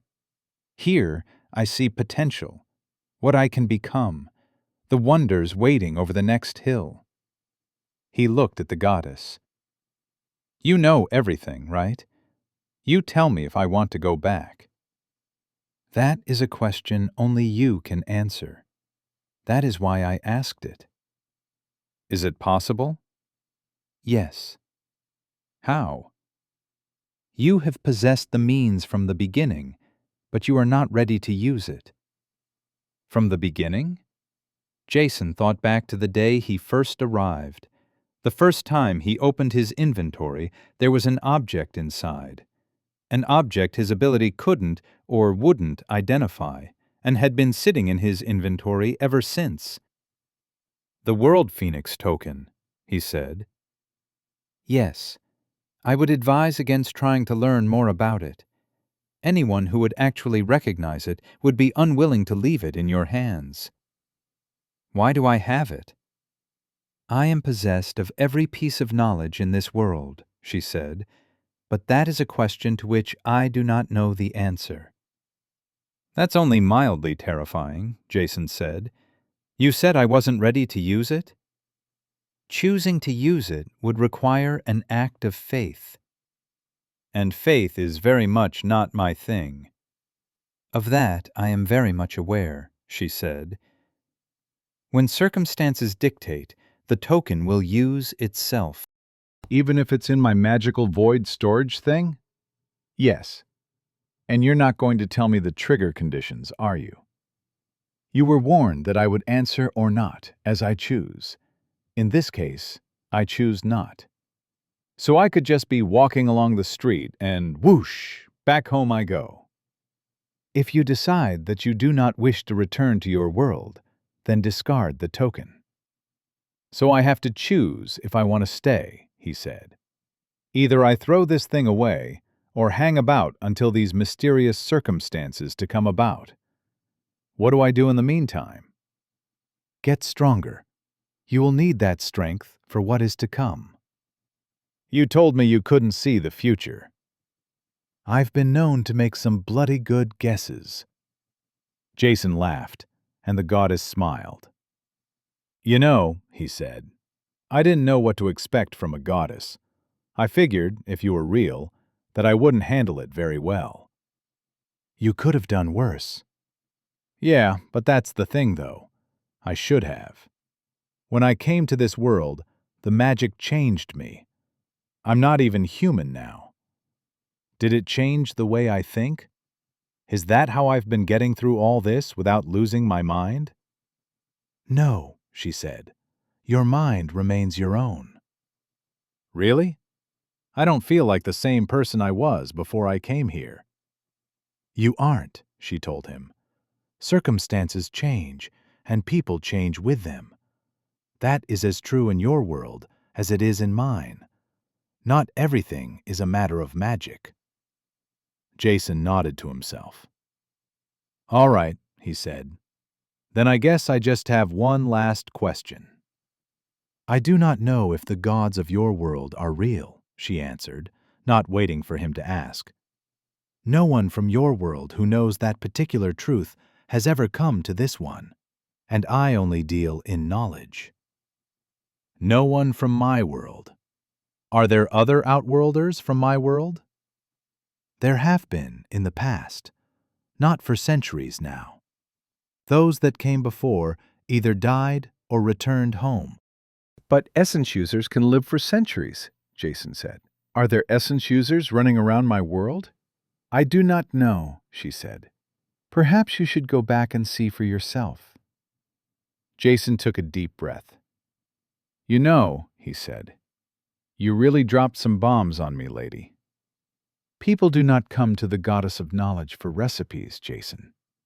Is that an option? No. I guess that's everything then, Jason said. Do I just go now? Is there a donation box or something? As the goddess laughed, the doors were pulled open from the outside by Gabrielle. The acolyte gave a curious glance at the mirthful deity. My lady, she addressed the goddess. I'm sure you can find your own way out, Jason, the goddess told him. You're going to talk about me behind my back, aren't you? Jason asked. Gabrielle, try and explain privacy to your boss. I think she might have trouble with it, given her inherent nature." "Go away, Jason," the goddess said, and he wandered off with a chuckle and a wave. "I think it was this way," they heard him say as he disappeared among the bookshelves. "He seems like an unusual man," Gabrielle said. "Yes, but also a dangerous one," the goddess warned. "Take care in your future dealings." "He never seemed that way," Gabrielle said. "It isn't his powers or his appetites that make him dangerous," the goddess said. "It's his ideas. He'll have you question your faith just because it's faith. He'll have you question everything if you let him." Chapter 47. Mirage Chamber. Rufus looked up as Gary emerged from his room, stretching his long arms and yawning. "You're not breakfast," Gary said. "You're just getting up?" Rufus said. Farah emerged from her own room, rubbing her eyes. "Oh, welcome back, Rufus. No breakfast?" "Why would I have bought breakfast? I told you to relax the training, not give it up entirely. Jason needs to develop good habits now." "Forget that guy," Gary said. Farah nodded her agreement. "He went to see the goddess of knowledge a few days ago," she said. "Since then, he's been like a monster. All we wanted was a few relaxing days before you got back, but he won't stop. The closest he comes to taking a break is having a drink with Jory down at the clinic, and I'm pretty sure that's only because it lets him train his resistance ability." "Turns out booze is poison," Gary said. "I'm not going to stop drinking it, but it makes you think." "Did you at least show him around the city?" Rufus asked. "Oh, we showed him," Farah said. "Now he does an evening run each night around the island," Gary complained. The door opened up and Jason pushed in a trolley containing 2 rows of covered food trays. "Rufus, you're back," Jason said happily. "You can join us for breakfast." "From what these two were saying, I thought you'd be training." "Yeah, I ate a spirit coin this morning, ran into the clinic and did some weight training. Then I ran back and got to work on breakfast. These two have been slacking off while you were away." As he talked, Jason transferred food from the tray to the dining table. Gary and Farah sat down, Gary rubbing his hands together. "I'm starting to get a handle on the local food," Jason said. "I've been checking out the markets when I'm taking a break. But we can crank up the training intensity now that you're back, yeah?" Gary's hands stopped moving. "What do you mean by crank up the intensity?" he asked. "We can stop slacking off. I've been slacking off a bit, cooking, making my way through Jory's liquor cabinet. Rest is an important part of training, too," Rufus said. "Exactly," Gary mumbled around a mouthful of sausage. Gary and Farah were already tucking in as Jason poured out glasses of juice from a large pitcher. "Have something to eat," Jason told Rufus, pushing a laden plate his way. "Tell us how your field assessment thing went." Rufus picked up his cutlery. "It does smell good." "So, I know this guy Humphrey," Jason said to Rufus. "He was part of your group, right?" "Humphrey Geller?" Rufus asked. "You know him?" "We went in for induction on the same day," Jason said. "Nice guy. How'd he do?" "He failed. His skills are solid, and he has a good grasp of his abilities. The ones he's awakened, at least. His problem is one of mindset." "What do you mean?" Jason asked. "Humphrey's confluence essence is dragon," Rufus said. "Makes sense," Jason said, thinking of Humphrey's familiar. "I have to imagine that's a good one." "They're all good, if you use them right," Farah said. "And there's the problem," Rufus said. "Humphrey is considerate, thoughtful, cautious, and humble. Does any of that sound like a dragon to you? He needs to be confident, bold. He knows how to use his abilities, but he's too indecisive about doing so." "I get it," Jason said. "He's a nice guy with the powers of an arrogant prick." "Actually, that's exactly it," Rufus said. "He wasn't alone, though. There were 19 people, and we passed 6. "Ouch," Jason said. That's a big group, Farah said. Some of the local aristocrats were looking to make a social connection, Rufus said darkly. Some of the records of their recently accepted adventurers were mysteriously lost, forcing them to retake the assessment. That sounds shady, Farah said. The Adventure Society let them get away with that? You haven't seen what it's like in these outlying branches, Gary said. They don't have the same funding, so they have to compromise with local powers. Corruption, Jason said. It's easy to call it that, Gary said. But sometimes compromises have to be made. You pay adventurers with money, not principles. Is there going to be any backlash? Farah asked. Probably, Rufus said. The ones who'd passed before, their records mysteriously vanished, had already been working as adventurers. But after I failed them, their membership was revoked. They won't get it back until they pass another field assessment. I bet they loved that, Farah said. The Duke of Greenstone's nephew is part of that group, Rufus said. You flunked out of the city ruler's nephew? Gary chortled. I did, Rufus said. I suspect the people I failed will have an easier time with their next assessor. Have you considered that you might not be the one to take the pain for this?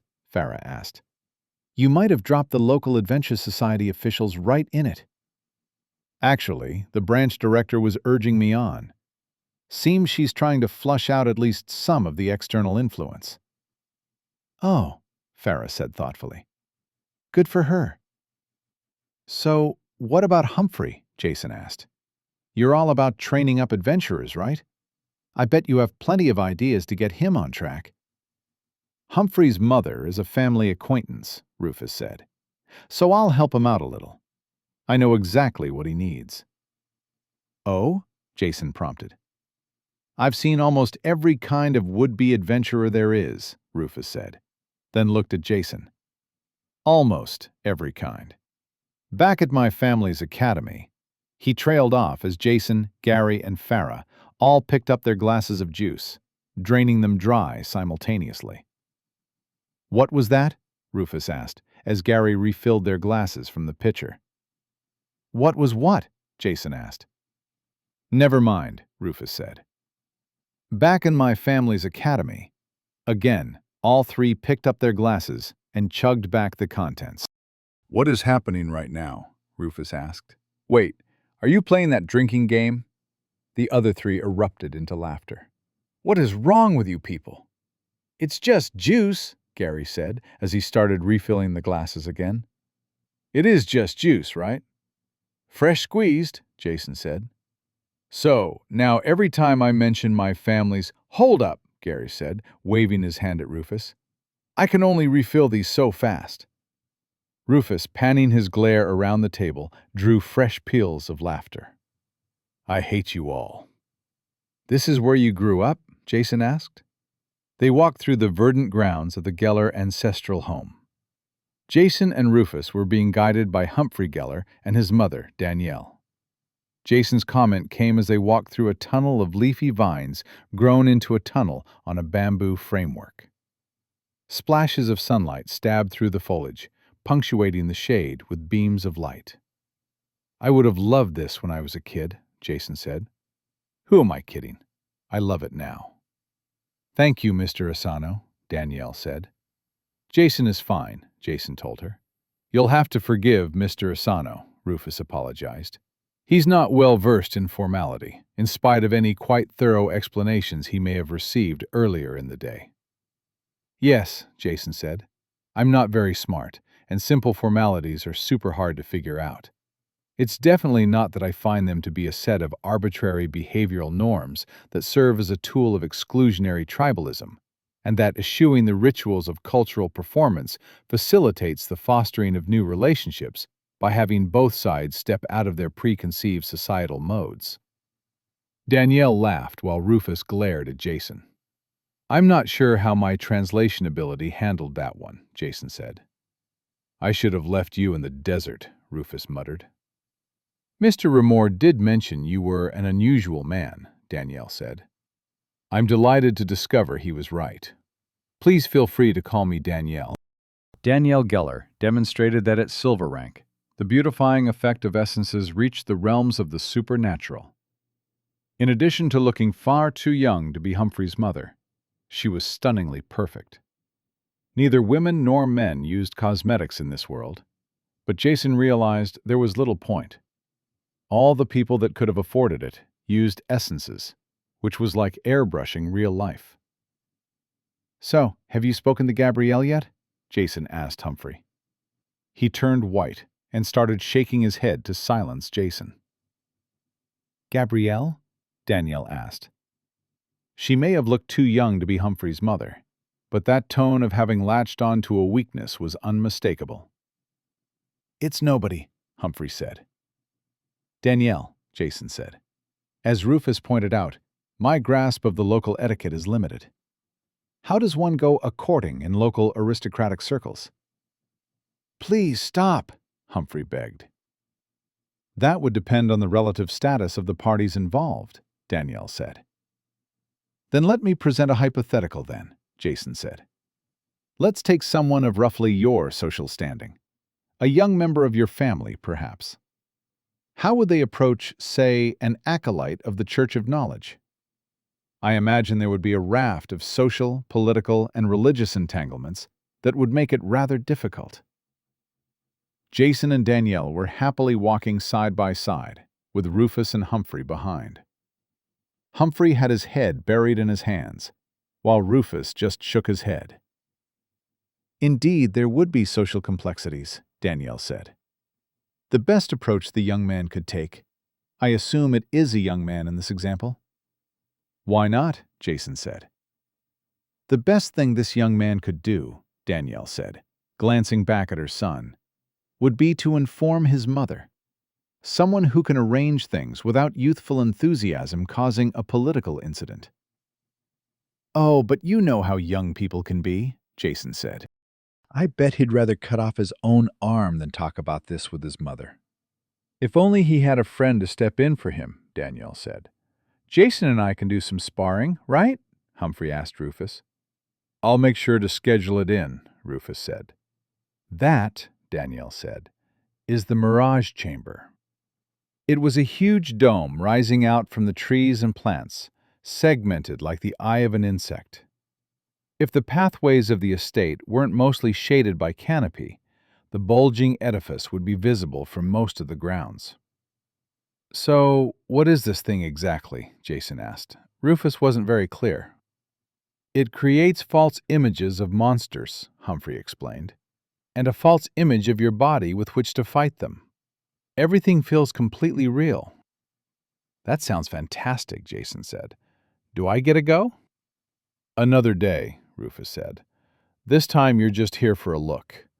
Today we set Humphrey on the path to passing the next field assessment." "Didn't you say that they just wave everyone through next month?" Jason asked Rufus.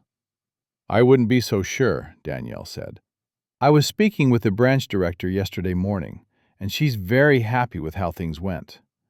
That said, some kind of compromise is probably necessary."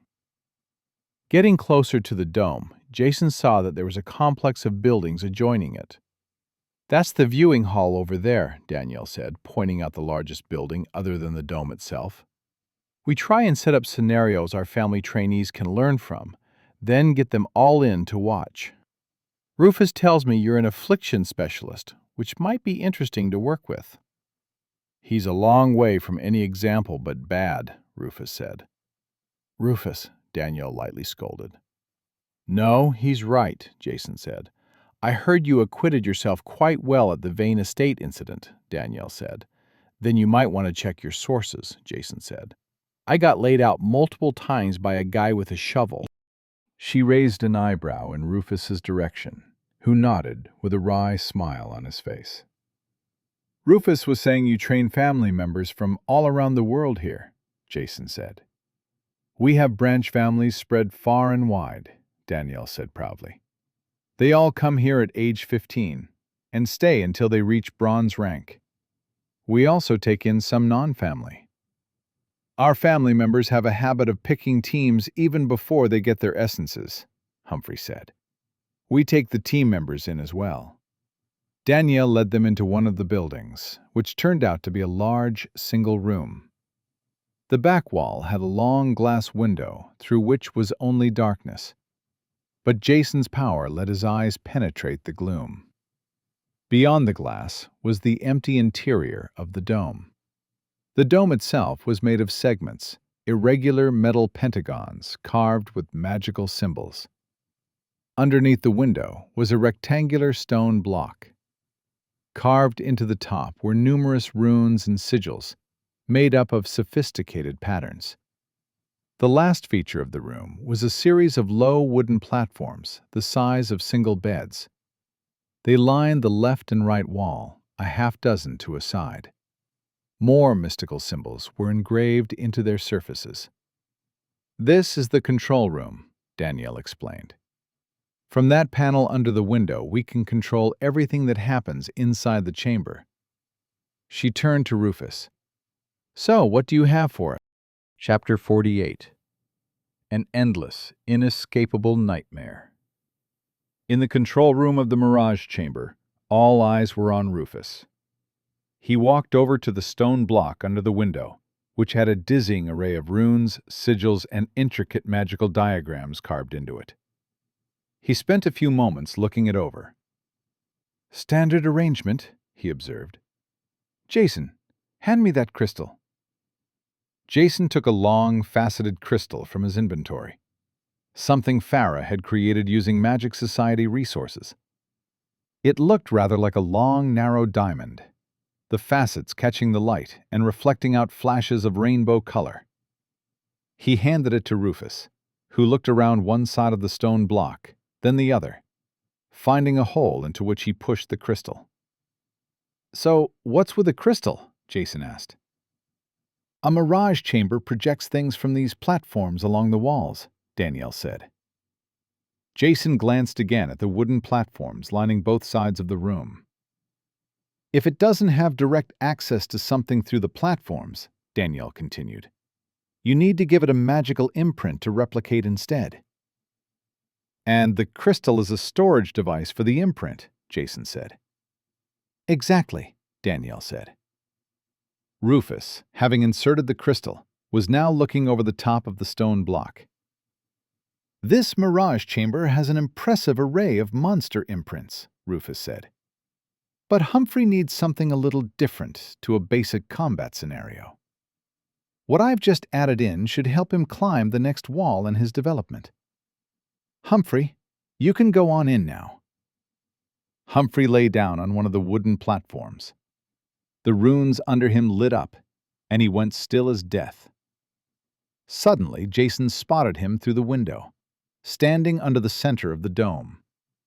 He glanced back down at Humphrey's still body on the platform, then up at his other body inside the dome, which turned to look at the window. "That's an illusionary body?" Jason asked. "That's right," Danielle said. "It can only affect or be affected by other illusions created by the Mirage Chamber. To him, though, everything feels completely real." "That's right," Rufus said. "Right now, it feels completely real to him, but nothing he suffers will affect his real body." "What if something happens to his body here while he's out there?" "Then he'll be snapped awake," Rufus said. "The illusion feels completely real, but it's just a projection. Being unexpectedly taken out is disorienting, but harmless." Rufus used a finger to trace out some of the lines of the stone slab in front of him. They lit up under his finger, but the real change was on the other side of the window. The inside of the dome went from darkness to bright and wild illumination. Segmented panels blasted the interior with a maelstrom of rainbow lights, moving and flashing from one color to the next, as the interior of the dome became a shifting kaleidoscope. Humphrey's figure looked tiny in the vast, empty space, like the flood of color would sweep him away. Rainbow lights spilled through the window and over the observers. "That's certainly impressive," Jason said. "Has this ever given someone a seizure?" "Once," Danielle said. "It turns out they had some kind of brain sickness. We had a healer remove it." Of course you can casually cure epilepsy, Jason muttered. There is nothing casual about maladies of the mind, Danielle said. You need to remove the sickness, then restore the damaged portions of the brain with healing, like a wound. After that, it often takes them time to recover, especially if the condition had been with them for a long time. They can lose memories, even physical skills. Oh, Jason said. It's oddly comforting to know magic isn't just the instant solution to every problem. Magic is a tool, like any other, Danielle said. Delicate tasks require care and expertise. As Jason and Danielle talked, Rufus's hands moved over the engravings on the stone block like he was playing a theremin. On the other side of the window, the chaos of light was slowly moving towards order. "Is he all right in there?" Jason asked. "He has experienced this many times," Danielle said. "Sorry this is taking so long to get in place," Rufus said. "I need to get a handle on the nuances of your chamber design." "What exactly are you planning for Humphrey?" Jason asked. "We need to motivate Humphrey to act boldly. I have an exercise designed to instill that mindset." "You think this new addition to our Mirage Chamber will do that?" Danielle said.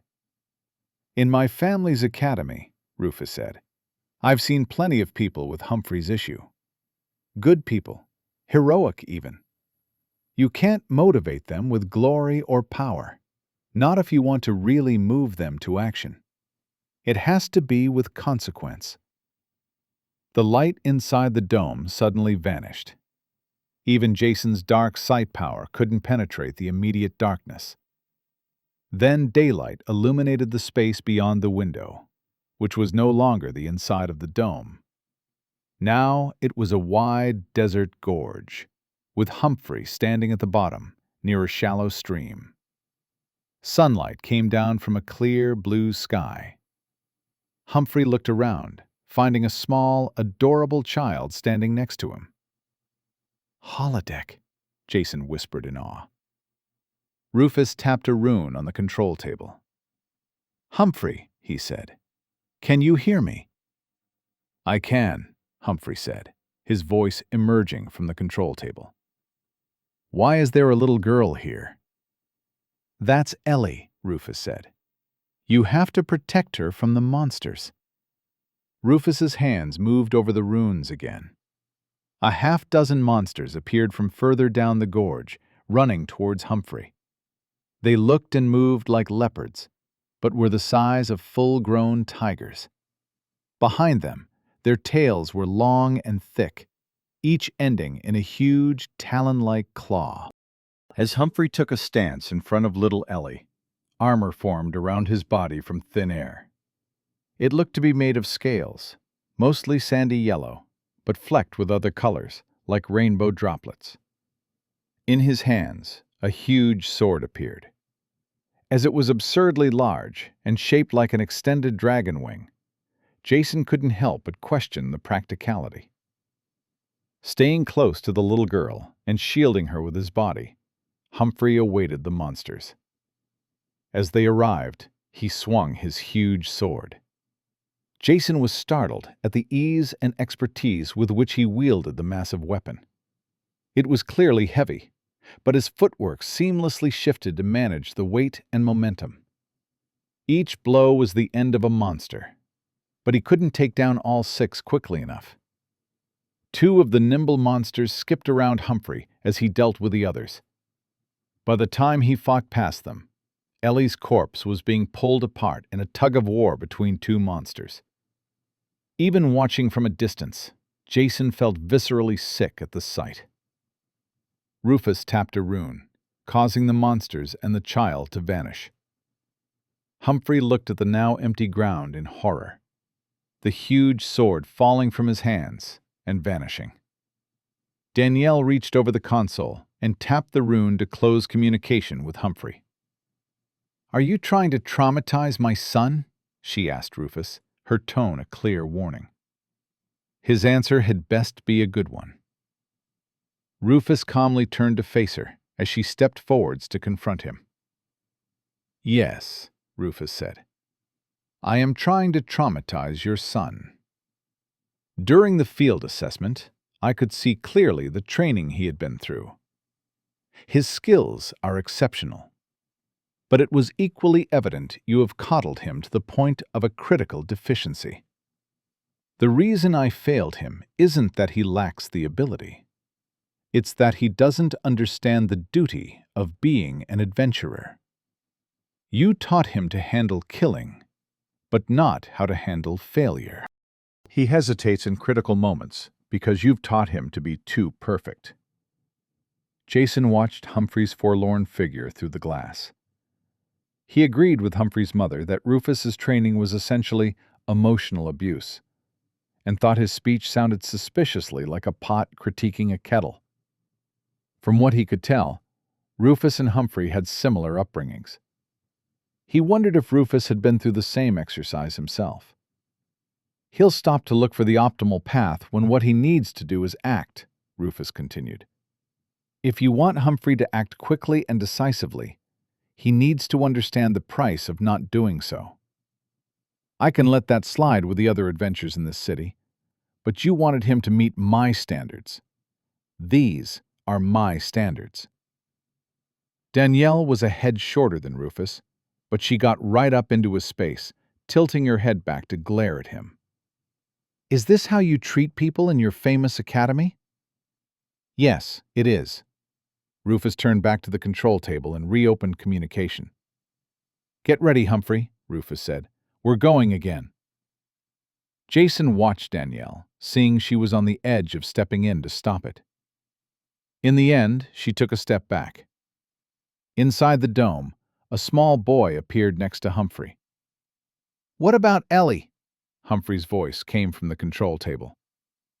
"Ellie's dead," Rufus said coldly.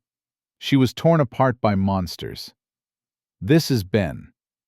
Jason winced, looking once again at Danielle. She was looking sternly at Rufus but didn't say anything.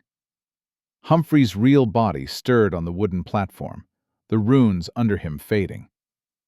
He swung his legs off the side and sat up, face pale, eyes wide and shaking. He had failed to protect every new child Rufus had placed with him. "How was that?" Rufus asked. "A nightmare," Humphrey said weakly. "An endless, inescapable nightmare." "Not inescapable," Rufus said, devoid of sympathy. "You had the power to protect those children. It was your hesitation and doubt that doomed them. You need to understand that sometimes the best action is the immediate one. You'll do better tomorrow." "Tomorrow?" he asked weakly. "And every day, until you stop getting the children killed." I don't know if I can do that." "Yet you think you're ready to do it when the people are real?" Rufus asked. "Adventurers aren't hunting monsters recreationally, Humphrey. We are the shield for those who can't protect themselves. Yes, there are adventurers who only care about money and status. But the real ones, and I know you want to be one of the real ones, care about duty. You have the heart for it, but until you have the mind set to match, all you're going to do is fail." Rufus placed a hand on Humphrey's shoulder. "Only you can decide how much you're willing to go through to do the right thing." Rufus and Danielle sat in the shade with a pitcher of iced drinks on a picnic table. Danielle had suggested Humphrey lead an enthusiastic Jason in the direction of the orchards. "I'm sorry if you feel I went too far," Rufus said. "You're a good adventurer. You know the things he'll be facing sooner or later." Danielle nodded. "My father always said I shield him too much from the realities," Danielle said. "But he was always such a good boy. It's like there's something inside him that makes him want to help people. I didn't want to break that." "Did you consider something for him other than adventuring?" Rufus asked. "There are other ways to help people." "Not in our family, there isn't. Gellers are adventurers, with all the good and bad that comes with it. And he has talent." "He does," Rufus said. "If he can get past this obstacle, he could be one of the greats one day." You have similar hopes for your friend Jason, yes? I'm sorry about him, Rufus said. He has a habit of saying whatever pops into his head. No, he doesn't, Danielle said. You should pay more attention. What do you mean? Haven't you noticed the way he seizes control of a conversation? The way he provokes people out of their comfortable patterns? He has a very political mind, but he applies it quite unlike anyone I've met. I hope Humphrey can learn from him a little. You want Humphrey to be more like Jason? Rufus asked incredulously. Humphrey is too straightforward a thinker for that, Danielle said. I'd just like him to understand that things are more complicated than he realizes. Social survival training, if you will. I think you may be overestimating Jason. You might be conflating unpredictability with cunning. Perhaps, Danielle said. I will acknowledge he's hard to predict. You know, I heard an interesting thing while you were off doing the field assessment. Oh? A god appeared in Divine Square. They do that all the time, Rufus said. There were a couple of interesting quirks in this particular instance. Which god? Hero, Danielle said. Interesting god. Did you know he's the only core deity not to have subordinate gods? I did, actually. That's right, Danielle said. Your uncle is a member of Hero's clergy, isn't he? How is he doing? Very well. I'll tell him you asked after him. Please do. What really caught people's attention about Hero's appearance, though, was that when everyone kneeled before the god, one man did not. Rufus put a hand over his eyes, groaning wearily. Jason has something of an issue with religion, he said. I did hear some rumors about that priestess you were working with, Danielle said. She has some unkind words about you, by the way. But you can see why I wasn't startled at Jason's lack of formality. What is the deference due an aristocrat when you won't bow to a god? Rufus narrowed his eyes at Danielle. You seem to know a lot about Jason for someone who just met him, Rufus said. It's hardly a surprise for someone of your influence to hear about the Divine Square incident. But you were certain it was Jason. You're investigating him, aren't you? I am, Danielle said. At your father's request. Rufus groaned. Thousands of miles away, and he still can't let me chart my own path. He's concerned about the man arresting so much of his son's attention, she said. A man who seemingly fell out of the sky. Imagine my surprise to discover he did almost exactly that. You know he's an outworlder. I do, Danielle said. Very exciting. How? It was a fanciful guess until I met him. He's so obviously a man out of place. The way he talks, the way he thinks, the way he looks at things. He doesn't fit. The way he looks at things? Like a man who doesn't expect to recognize anything. Have you told my father what he is? I did, Danielle said. It won't be hard for anyone to put the pieces together once people start looking for them. Which they will, when they realize you're training him. It's inevitable, I know, Rufus said. I wanted him to reach the point where his skills at least weren't an embarrassment. Jason doesn't seem to embarrass, though. Oh? He can be frustrating to teach, Rufus said. He's driven, but whenever I see an opportunity to teach him a lesson, he just figures it out and explains it back to me, like he'd learned it all before. How do you think he manages that? I advise strongly against ever asking him to explain. Something about an old man making a boy put wax on a carriage, then take it off again, because people were mean to him at his school. I think Jason's world must be a very strange place. Sounds rather intriguing, she said. Then feel free to ask him about it, Rufus said. Just do it when I'm somewhere else. Danielle laughed. When will he find his way into the Mirage Chamber? She asked. Sooner rather than later. I want him to use a martial arts skill book first. I've been holding that off to prepare him as best I can, but he'll need at least a few weeks to consolidate before his field assessment. So, in a few days, most likely. In the meantime, do you need me to keep coming for Humphrey? No, our family has trainers enough with the stomach for it, Danielle said. When you bring Jason by, we can have them spar a little. I will, Rufus said. But first, I need to have a talk with my father. Chapter 49. A Voice from Home. The Adventure Society offered a limited, if valuable, array of services. The Magic Society, by contrast, provided all manner of magical amenities to anyone with the money to pay for them. The main lobby of the Magic Society Services Building was quite large, with many comfortable chairs. Those who could afford their services were accustomed to luxury. An elven man in expensive clothes approached. Rufus noted his brooch in the shape of hand inside a circle, the Magic Society emblem. Lord Ramore, the man said. Such a pleasure. I'm Pritchard Finn, Deputy Director of the Magic Society here in Greenstone. Rufus stood up and shook his hand. It's just Mr. Ramore, Rufus said. One of my ancestors made rather a point about refusing title, and it's become something of a family stance. Very principled, I'm sure, Pritchard said. Please, allow me to be your guide to our humble branch. Not as magnificent as what you are used to, I'm sure. I wouldn't want to trouble you, Rufus said. No trouble at all, Pritchard said. If the director were not indisposed off campus, I have no doubt he would greet you himself. He certainly wouldn't want you waiting out here with the ordinary people. Title or not, I can comfortably assert that you are far from an ordinary visitor. I'm just here to use a communications channel, Rufus said.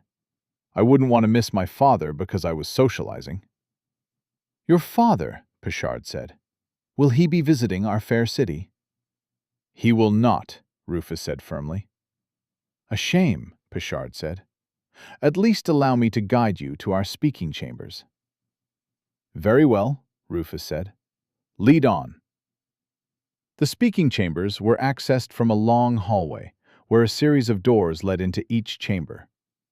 Pritchard showed no hesitation in explaining how excellent they were. A man of your background is naturally familiar with speaking chambers, Pritchard said. But were you aware the very best chambers are constructed from water-green marble? We may just be a remote branch, but our speaking chambers are a point of pride. Water-green marble? Rufus asked. Water-green marble is one of the higher-grade stones quarried right here in the Greenstone region. It has a strong water affinity, which makes for an excellent connection. Rufus thought that Pritchard was just talking up his facility, but when he stepped into his assigned speaking chamber, it really was grander than he had anticipated.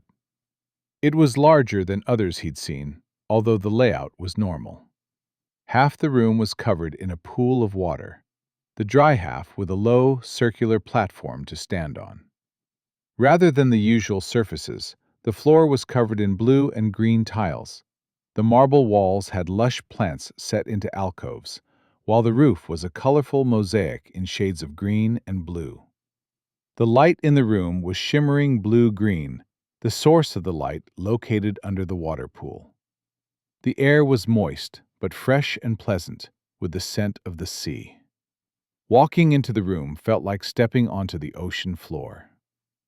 Mr. Pritchard, Rufus said, I must confess, I didn't give much credence to your claims about your speaking chambers. Consider this my apology for doubting your words. Gratifying to hear, Mr. Ramore. I will leave you to your call. Rufus turned and shook Pritchard's hand before the elf departed. Thank you, he said with a smile. Pritchard left, closing the door to the chamber behind him.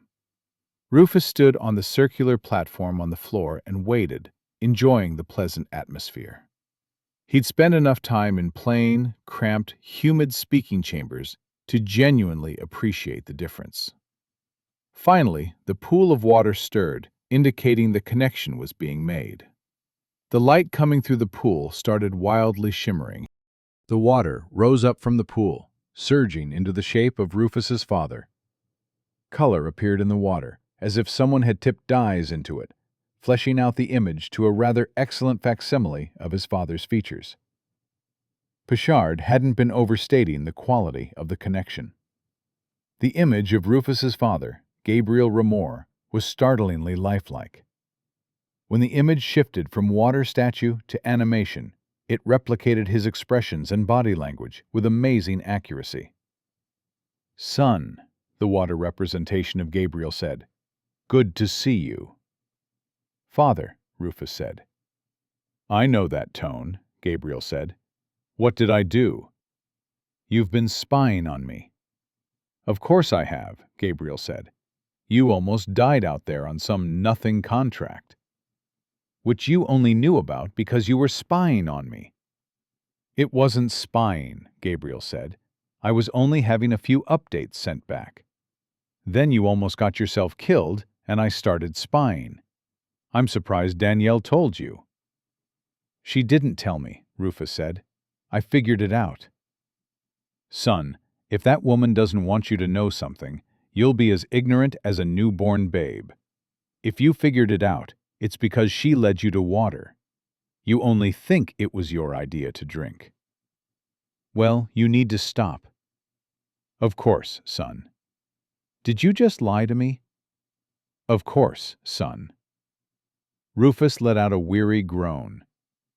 "So," Gabriel said, "tell me about this outworlder of yours." "He's a bit odd," Rufus said. "They're all odd," Gabriel said. "What's he actually like?" "Do you remember the first time you told me about outworlders?" Wasn't it when we had that one stay with us at the academy? The pretty one that you—" "I remember the one, Dad." Gabriel's water image let out a gleeful chuckle. "This is a good connection," Gabriel said. "I can see you scowling." "Dad, do you remember when you told me there were two kinds of outworlders?" "I do," Gabriel said. "The ones that die immediately, and the ones that survive and thrive." "Jason is definitely the die immediately type," Rufus said. "But he survives and thrives anyway." "That is odd," Gabriel said. "Sounds like trouble."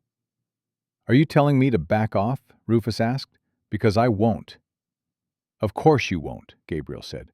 "Heading for trouble is the whole point of being an adventurer. Otherwise, what's all the training for?" "Actually, I wanted to talk to you about that," Rufus said. "I have a proposal for the academy." "Oh?" "Not having someone looking over my shoulder has been an education," Rufus said. "As an adventurer, I've gone from thinking I knew everything to realizing how much I don't." "That's good," Gabriel said. "A few close scrapes, some costly mistakes. It'll turn you into a real adventurer." "That's exactly my point," Rufus said. "It wasn't until you released me into the wild that I realized how far I have to go. It's why the Gellers keep training their family here at the south end of nowhere. They can let them loose to make their own mistakes." "So you're proposing we start sending people there?" Gabriel asked. "I am," Rufus said. "We could establish a graduate station here. The Geller family facilities are well developed, and we could arrange an exchange. They help us get off the ground, and we help them refine their training programs." "Have you put this to the Gellers yet?" "No," Rufus said. "I wasn't going to reach out before clearing it with Granddad. Not to mention that I'd also need specifics to take to them. I'd never make an approach without knowing what I could and couldn't offer." "Good lad," Gabriel said. "All right, I'll float it to the family. For now, you and I can start having weekly meetings. Being our man on the ground will be a good chance for you to step up in the academy. A project like this won't be small or quick." "I'm not sure how long I'll be here," Rufus said. "Amir could arrive any day. I suppose I could extend my stay. I don't have to go back with him when he's done." "Oh, Gabriel sheepishly rubbed his chin. "I was meant to tell you," he said.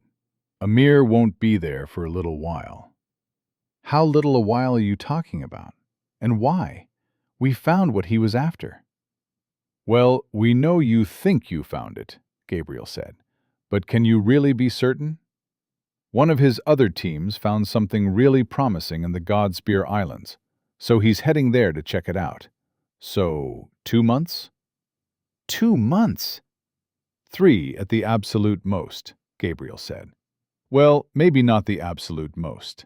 And that's from when he leaves here, obviously. Call it 4 months. 4 months, Rufus said incredulously. Well, now you have your project that works out, Gabriel said. He doesn't know that. Did you say he hadn't left Vitesse yet? What is he doing? There's been a lot going on, Gabriel said. It's a busy time. Rufus narrowed his eyes at his father's projection. Isn't it time for the Flower Wine Festival? Is it? Gabriel asked innocently. He wouldn't meet his son's eyes, even through the projection. Rufus ran a hand over his face.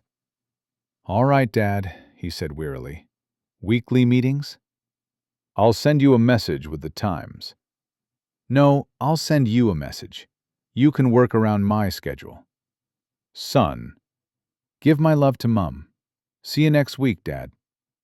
Rufus stepped off the circular platform, and the image of his father broke apart, splashing into the pool. 4 months, he muttered to himself. All right, then. Rufus stormed through the back gate into Jory's courtyard. Jason was seated in a meditation pose on a mat, while Farah sat on a chair reading.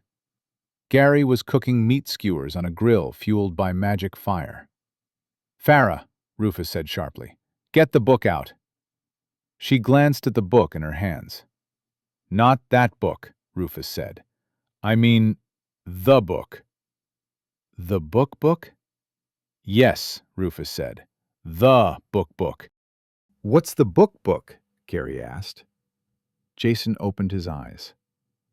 Why is everyone making chicken noises? He asked. It's time for you to get your hands on a martial arts skill book, Rufus told him. Ooh, nice, Jason said, getting up and brushing his legs with his hands. Wait, that's what you want the book for? Farah asked. What book? Gary asked. You know, Farah said, the book, from under the lake. Didn't we decide to give that to Amir? Gary asked. We did decide that, yes, Farah said. The contract from Amir wasn't to find a book, Rufus said. Giving it to Amir was your idea, Farah said to Rufus. You talked us into it. That's true, Gary said, prodding at the cooking meat with a fork. We wanted to sell it. Well, Amir won't be here for 4 months, so he's missing out, Rufus said. Gary, poised to shove a whole skewer in his mouth, stopped to look at Rufus. 4 months? He asked. From when he leaves, Rufus said. He hasn't left? Farah asked. Flower Wine Festival, Gary mumbled around a mouthful of meat. You weren't kidding about this marinade, Jason. One of the other teams has a promising lead, Rufus said. He's going there to check it out first. Which team? Farah asked. Godspear Islands. Are you kidding me? Farah asked. Mirabelle and her army of idiots? Of course they think they found it. She got up from her chair and started pacing. That isn't the place, she said. This is the place. We found the place. I know, Rufus said. What place? Jason asked. It isn't like we're just confident this is the place, Farah continued. This is the place. It is, Rufus said. Then why is Amir sailing off in the wrong direction? Well, Rufus said, they know we think we found it, but I hope his boat sinks, Farah said. That's pretty unlikely, Gary said. So the book? Rufus asked. Farah's stone chest erupted out of the ground. She opened the lid, reached in, and came out with an absurdly large book. It seemed like she should be staggering about under the weight, but her small body contained a powerful strength. She slammed the lid of her storage chest down and dropped the book onto it with a resonating thud. It was almost as large and thick itself as the stone chest lid on which it was resting. Bound in thick leather, embossed into the front of the book were the images of two scythes crossed over a skull. "That's a hefty and sinister tome you've got there," Jason said, moving to look closer. "We each agreed to give you a gift," Rufus said, "as thanks for saving us. Farah's you've already received. If the others don't object, I'd like this to be mine." "Works for me," Gary mumbled. "Well, you were always going to get him a skill book," Farah said. "I have to assume this one is better than most." "It's obviously special," Jason said. "Where did it come from?" "We can't tell you that yet," Rufus said. "You're giving him the book," Farah said, "but saying where it's from is where you draw the line?" "The book wasn't in the contract," Rufus said. "Keeping our mouths shut was." "So, can I use this?" Jason asked, reaching towards the book. "Not so fast," Rufus said. "Now that we'll be here for a while, we don't have to be in such a rush. I can make sure you're ready before letting you use it." "And when will that be?" Jason asked. "I told you when we started," Rufus said. "There's going to be a test." Chapter 50. The Full Keanu. Rufus swung the staff horizontally, Jason swaying back so it passed in front of him. Rufus kept the momentum, bringing the staff up and over into a downward strike. Jason kept control of his balance, shifting to the side without disrupting the center line of his body.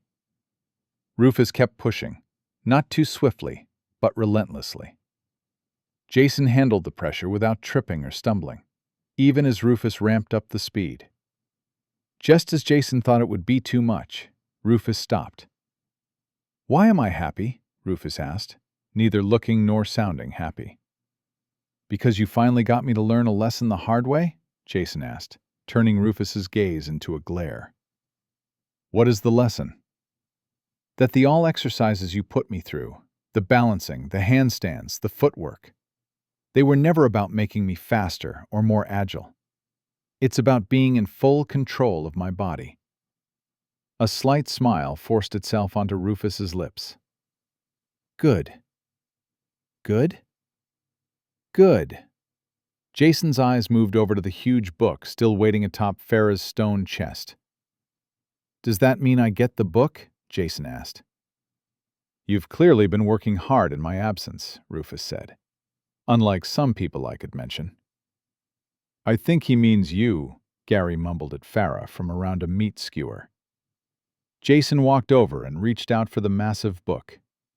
"Wait," Rufus said. "What?" Jason asked. "Before you use that book," Rufus said, "you have to understand what it is. By which, I mean, you have to understand what it isn't." "Okay," Jason said. "The thing you need to understand about the skill book," Rufus said, "is that it isn't going to teach you how to fight." "That sounds a bit dodgy," Jason said. "Isn't that exactly what the book is for?" "No," Rufus said. "It will teach you technique, not how to use it. It's a shortcut that saves you years of repetitive exercise. But that isn't fighting. Any martial system, at its core, is a method of effectively leveraging strength. That makes it a tool useful for fighting. But the one who does the fighting must still be you. Even the best hammer doesn't push the nails in itself." "There isn't a magic hammer that does that?" Rufus gave him a disapproving look. "Jason, there's a time to be clever pedant, and a time to shut your mouth for once and learn something." "Sorry," Jason said. "So, martial arts are a tool," Rufus continued. "Your physical attributes and essence abilities will impact how that tool is used, but only experience will teach you how to turn form into function. Only using it against actively resisting opponents will let you make it your own, instead of something a book gave you." Rufus walked to where Jason stood next to the book and placed a hand on it. "The book will give you the techniques," he said. "We will show you how, when, and why to use them." By beating it into me, Jason said. That's right, Gary said from behind the cooker. We're going to beat you like a drum. Suddenly, I'm a lot less excited, Jason said. Couldn't you just let me have my moment of happiness? I just don't want you to think learning martial arts from a book will magically make you good at fighting. That's a disappointment, Jason said, given its literal purpose is to magically make me good at fighting. Like I said, Rufus told him, we'll teach you to understand the difference. With our fists, Gary added. And our knees, elbows, and such. Can I just use the book now, please? Go ahead, Rufus said. Taking a deep breath, Jason reached out and placed a hand on the book. Item: Way of the Reaper, 5 forms, 1. Iron rank, legendary. A magical book detailing the foundational techniques for all 5 forms of the Way of the Reaper. Consumable, skill book. Requirements: Ability to use skill books. Effect: Imparts iron rank techniques of the Way of the Reaper's 5 forms.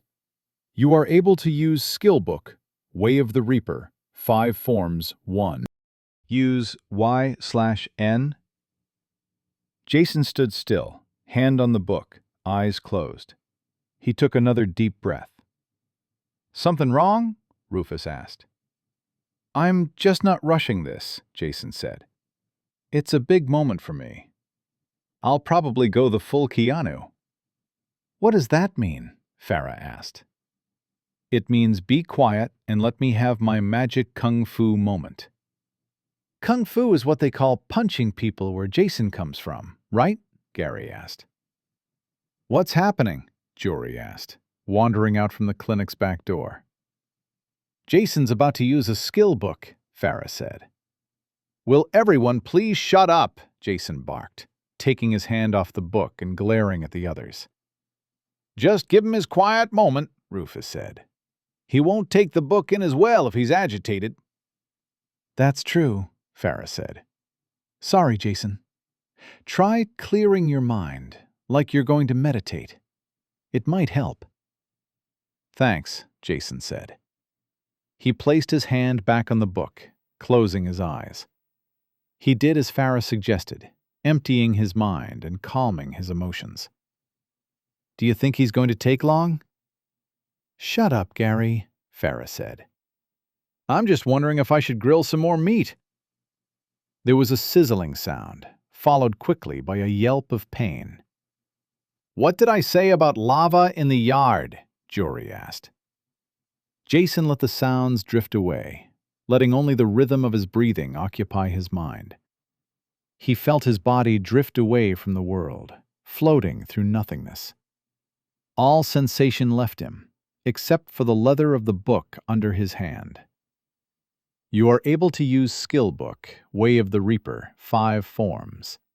Use Y/N. He mentally assented, and the huge book floated up off the chest to hover over Jason's head. The ponderous cover flipped open, and text started rising from the page, disembodied runes turning from black to glowing gold. There was a sizzling sound, like meat on a grill, as the text transmuted. The first page of the book turned itself over as the last of its text floated off, and the second page began disgorging its contents into the air. With each page, the process grew faster and faster, the glowing jumble of text in the air forming a thick cloud. Even with the increasing pace at which the pages were beginning to turn, it was taking a long time to make it through the massive tome. Do skill books normally take this long? Jory whispered to Farah. No, they don't, Farah said, although I've never seen a skill book that big before. The cloud of text kept growing, spreading down until Jason was completely obscured. Finally, the sizzling stopped. They couldn't see the heavy book anymore, but they heard it hit the ground with a thud. The cloud of golden text started darting about like a swarm of angry bees. Within it, they could hear Jason grunting in pain. "Hold on," Rufus called out. "Try and last out the whole thing." "Is he all right?" Jory asked. "Using a skill book is strenuous," Farah explained. "The more it's trying to teach you, the greater the strain." "People often pass out while using them," Rufus said. "But the information isn't passed on as well once they're unconscious. It takes them longer to consolidate what they've learned afterwards." The cloud shrank over time until they could once again see Jason. He was staggering in place, arms out to keep balance. They watched the golden text diving into his body. "You're doing good," Gary cheered him on. "Hold on as best you can," Rufus encouraged. Finally, the last of the text sank into Jason, leaving him standing unsteadily, but still upright. He took in a sharp breath. "Whoa," he croaked. "Still standing," Rufus said.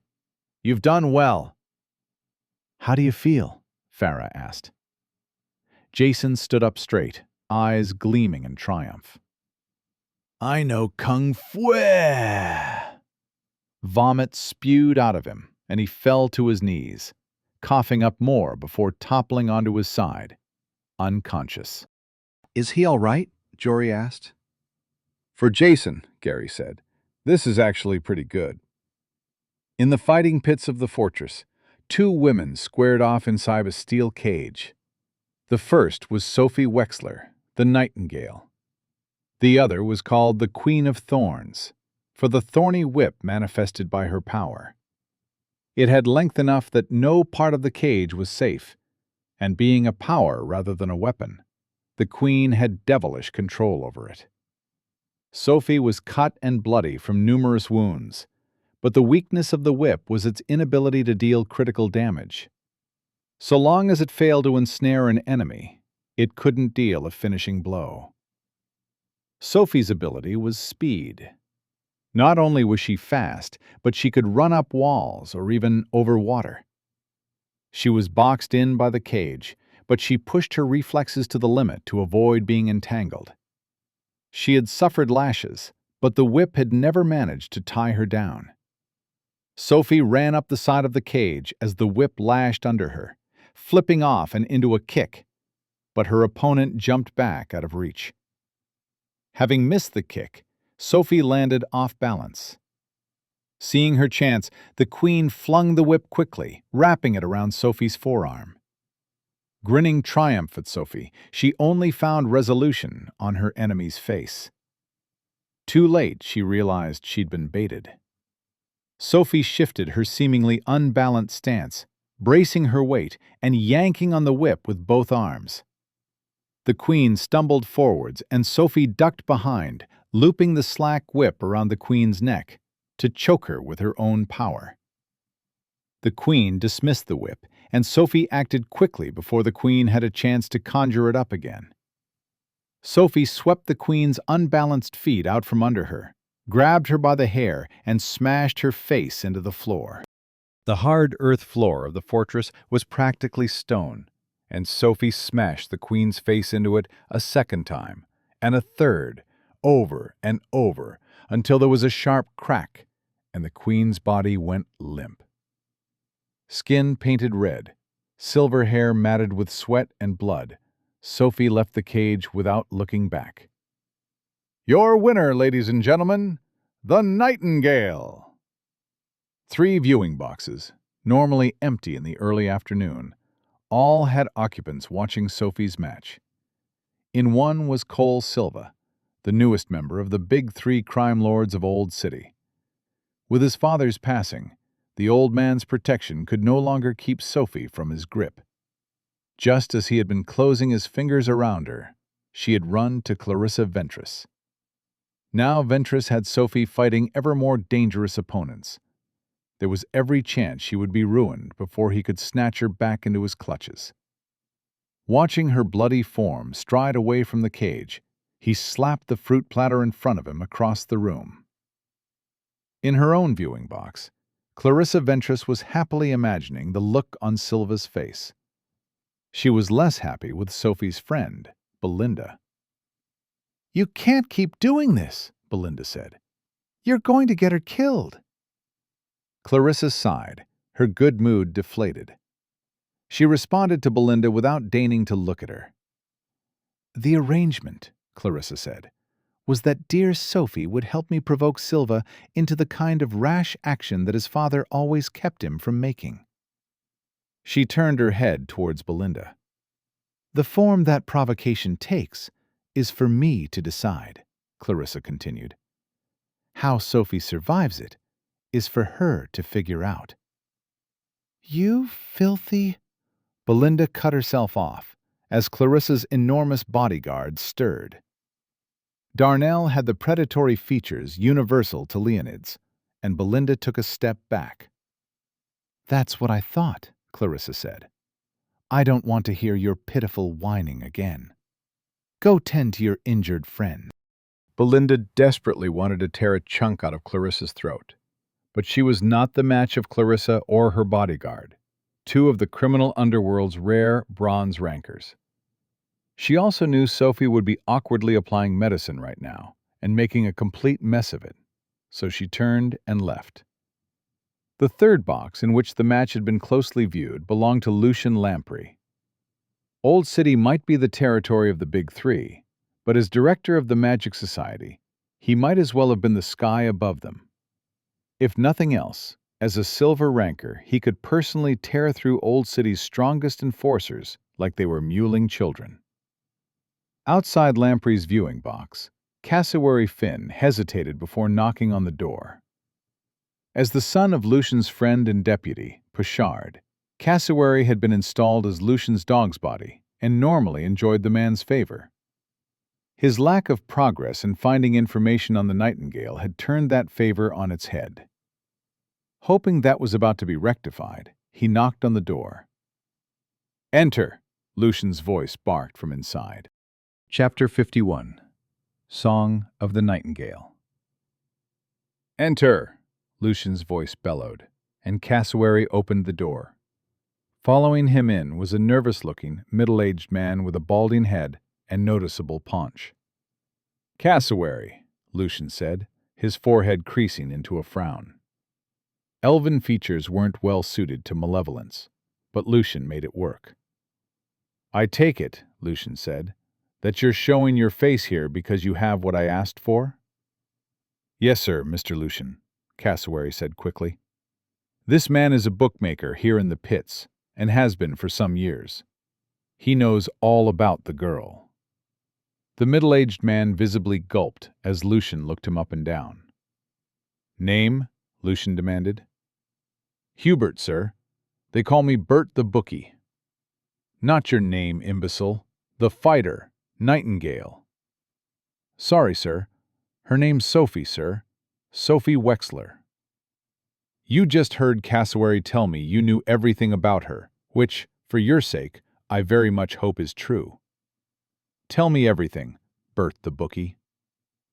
"Everything, sir. Yes, sir," Hubert said. "She wasn't born local, but came over with her father when she was real little-like. This was at the time of the monster surge before last. I remember that's when it was because her father was part of this merchant group, the head of their muscle.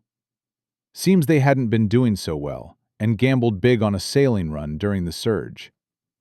There's a reason no one sails during a surge, though, and they lost everything. Only a handful made it in on some dinghies, including the girl and her old man. She couldn't have been more than 2 or 3 years old." "He took a little girl out to sea during a monster surge?" Cassowary asked. "What a prick." "Shut up," Lucian said to Cassowary, then returned his gaze to Hubert. "You, keep talking." "Well, the merchant group was done," Hubert continued.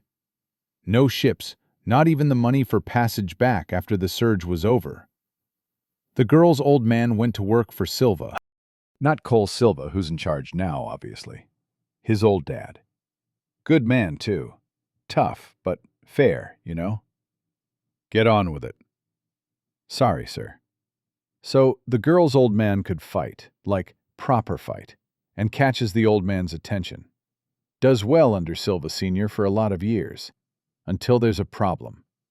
Silva Jr. takes an interest in the girl. Hardly a surprise, Lucian said. He has eyes. She is a looker, sir. But she didn't want any part of Silva the younger, and none could blame her. He'd left more than a few professional women in no state to undertake their profession, if you catch my drift. Old man Silva, he knows what his son is, and likes the girl's father. So he tells his son that it's hands off. I bet he took that well, Lucian said. About how you'd expect, sir, yes. He did as he was told, but didn't make things pleasant for the girl. Got to the point that her father decided to get her out. He just didn't go about it a good way. Oh? The father takes out a loan from Silva the senior, a hefty one, tries to start up his own trade expedition, but even without a monster surge, the man ain't got no luck with the sea. Monster attack? Pirates. Was quite the excitement from what I hear.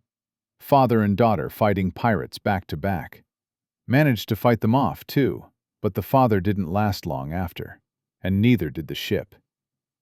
For the second time in her life, the girl arrives at the city in a dinghy, and this time she's got no father and a shipload of inherited debt. She would have been 16, 17 back then. She had an essence her old man had bought, which had just made the debt all the bigger.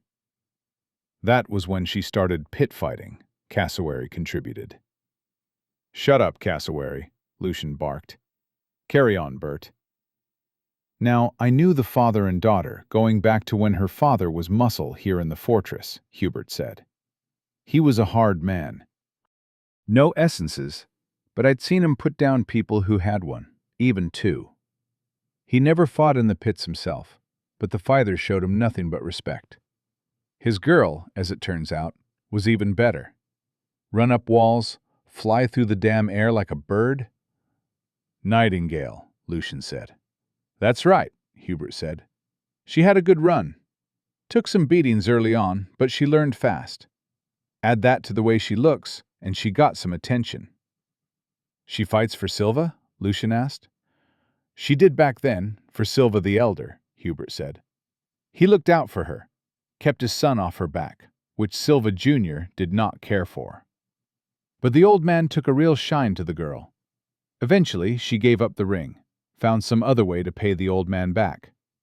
High-end thieving was what I heard. She had a friend who made the plans and the tools. She did the second story work.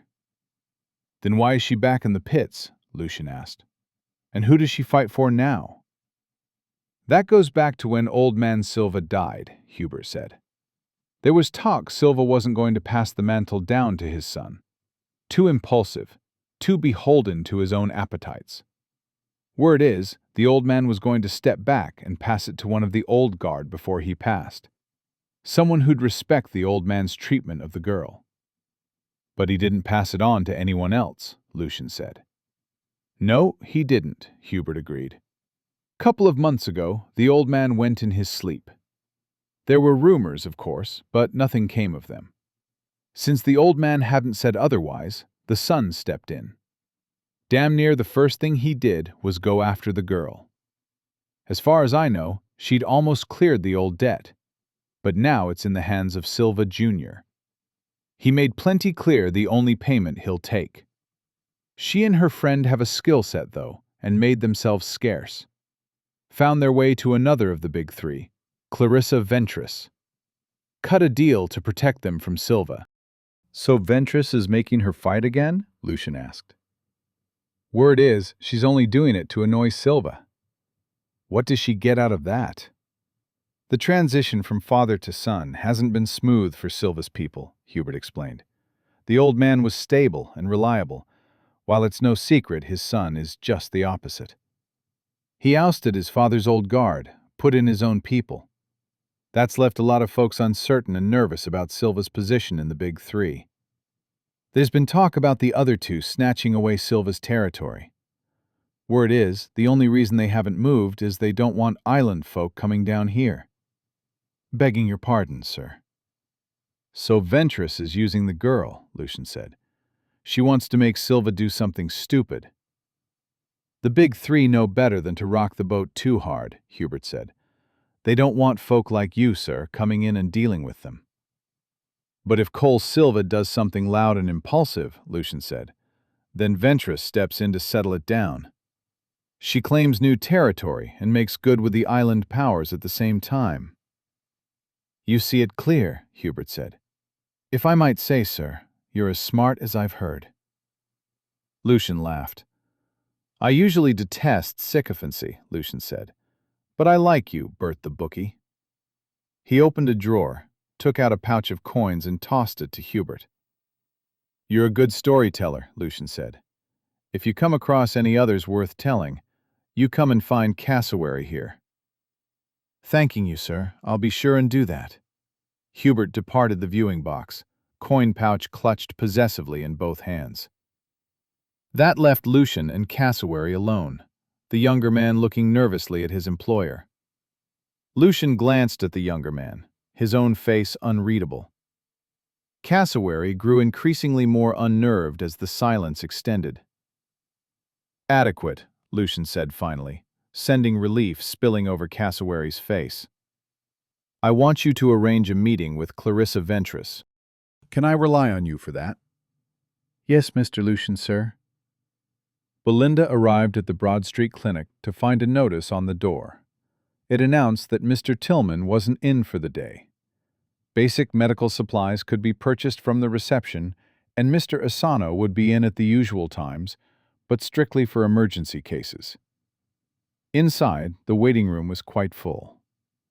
Sorry, Mr. Asano, she heard Janice, the receptionist, say. The notice said emergencies only, but of course people ignore it. Or can't read, a man said, coming out from the back room.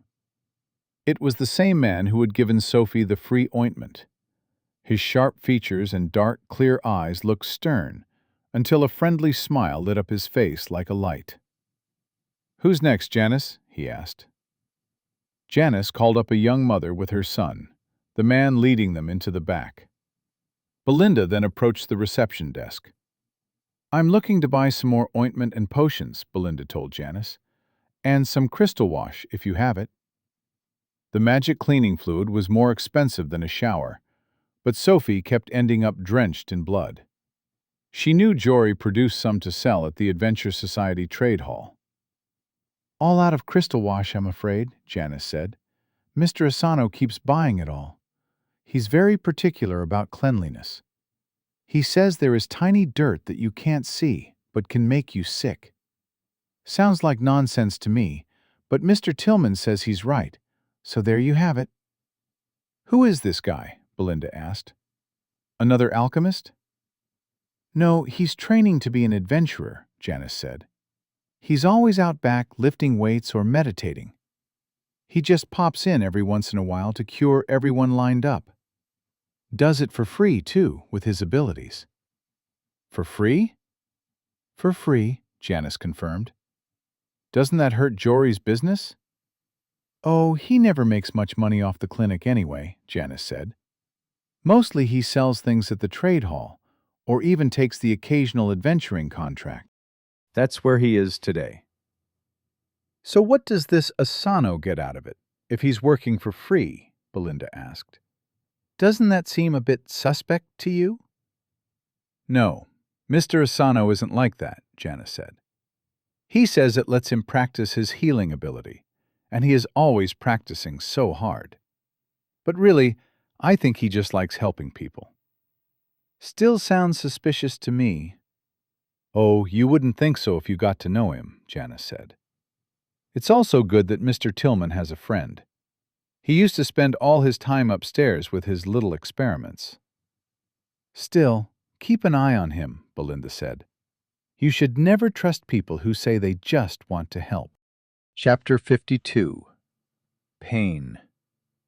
I'm taking it up to 5. Rufus's voice echoed through the mirage chamber. Jason stood waiting in his illusionary body. He was under the dome, but it was hidden by the false landscape. His senses told him he was standing on a desert hillside, ancient ruins all around him, and dead enemies at his feet. The mirage chamber was a strange experience. To Jason's senses, everything was real, including himself. He felt the impact of every blow and the pain of every wound, even as his body lay unharmed in the control room. The wounds vanished from Jason's body, and the fallen enemies around him vanished. In their place, 5 men appeared and immediately jumped to the attack. Jason's new art was different in many ways from what he had expected, although in hindsight such differences were obvious. In his own world, martial arts were designed to fight other humans, operating within a fixed range of physical capability. Adventurers had to fight anything from people with superhuman attributes to shark crabs to spiders the size of a delivery van. It was tricky to put a wrist lock on something that didn't have a wrist. The Way of the Reaper consisted of 5 forms, which shifted the combat style's priorities to meet changing circumstances. They were not organized to confront specific challenges, but rather to meet challenges in specific ways. The form Way of the Sage, for example, was the most mobile of the 5 stances. It was of equal use against multiple opponents in complicated terrain as it was against a giant creature with many legs. The Way of the Hierophant form was direct and aggressive, while the Way of the Trickster was the exact opposite. Full of strange movements and unconventional attacks, it reminded Jason of drunken boxing. The Way of the Hunter offered debilitating attacks against the unaware victims, and methods to hone in on the weak point of a monster. Against human opponents, the Way of the Hermit put attackers off balance to set up devastating counters. Against monsters, it was used to defend against unusual attacks from the most bizarre creatures. Altogether, it made for a comprehensive style, incorporating strikes, grapples, even acrobatics. How to move quickly and quietly, or with swift, breakneck efficiency. All the things he had been learning came into play, from Rufus's footwork to Gary's movement training, even Farah's situational awareness techniques. Despite all of that, Rufus's proclamations about the nature of fighting came to pass. The result of his sudden martial skills reminded Jason of playing a video game for the first time. His avatar may have an array of amazing abilities, but his fumbling efforts to use them left him beaten, battered, and failing to live up to the potential. Boxed in by the 5 illusionary enemies, he was pinned down and savagely beaten. Rufus took longer to end the simulation than Jason would have liked, but eventually he did, and Jason woke up in his real body. He swung his legs off the platform he was laying on, letting out a groan as he rubbed his side. "I swear I can still feel it," he said. "Phantom pain," Rufus said. "You get used to it." 5 enemies was a little much, Jason said. "I could barely handle 4. "You want to go back down?" "No, the challenge is good." "That's what I want to hear." "Still better 5 illusionary goons than one of Humphrey," Jason said. "I'd call him a monster, but I've fought monsters. He's worse." "Humphrey has been training since he was able to walk upright," Rufus said. "He and I have that in common. A book won't close that gap overnight." "That's fair." "What did your parents teach you when you were growing up?" "My dad's parents came from another country," Jason said. "My mom was very big on having us learn about it, the language, the culture.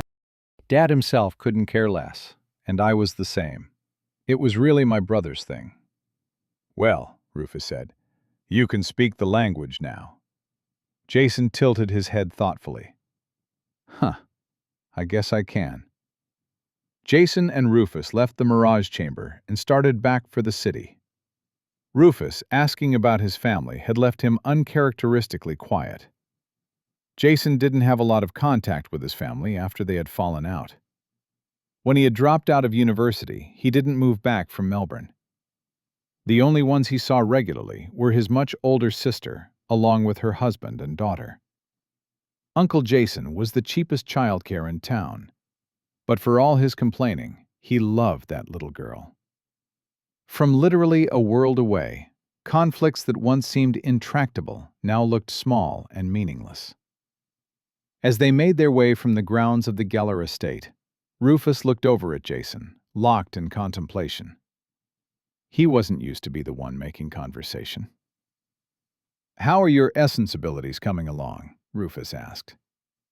"What? Oh, good, yeah," Jason said. "I'm getting better with the shadow teleport. I've been testing its limitations." "Oh?" "It needs a distinct shadow," Jason explained.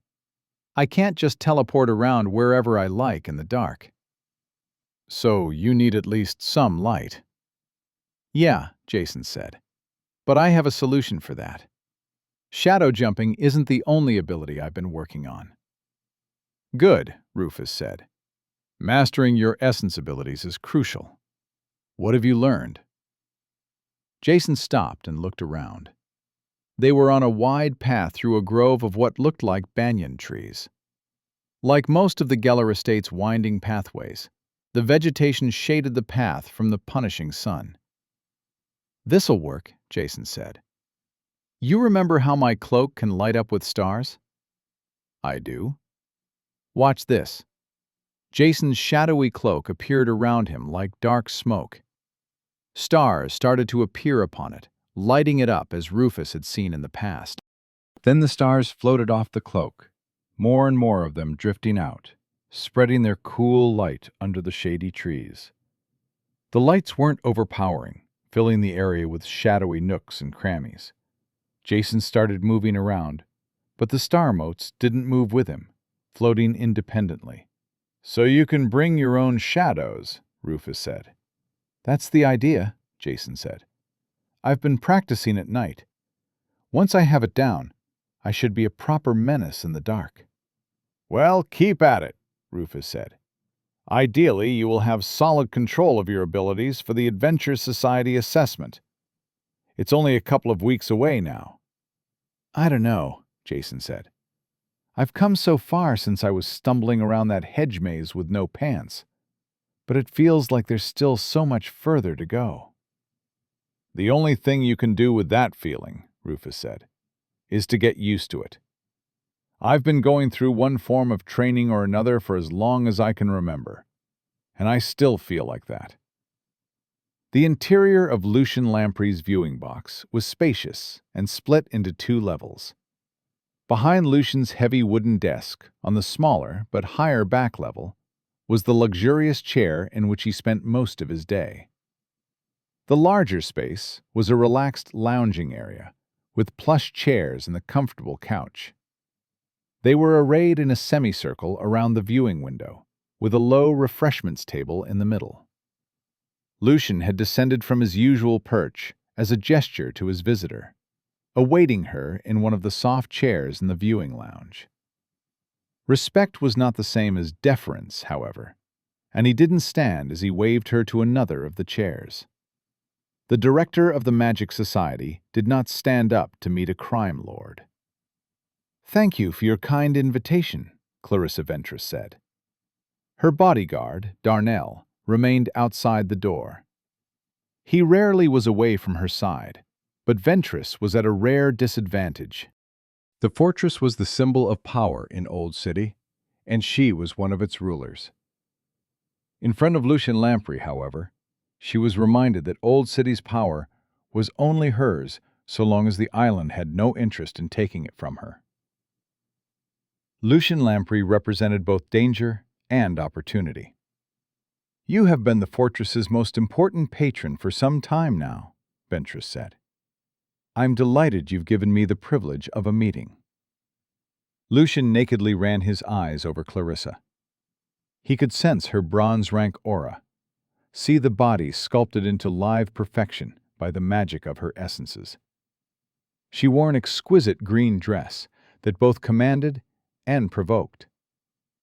Lucian had heard the Delta contained several breeds of snake that were beautiful in their coloration, but deadly to encounter. He had the same impression of Clarissa Ventress. "The pleasure is genuinely mine," he told her. Lucian's assistant cassowary brought refreshments, setting them on the table as Lucian and Clarissa exchanged more niceties. As you may be aware, Lucian said, I am an enthusiast of the fights here in the fortress. I have heard as such, Clarissa said. Normally, it is the evening battles that interest me, fighters with a full set of essences. But lately, I have found one of the lower card fighters to be highly compelling. One of your fighters. Clarissa smiled. The key to controlling a person was finding what they wanted. Now she understood what Lucian wanted. Her concerns melted away. The nightingale, she said. It was hardly a leap of deduction. A certain kind of man took perverse pleasure in breaking the will of a strong woman. It was the reason Sophie made such a useful stick with which to prod Cole Silva. Clarissa enjoyed such men. She found them weak and easy to handle. Her real name is Sophie Wexler, Clarissa said. She came into my employ under the condition that I would protect her. Give her to me. Of course, I would like to do nothing else, Clarissa said. But there are complications. Lucian scowled. You must understand, Clarissa said, that my deal to protect her is widely known. That knowledge is no small part of where the protection comes from. I have gotten where I am on the strength of my reputation. If I make a deal to protect a person, then hand them over to someone else, I am no longer able to vouchsafe any agreement on the strength of my word alone. And if I just decide to take her? Then no one in Old City could stop you, Clarissa said. But if Old City was all you had to worry about, you already would have. The director of the Magic Society can't just go around kidnapping women for his own pleasure, and that kind of thing has a way of getting around. What you need is to have her placed under your power in such a way that will not be given a second glance. Go on, Lucian said. I think perhaps, Clarissa said, there is a way in which we can have both of our needs met. It will take some effort on my part, but the conclusion should be mutually satisfying. Explain, Lucian demanded. You must understand that one's word is not something that can be repaired.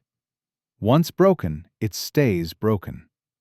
I made an agreement to protect the girl from external influences in return for certain services.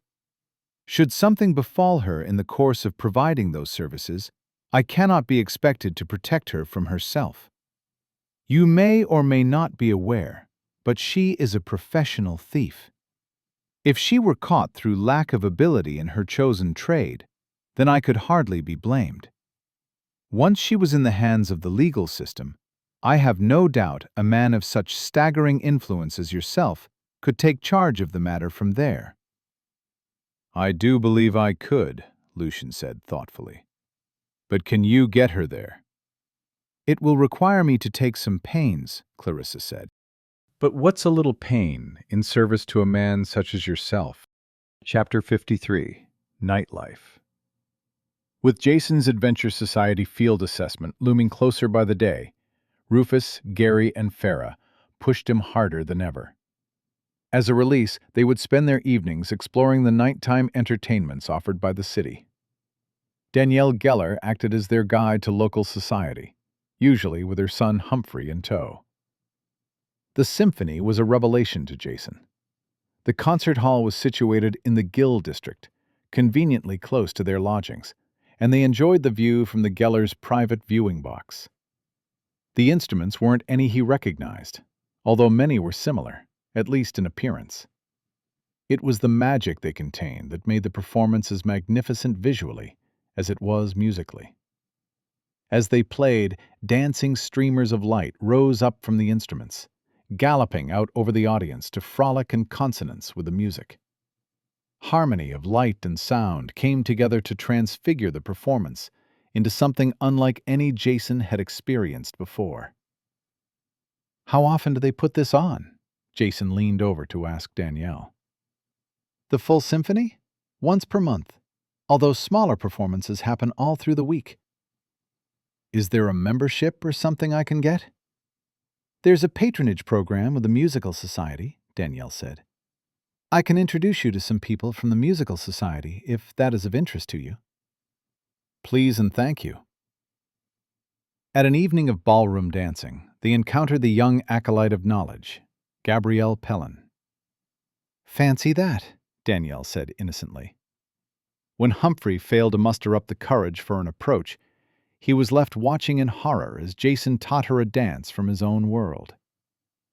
After Jason slipped the string quartet a few coins, they claimed the floor to demonstrate it in full, to the applause of the gathering. Afterwards, Jason escorted her in the direction of Humphrey, Danielle, and Jason's friends. "You're quite the spirited dancer," Gabrielle told Jason, as they walked leisurely around the dance floor. "You never did tell me the name." "It's called the tango," Jason said. "Is it well known in your world?" It's probably the most famous dance there is. It was my older sister who taught me to dance. I wasn't very interested until my father gave me some sage advice. He told me that if I wanted to be successful in love, I needed to learn 3 things: how to dance, how to cook, and how to keep my damn mouth shut. "How did that work out?" "Well," Jason said, "I can dance and I can cook. Gabrielle, you'll remember Humphrey Geller." "Of course," she said. "I haven't assessed that many people for the Adventure Society, but of those I have, I think he may have been the most talented." "You realize you assessed me right after." "I do," she said primly. "Ouch," Jason said, turning his gaze to Humphrey. "It seems this rose still has her thorns. Humphrey, I think I'll leave this next dance to you." They both looked to Humphrey, who was looking nervous. His sheepish embarrassment could not hide the broad shoulders and chiseled features, however. He was another in a long line of annoyingly attractive people Jason was getting to know. "I think that would be delightful," Gabrielle said, taking mercy on him. "What do you say, Humphrey?" Jason asked. I would like that very much." Unlike most society hotspots, the theater district was actually located in Old City, quite close to the fortress. It allowed members of high society to seem like they were heading to a play instead of the less savory delights of the city's chief den of iniquity. Leaving a private viewing box, Jason and his companions discussed their opinions of the play. "The stage combat was actually rather impressive," Rufus said. "I found the plot to be a little slight, however. I like a performance with something to say." "It did have something to say," Gary said. "That sword fights are great. The good guys win, the bad guys lose. The end. I liked it." Jason was shaking his head. "You disagree?" Danielle asked him. "I'm probably just misreading it because of the difference in culture," Jason said. "It's not like you to be diplomatic," Rufus said. "Just say what you really think." "I think it did have something to say," Jason said. "I think the main characters weren't the heroes. They were the villains. I think the whole play was a critique of hereditary power structures, and by overcoming the antagonists, the central characters were restoring a state of oppression." "You think the main characters were the villains?" Rufus asked. "I do." "I don't see it," Rufus said. "Don't you have a childhood friend who's a member of some royal family?" Jason asked. "He does," Ferris said. "What does that have to do with anything?" Rufus asked. They exited the theater through the doors reserved for private box holders, where members of society were boarding their carriages. Jason noticed a woman with the same silver rank aura and physical perfection of Danielle. She broke away from her own group of ladies, making a beeline for Danielle. "Danielle," the woman greeted. "Always lovely to see you. Young Master Humphrey. And you must be Rufus Remore, with your erstwhile companions, of course." "Lady Thalia Mercer," Danielle introduced the lady. Thalia's eyes settled on Jason. "We haven't had the pleasure," she said. "You must be the young man people are getting so curious about." "I'm no one important," Jason said. "Yet you keep important company," Thalia said. I do? He asked. I don't really know these people. I'm only here because I won a raffle. Ferris snorted a laugh, while Rufus ran an exasperated hand over his face. Wait, there was a raffle? Gary asked, only to be shushed by Farah. This is Jason Asano, Danielle introduced, a smile playing over her lips. He will be taking his field assessment for the Adventure Society when Humphrey retakes his. I assume your son will be there as well? He will, Talia said unhappily. I tried to convince my husband that Thadwick would benefit from additional training, but he was quite adamant. Talia turned to Rufus, the man who had failed her son during the previous assessment. You know, Mr. Ramore, she said, you rather overturned the fruit cart with how you conducted the last assessment. I'm sorry if you feel your son was treated unfairly, Rufus said. But since he had previously passed, perhaps it would have been better not to put him forwards for reassessment. Talia laughed. I couldn't agree more, Talia said, to Rufus's surprise. However, my husband cannot seem to help poking his fingers into things best left alone. It's a shame you weren't here when Talia's daughter was tested, Danielle said. Talia oversaw her training personally, and I have no doubt she would have passed. Where is Cassandra this evening? Out in the Delta somewhere, on a contract, Talia said.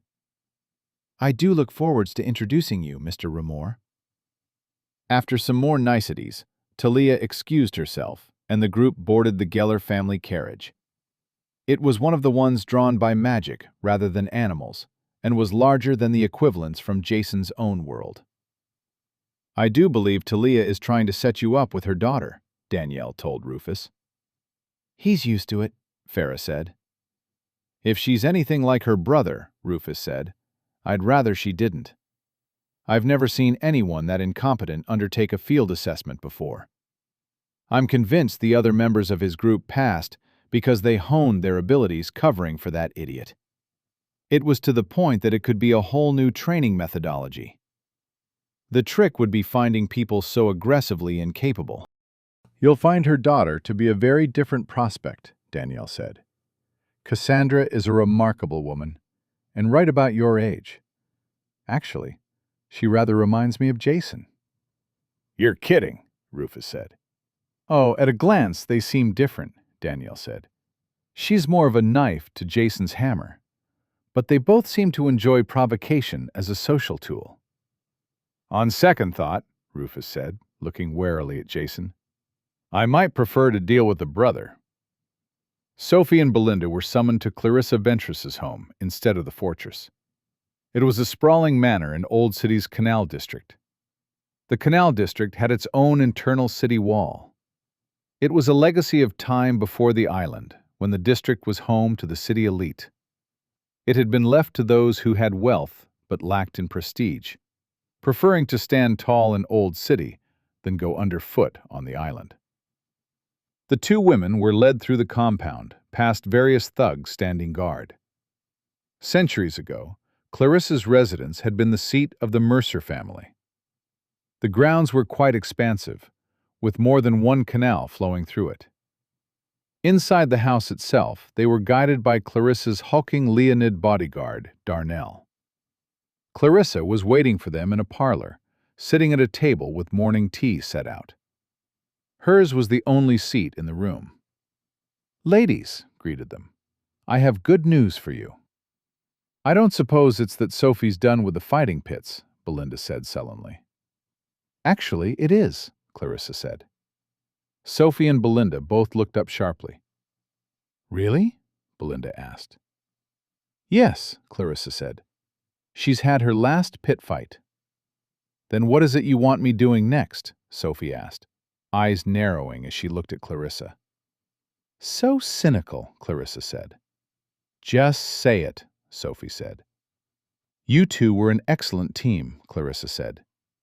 "I suspect that even now, the two of you are the only ones who know exactly how many jobs you pulled for Old Man Silva. I just want you back to doing what you do best."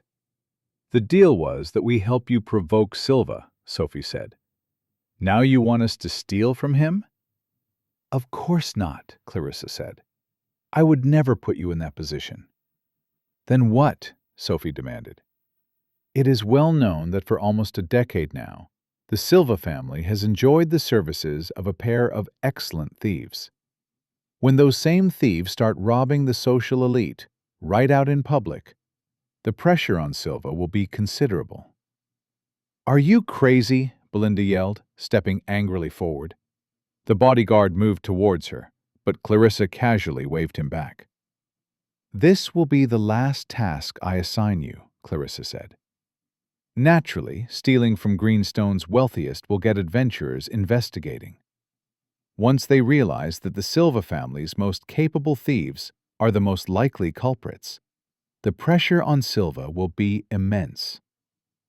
Are you really willing to risk bringing the powers from the island down on your own head? Sophie asked. It's hardly a risk, Clarissa said.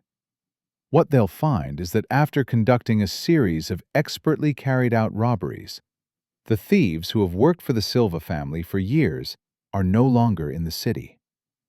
Because, having met your end of the deal, you will be far from here, as promised, with a goodly amount of money for your troubles.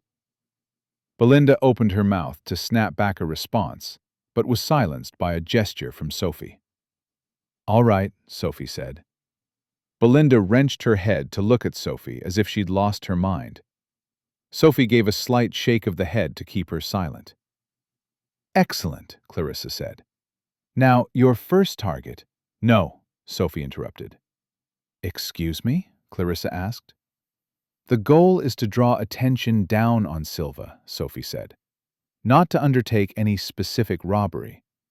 So it doesn't matter what we take, or from who, so long as it's high profile and it's public. Belinda and I will choose the targets and the timing. Choosing the targets, Clarissa said, means I can meet more than one objective at a time. Our deal didn't include any additional objectives you may have, Sophie said, so you can sort them out yourself. You aren't staking us out as bait for some other reason, are you? Of course not, Clarissa said. Then we choose the targets, and we choose the timing. Fine, Clarissa conceded. Just make sure I'm notified beforehand. No, we'll keep you out of it, Sophie said. We wouldn't want people moving attention from Silva to you, after all. We plan and execute the robberies alone, and we fence the goods through Silva's people. We have connections enough for that. Clarissa's mouth was smiling, but her eyes were spraying venom. Very well, she said, but I want jobs done quickly and repeatedly. If not, then you aren't holding up your end, and there won't be a place in the city you can hide from me. As for escaping it, if you could leave the city alive, then you wouldn't have come to me in the first place. Sophie gave a curt nod, then strode away. Belinda followed in her wake, Clarissa's bodyguard trailing them until they were out of the compound. They walked through the darkened streets of Old City at a rapid stride.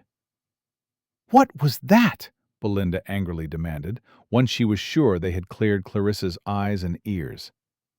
That whole thing makes no sense.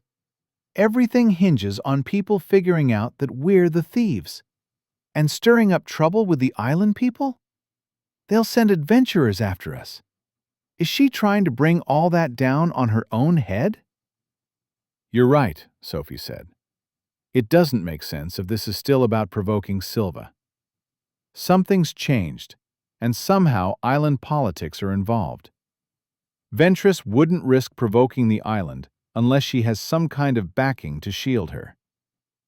This whole plan is madness, Belinda said. Yes, Sophie agreed. Then why go along with it? She has to know how transparent she's being. You know how Ventress is about her reputation. She wants us to break the deal, even if everyone knows she pushed us into it. Why bother? Belinda asked. We aren't any use to her except as a stick to poke Silva with. I don't know, Sophie said. Maybe she's looking for an excuse to hand us over to him. Whatever she's into now, we've somehow become leverage. But she can't be seen breaking the deal. her vaunted reputation. If we break the deal, she can openly do whatever she wants with us. So you bought us as much time and freedom as you could, Belinda realized. We need to figure out our next move. Ventress is no longer our way out of the city. Dorgan? Belinda suggested. The third member of the Big Three had been quiet since the death of Old Man Silva. We don't have anything to trade for protection. Then what? Belinda asked. Try and make our own way out? The reason they had gone to Clarissa in the first place was that escaping the city unnoticed by the Big Three was as good as impossible. They had an iron grip of the shipping trade, and there was very little overland travel. We may have to try the overland route, Sophie said. Escaping the Greenstone region overland meant one of two routes. The first was to go upriver to the Mistron Oasis, then keep going through the desert to the Central Veldt. From there, south to the more fertile lands and a port where the Big Three still had interests enough that they could easily be dragged back to Greenstone. The other way was to make for the Northern Territories, which means crossing the Dead Sands, braving monsters and nomadic bandit tribes. We ruled that out for a reason, Belinda said. Our experience and expertise end at the city wall. If we try the wilderness, it's a pure gamble. A gamble may be all we have, Sophie said. For now, we do enough to keep Ventress mollified while we figure it out. Belinda hung her head. Things just keep getting worse, she said softly. I know. Chapter 54. Field Assessment. The layout of the Adventure Society campus reminded Jason of a university. One of the nice ones, with expanses of lawn, gardens, and tile pathways leading through impressive stone arches. The marshalling yard was like a small town square for larger expeditions to assemble. When Humphrey and Jason arrived together, a dozen people were already waiting. An entitled, walking cliché broke out of the group to sneer at Humphrey. Here he is, the young man said, the pride of the Geller family. But that out-of-town prick failed you, just like the rest of us. Like everyone other than Jason himself, the person approaching them was somewhere in his mid to late teens.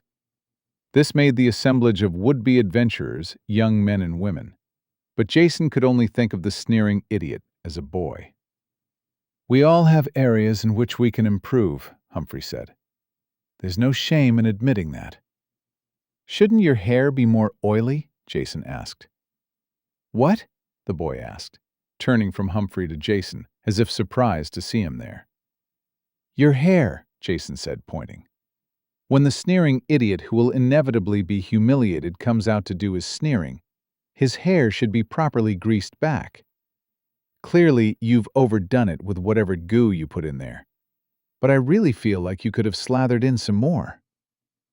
Who are you? The boy asked.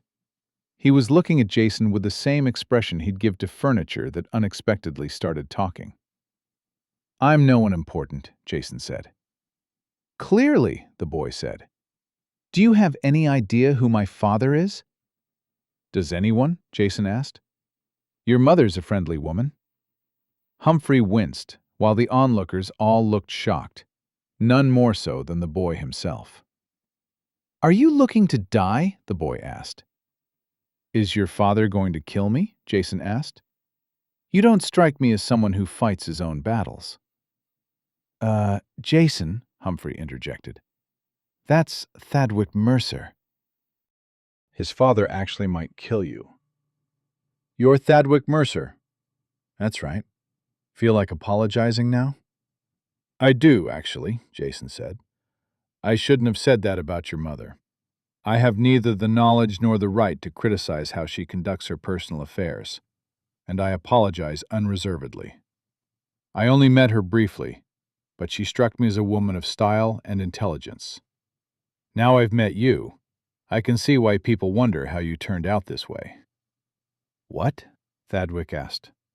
It was actually the first thing I heard about you, Jason said. What was it Rufus said, Humphrey? The most incompetent person he'd ever seen attempt to join the Adventure Society? And Rufus grew up in a school, so he's seen the bottom end of a lot of classes. "I'm going to destroy you, you no-name little prick," Thadwick spat. "I'm going to scrape you off my shoe." "Is that a challenge?" Jason asked. "Like a duel or something? How do you want to do it? Dance-off or yo mama fight?" "I'd prefer a dance-off because I actually like your mother. Also, I've got the moves." "What?"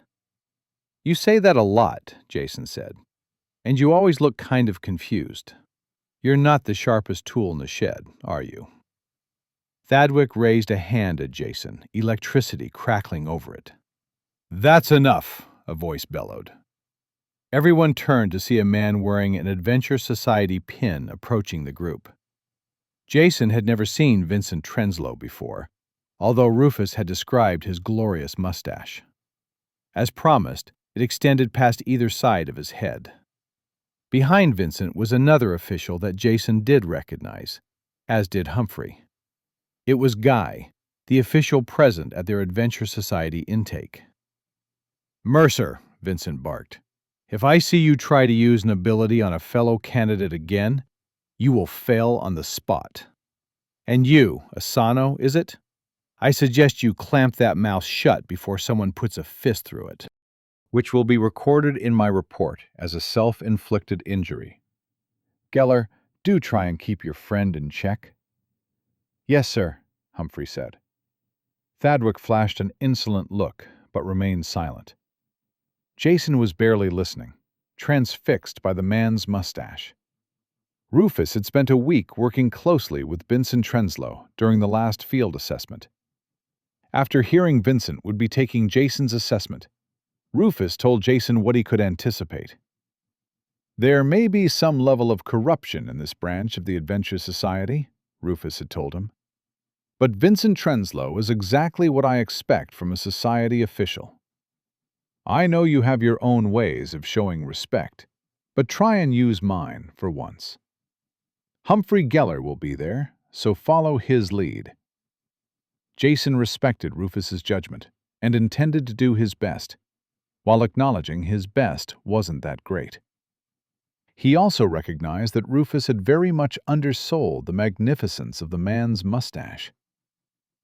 Vincent explained the procedure for the Adventure Society field assessment.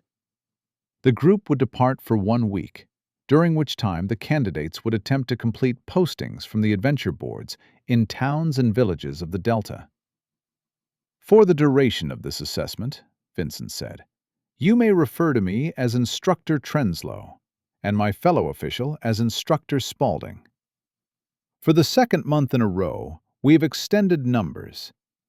We are taking a different approach this month and splitting the group in 2. The other official, Guy, stepped forward. "Last month there were problems finding enough postings for everyone on the notice boards," Guy said. "Therefore, the groups will be assessed separately, taking different routes through the Delta." "There weren't enough monsters last month?" Jason whispered at Humphrey. "There were plenty," Humphrey whispered back. "Watch how they split the groups." Jason spotted that, while he hit it well enough, Vincent had a hint of disdain around the eyes as Guy divided the group. "My group," Guy said, "will consist of those who have passed the assessment before, but their records were lost. I'll be administering a specially tailored program of reassessment for all of you that takes into account past achievement." "And now you see it," Humphrey said softly. "Yes, I do," Jason agreed. There were 17 candidates, 10 of which went off with Guy for their special assessment. The remaining 7 followed Vincent. "So that's how the society came down," Jason said. "The people who weaseled their way off the books weaseled their way back on, while the rest of us pass an actual test." "Mr. Asano," Vincent called up sharply, "if and when you have passed this test and become a member of the Adventure Society, you can comment on how the society conducts itself as much as you like. For the next week, however, you are a worthless flesh sack nestled vulnerably in the palm of my hand. It would serve you well to disincline me at every opportunity from wanting to make a fist." Yes, sir, Jason said. Travel through the Delta was mostly along the raised embankment roads. The group traveled in the back of an animal-drawn wagon, which didn't sit well with everyone.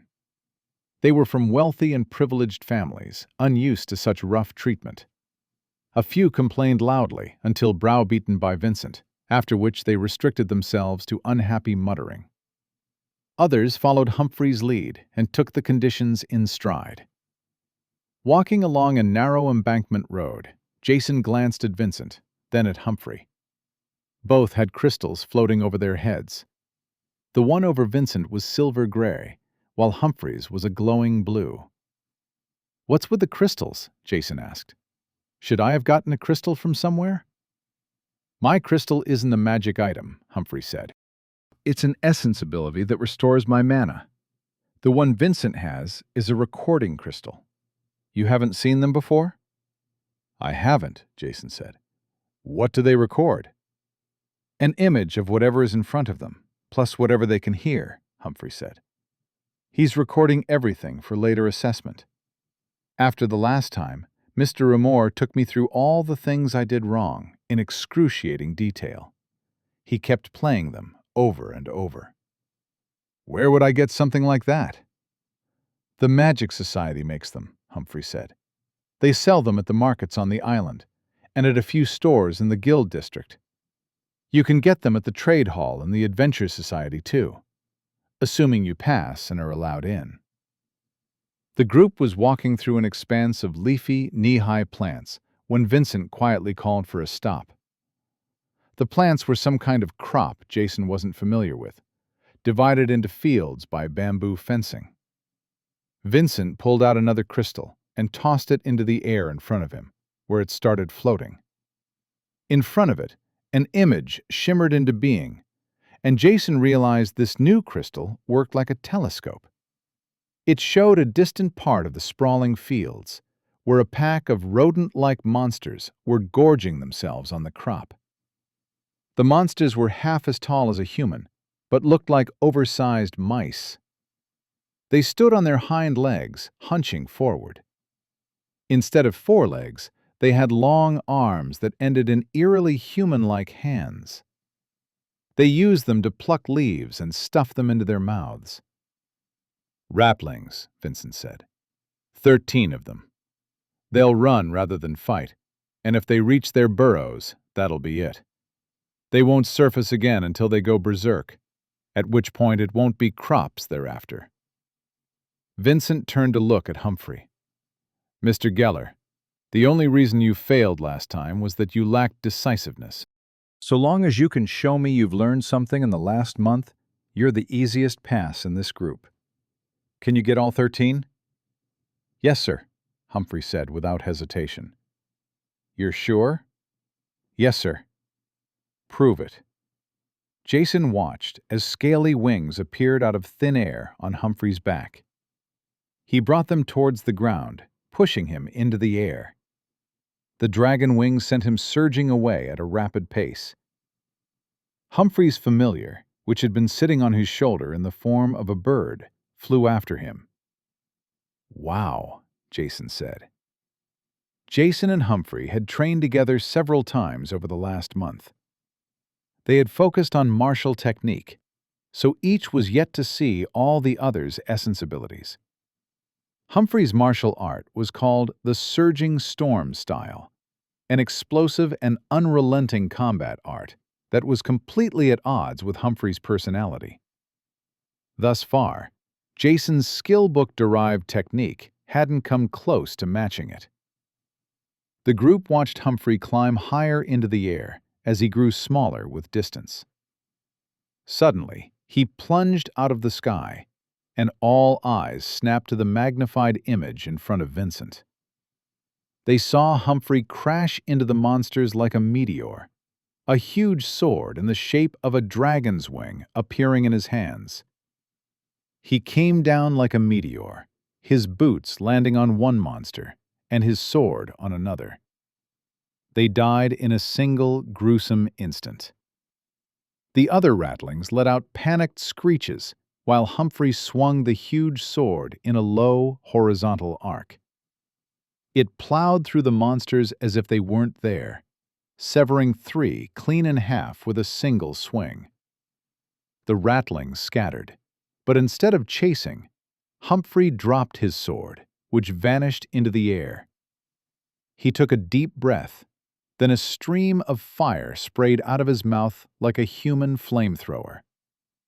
He walked the burning line over the fleeing ratlings, torching crops and monsters alike. 3 ratlings. Like Jason, Humphrey had a dimensional storage space, from which he took a bottle of clear liquid and tipped it over his head. The crystal wash flowed over him, eliminating every trace of blood and filth. "I'd like to be strong like that," Humphrey said. "You know, Jason, sometimes it's like you're from another world." Jason had long ago realized that Danielle had figured him out, not realizing she hadn't shared it with Humphrey. He decided to tell his friend all about it when they had the time. For now, they were surrounded by other people. Vincent looked Humphrey over, now clean, the crystal wash rapidly evaporating. "You got them all," Vincent said. "Yes, sir," Humphrey said. "Burned a good portion of a farmer's crop, though." "I thought the farmer would rather lose some harvest now than family later," Humphrey said. "I made a choice." "Yes, you did," Vincent said, putting a hand on Humphrey's shoulder. "Good job." Chapter 55. Rune Tortoise. The routine for the field assessment was to stop in a town or village each night. In the morning, they would collect monster notices from the adventuring board and set out to deal with them. Vincent took an approach where the would-be adventurers who met his standards were no longer called on for the monster hunts. Starting with Humphrey, the first 3 days saw 4 of the 7 candidates move from participants to onlookers. On the 3rd morning, they were delayed in one of the towns Jason had passed through on his original journey to Greenstone. Vincent wasn't willing to turn away the quickly growing crowd of earnest, sick people, so the town constable once again turned his office into a makeshift clinic. Stopping to help the locals delayed the group's monster hunting activities until the end of the morning. As Jason healed the sick, the grateful locals pulled out tables and benches, laying out a cornucopia of food for his companions. Some of the aristocratic candidates turned up their noses at a rustic feast until they started to smell the food. Once Humphrey started filling his plate with enthusiasm, the others followed his lead. Liana Stelline was one of the adventurer candidates who was acquainted with Humphrey. Their families moved in similar circles, and they had both failed the previous assessment together. Like Humphrey, her family wanted her to pass on merit rather than privilege. Sitting next to him on a bench, she asked Humphrey about Jason. "How did you end up friends with him?" she asked. "Don't you find him insufferably smug?" "He can be challenging," Humphrey said. "He's a long way from home, and I think he likes to put people off balance because it's how he feels all the time. He can be difficult and oblivious, but I think there's a kindness and generosity under it all. Look at what he's doing right now." "Tell Thadwick Mercer about kindness and generosity," Liana said. That's fair, Humphrey said. He can be mean and self-impressed when he's trying to prove how clever he is, which maybe isn't quite as clever as he thinks. He certainly won't get along with everyone. But look around us. He gestured around at the villagers and all feasts laid out for them. How many adventurers get this kind of reception? He gets along with common people because he's common. That, and he's giving out free healing, she said. My sister has healing powers. She could do the exact same thing. But does she? Humphrey asked. In the constable's cottage, the last person shuffled out. That's everyone? Vincent asked. I think so, Jason said. The constable nodded. You know, he said, it would make my life easier if you'd warn me you're coming through instead of just turning up. That's on the boss man, Jason said, jabbing a thumb in Vincent's direction. He sets the destination. Did I hear something about lunch being put on? That night they were stopped in another little town where they had taken up all 4 of the inn's twin rooms.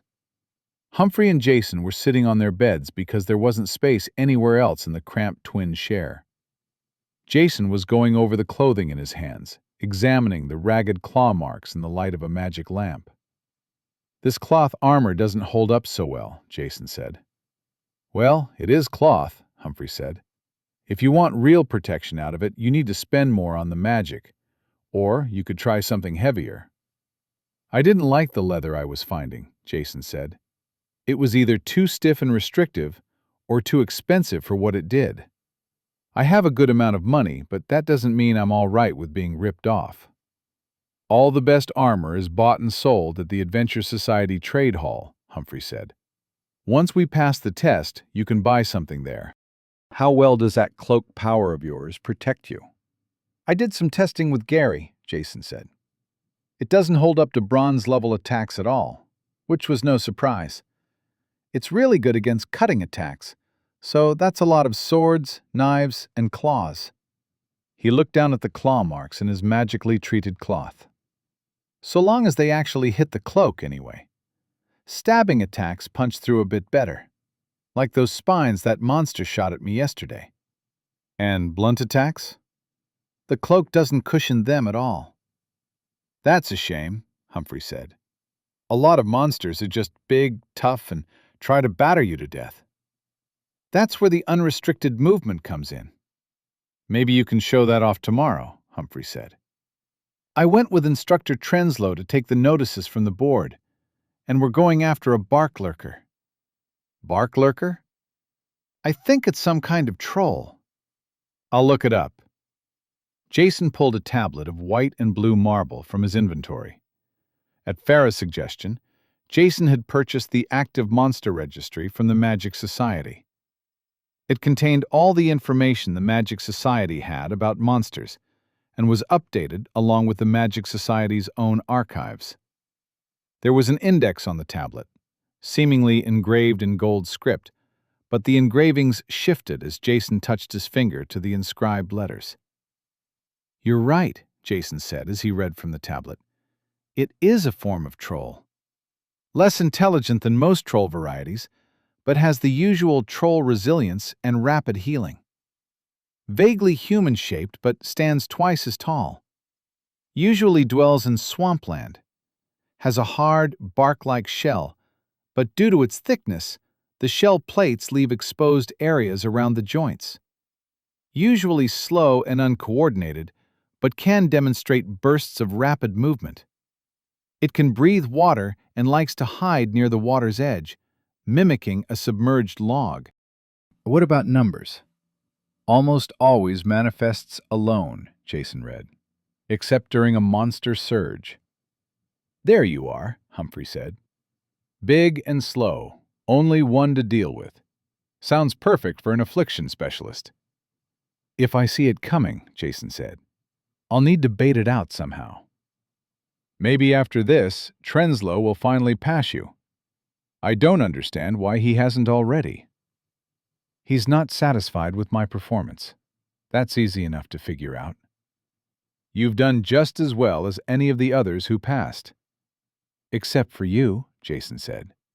"You're head and shoulders above the rest of us, yet Trenslow kept pushing before he passed you. He was holding you to a higher standard." "You think that's what's happening?" Humphrey asked. "Rufus came out of last month's assessment with a pretty high opinion of the instructor," Jason said. "Now that he will be around longer than he thought, he doesn't feel the need to rush me along so much. It wouldn't surprise me if it turned out Rufus had a little talk with Trenslow to make sure he fails me if I'm not up to the standard Rufus wants." "You think he's going to fail you?" Humphrey asked. "Probably," Jason said. "You've seen Rufus's standards." "You shouldn't give up yet," Humphrey said. "Go all out, give it everything. You might impress him so much that he has to pass you." The group of adventurer candidates were assembled on a huge, grassy field, while one of their members fought a monster. There was enough neatly cut grass for a good-sized sports arena, and it was just as flat. There were a few buildings around the edges, some of which looked to be good-sized barns. With the scarcity of lumber-worthy wood, they were primarily constructed out of mud brick. "What is all this for?" Jason wondered. "What do you mean?" Humphrey asked. "Every part of the delta that isn't underwater is being put to efficient use," Jason said. Except for the parts some rich people walled off for themselves, anyway. Humphrey gave him a side glance, but said nothing. "This is good grass," Jason said, crouching down and rubbing some blades beneath his fingers. "Real good grass, like a St. Augustine. Someone's been taking care of it, too. Is this a turf farm?" "What's a turf farm?" Liana asked. "The island is an artificial island made of stone," Humphrey said. "When people want to landscape their grounds, they have much of the actual work done here in the delta, then transported over as slabs of earth. All that grass in the Park District was grown in places like this." "I take it everyone cleared out when the monster showed up?" Jason said. "They did," Vincent said. "It isn't the first time they've had monsters wander along." "You seem strangely knowledgeable about grass." "My dad's a landscape architect," Jason said. "Is that what it sounds like?" Humphrey asked. "Pretty much," Jason said. "He designs big, fancy gardens." "So he's a gardener," Liana said. "Pretty much," Jason said. "A well-trained, highly paid gardener, but yeah."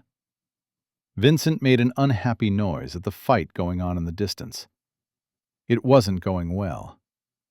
Most monsters at Iron Rank did not boast exotic abilities. Some might shoot quills or rapidly heal, but they were largely reliant on their physical attributes. One of the rare exceptions was the rune tortoise, a creature with blue skin and a turquoise shell that was only around a meter long. The danger came from its shell, where every segment had a glowing rune, each of which could produce a different magical effect. The key challenge in facing a rune tortoise was that each one had a unique set of runes. The wide variety of potential abilities made it an unpredictable enemy. As he had done with each of the more difficult creatures, Vincent took the time to explain the creature and the best way to fight it. In the case of the rune tortoise, its weakness was that after using an ability, it took time for that ability to become available again. The key to defeating it was baiting out the abilities, after which it was no more dangerous than a regular tortoise. Looking out at the fight in progress, Jason saw several of its runes had dimmed after use. The tortoise had not spent them cheaply, however, as could be seen from the would-be adventurer trying to hunt it. His hair was blackened where it wasn't burned off entirely, his skin smeared and cracked. His armor had been shattered, his clothing reduced to rags. "That's enough, Mobley," Vincent called out. "If you go back in, it will probably kill you." "I can take it," the bedraggled candidate yelled back. Jason observed that the tortoise was possibly withdrawing from the fight. At the pace it moved, it was quite hard to tell. "You probably can," Vincent called out to Mobley. "But being an adventurer is about dealing with monsters, not probably dealing with them." "I have silver spirit coins," Mobley shouted. "I'll make short work of it." Vincent shook his head. "Putting aside that we are assessing you, not your wallet," Vincent said. "Look at the state of you. Do you really want to use something that will render healing potions worthless?" "There's only the one monster," Mobley said. "This time, it's only one," Vincent said. "The next time, it might not be. Come back over here." Mobley glared at Vincent. "You'll fail me if I don't kill it, won't you?" Mobley yelled miserably. "Even if you kill it," Vincent called back, "I'll fail you on the spot for taking the risk. Otherwise, you have the rest of the assessment to prove yourself." "Risk is what adventurers do," Mobley yelled, pleadingly. Of the 3 candidates yet to pass, one was trudging a bedraggled path back to the group. The others were Jason and the young woman staring uneasily at Mobley's charred state. Either of you care to volunteer? Vincent asked. Or do I send Humphrey? I'm happy to go, unless you want it, Jason said to the young woman. It's already gone through most of its abilities. She looked at the state Mobley was in and shook her head. No, you go ahead, she told him. Think you can handle it, Asano? Vincent asked. Jason set off towards the tortoise at a casual stroll, which still outpaced the tortoise at full flight. I'll muddle through, he said. Chapter 56. Gary's Gift. Jason and Mobley passed each other as Jason walked in the direction of the room tortoise. Sorry, mate, Jason commiserated. The burned and blackened would-be adventurer just shot him a contemptuous look and kept walking. Jason wasn't sure if it was the immediate circumstances that drew the man's ire, or just general dislike. Jason had become an outsider to the group for a couple of reasons. The first was Jason's unusual mannerisms and general disregard for status and etiquette. The same traits that helped him get along with the people in every town and village they passed through didn't endear him to the wealthy scions that made up his fellow candidates. For them, status was everything, and only someone like Humphrey, born at the very top of the pile, could disregard it. The other reason they disliked him was his friendship with Humphrey. The Geller family stood at the peak of Greenstone society, and their local power was just a fragment of their world-spanning influence. On top of that, Danielle Geller was the strongest adventurer to come out of Greenstone in generations. Building a friendship with her son was a ticket to the top not just for an adventurer, but their entire family. For some of the candidates, making a connection with Humphrey was more important than passing the field assessment. Having their chances monopolized by Jason left them increasingly rankled. Jason didn't much like those who shunned him for this reason, finding moments to tell him that he should know his place. He much preferred someone like Liana Stalin, who disliked him for himself rather than having an agenda. Jason moved forwards until he was just outside what he estimated to be the maximum range for the Rune Tortoise's powers, based on its battle with Mobley. He had a new wristband, which had a small razor that could be easily pushed in and out of a sheath. The tiny blade was in no way an effective weapon, but the sharp edge was perfect for quickly and easily drawing a shallow line of blood on the back of his hand. Holding the cut away from him, leeches started spraying out of the wound like he'd knocked the side off a fire hydrant. Now I know what an emptying balloon feels like, he muttered. All right, Colin, fetch.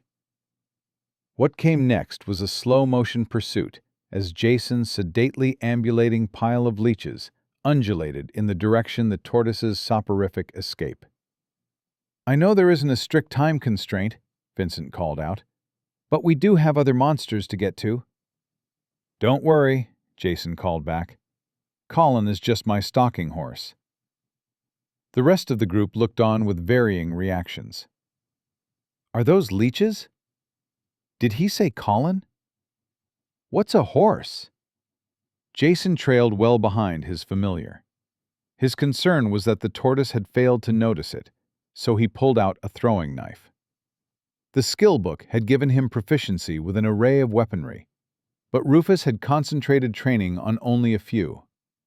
As Jason's primary weapon was his poison dagger, Rufus had focused on various knife techniques, even throwing. They won't deal any real damage, Rufus had explained as he introduced Jason to throwing knives, but they can offer some utility, or distract an enemy in a critical moment. Putting some poison on them wouldn't be a terrible idea either. Jason tossed the knife, but it was a long throw. Jason maintained distance, but landed an embarrassing few meters to the left of the tortoise. He turned around to face the group. "New knives," he yelled at them. "I'm still getting used to them." As second attempt also missed, but the third bounced off the tortoise's shell with a barely audible thud, rather than the satisfying clank Jason had been expecting. I think movie sound effects have given me unrealistic expectations for how cool the world sounds, There was a sharp crack as an arc of electricity erupted out of the shell in reaction. It didn't reach Jason, instead blasting into his familiar, sending scorched leeches scattering about. On the tortoise's shell, one of the runes dimmed away. "Actually, that sounded amazing," Jason said, looking at the burned and blackened remains of leeches. The pile was about a third smaller. "You all right, buddy?" Jason called out. "Wobble to the left if you're all right." The pile moved slightly left as it continued the pursuit. The tortoise slowly turned to face its new opponents. Jason observed there were only 3 runes still glowing on the tortoise, after which it would be no more powerful than an ordinary tortoise of its size. Another rune faded as a huge globule of water shot into the air, then burst into mist. From the mist, bullets of water started shooting down into the leech pile. But the water didn't seem to have a huge effect of the leeches. In the wake of the water bullet's failure, the penultimate rune faded, and the humid delta air was suddenly stirred into motion. Directly over the pile of leeches, a small but powerful dust devil formed, sucking up the leeches and scattering them to the wind. One even slapped into Jason's face, which he peeled off with a frown. As the wind faded, Jason looked around at the leeches, cast as far as dozens of meters away.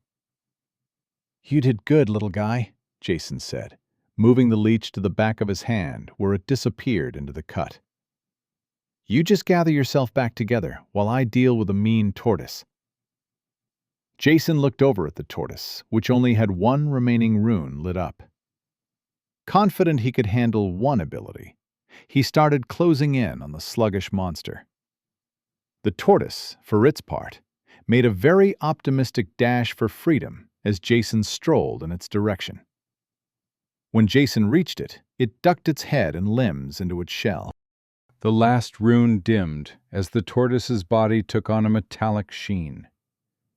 Jason crouched down to peer into the openings where the tortoise had disappeared into its shell. Some kind of plate had moved into place at each of them. "I've seen this ability," Vincent said. He had startled Jason, who was sure he'd seen Vincent back with the others just moments earlier, and hadn't felt the approach of his aura. "This is probably the strongest ability a rune tortoise has," Vincent said. "How so?" "It massively increases its defense," Vincent said. "It'll take a bronze rank attack to break in, and a strong one at that. Even worse for you, it makes it immune to afflictions." "How long can it keep it up?" "Not sure," Vincent said. "Certainly long enough for its powers to come back. I'll deal with it now." "Hold on," Jason said. "You're the one who asked for a volunteer, so let me sort it out." "You think you can get around this ability?" "Easily," Jason said. "There's a bunch of ways. It still needs to breathe, right? I don't know if it's aquatic or burrowing, but we could bury it or drown it. We could throw it off a great big cliff. I bet that'd crack it." "I don't think there's a lot of cliffs in the Delta." "I'm just saying there's options," Jason said. "The one I'm going to go for is testing out a gift a friend gave me." Jason drew a sword from his inventory. It was simple but elegant in design, not overly long, with a straight, double-edged blade. The hilt was red gold, the grip a dark, soft fabric. A short, simple tassel of the same black fabric dangled from the red gold pommel. Other than knives, straight swords were the weapons Rufus had drilled Jason on the most, knowing Gary was already working on such a weapon for Jason. Taking it out, Jason smiled as he thought of the day Gary had presented it. "We all wanted to give you something," Gary had told him when handing over the sword. Farah gave you that awakening stone, and Rufus the skill book. I made you this, and it turned out pretty well, I thought. It's not a big deal or anything." Despite Gary's words, Jason could feel the care and effort that had gone into it. Magic items had auras of their own, and the aura of the sword was stronger than any other iron rank items Jason had encountered. Item: Dread Salvation. Iron rank Growth. Legendary. A sword crafted with gratitude, in hope it would be of the greatest use in the moment of greatest need. It was forged with passion and expertise to be a reliable companion, bestowing upon it an incredible potential. Weapon: Sword.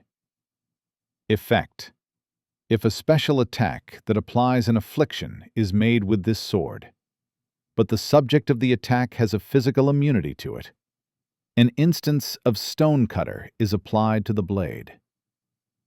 Effect: If a special attack that applies an affliction is made with this sword, but the subject of the attack has a magical immunity to it, an instance of Spellbreaker is applied to the blade.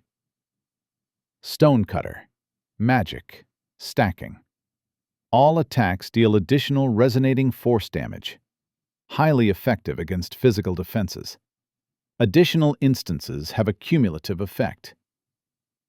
Spellbreaker. Magic. Stacking. All attacks deal additional disruptive force damage.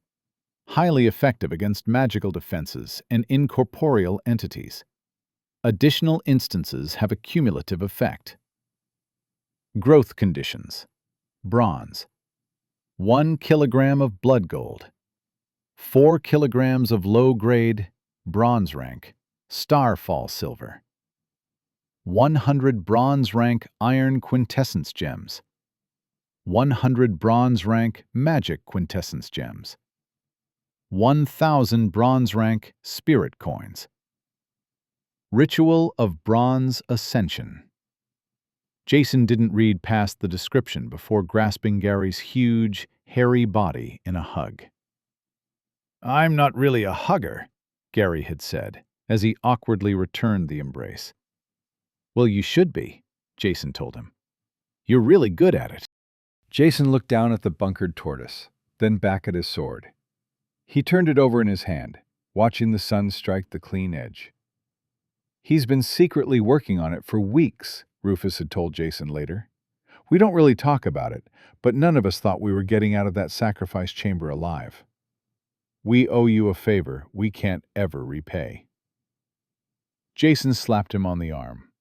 "Friends don't count favors, Rufus. They just show up when they're needed." Jason looked down at the tortoise, hunkered in its shell. "Is something wrong, Mr. Asano?" Vincent asked. "Not at all."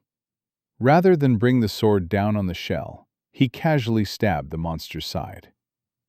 Special attack, Punish, has inflicted Sin on Rune Tortoise. Rune Tortoise is immune to afflictions. Sin does not take effect. Affliction immunity has triggered an effect on Weapon, Dread Salvation.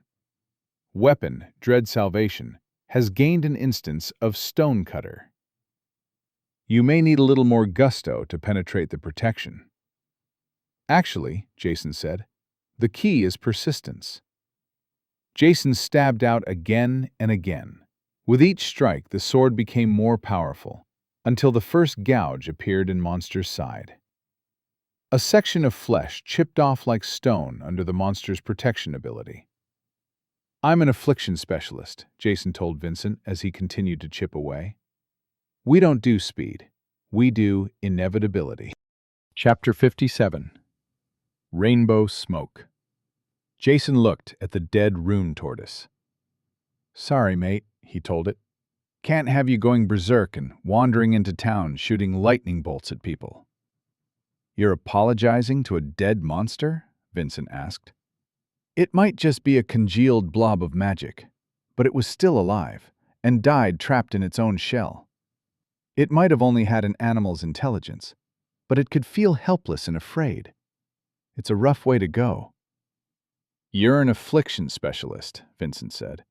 "It's always a rough way to go with you." "You know Humphrey breathes fire, right?" Jason said. "Burning to death can't be great either." Jason tapped a finger on the dead creature's shell. "Would you like to loot Rune Tortoise?" Jason walked away before mentally accepting the loot. Monster Core, Iron, has been added to your inventory. 5. Lightning Quintessence has been added to your inventory. 5. Wind Quintessence have been added to your inventory. 5. Water Quintessence have been added to your inventory. 5. Fire Quintessence have been added to your inventory. Intact Rune Tortoise Shell has been added to your inventory. Shell Skin Potion has been added to your inventory. 10. Iron Rank Spirit Coins have been added to your inventory. Behind him, the Rune Tortoise started dissolving into rainbow smoke, rising up into the air. The colorful display was as beautiful as the stench of it was horrifying, which was why Jason had learned not to loot monsters until he was some distance upwind. Having a power to harvest monsters, Jason discovered, was a rare and useful one. For most people, they had to use a specialized branch of ritual magic. It was something many learned, however, due to the lucrative rewards. Getting lucky and looting an awakening stone or an essence, even valuable crafting materials, paid out better than the contract to kill the monster in the first place. One of the candidates from last month had a looting power, Vincent said, as he glanced back at the rising smoke. Oh, Jason said. Is he in the other group this month? Actually, he passed, Vincent said. One of the Mercer boys' lackeys, unfortunately. Damn waste of talent. They reached the rest of the group, where Mobley had only partially healed up through potions. This group of candidates included a few with self-healing, like Jason, but no one who could help others in the group. You ready for the next one? Vincent asked, as he and Jason walked back to the group. I am, Jason said. Good, Vincent said. We've got a few more to get through today. The mangrove swamp was wet and hot, the air full of tiny bugs. The mangroves were large and dense, shrouding the areas within in darkness. Passage through the swamp was either by shallow boat or along Bridge Road, an extended chain of low, flat bridges spanning the distance between sporadic patches of solid ground. Most of the construction in the delta was either mud brick or yellow desert stone, but Bridge Road was built from the region's signature green stone. It reminded Jason of the impossible bridge that carried the Mistrun River over the massive gorge on its way down to the delta. He wondered if it had the same mysterious constructor. They were crossing Bridge Road in their wagon, which Vincent drew to a stop at a seemingly random point in the middle of the swamp. He turned back to address the adventurer candidates in the back. Undeveloped areas like this can be some of the most dangerous in the delta, Vincent explained. There's a lot of territory for monsters to go unnoticed until they hit the berserk stage. You won't need to deal with that today, though. We have 2 sets of monsters in this area. 1 single monster and 1 pack. Vincent dropped down off the wagon, and the group clambered out the back. After half a week, even the more spoiled members of the group had stopped complaining about the basic transport. Vincent gathered the group together on the side of the bridge. When you get a monster notice, Vincent said, whether from a notice board or the Adventure Society directly, it has 3 pieces of information, so long as that information is known. The name of the monster, or a description, the number of monsters, and the approximate location. He panned a stern eye across the group. What I am about to tell you is the most important thing you will learn during this assessment. It is the single greatest contributing factor to adventurer death, bar none. It's a simple thing, but if you disregard it, there's a very good chance you will die. If you routinely disregard it, your death is inevitable. Vincent held the notice in his hand. This information is not reliable. It usually comes from local residents with limited understanding of monsters and who run the moment they see them. They may well recognize monsters common to their area, but monsters are misidentified on a regular basis. Descriptions are wrong. Numbers are vastly inflated or grossly underestimated. People even get the place they saw them wrong. He waved the notice in their faces. Do not trust these notices. Prepare as best you can, not the best you can be bothered, and always be ready for everything to go horribly wrong. Most importantly, do not hesitate to run for the hills if something seems wrong.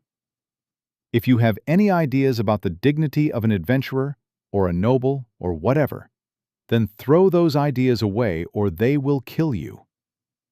Your first duty as an adventurer is to come back alive. You can always come back with more people to kill the monster later. Vincent took a cleansing breath.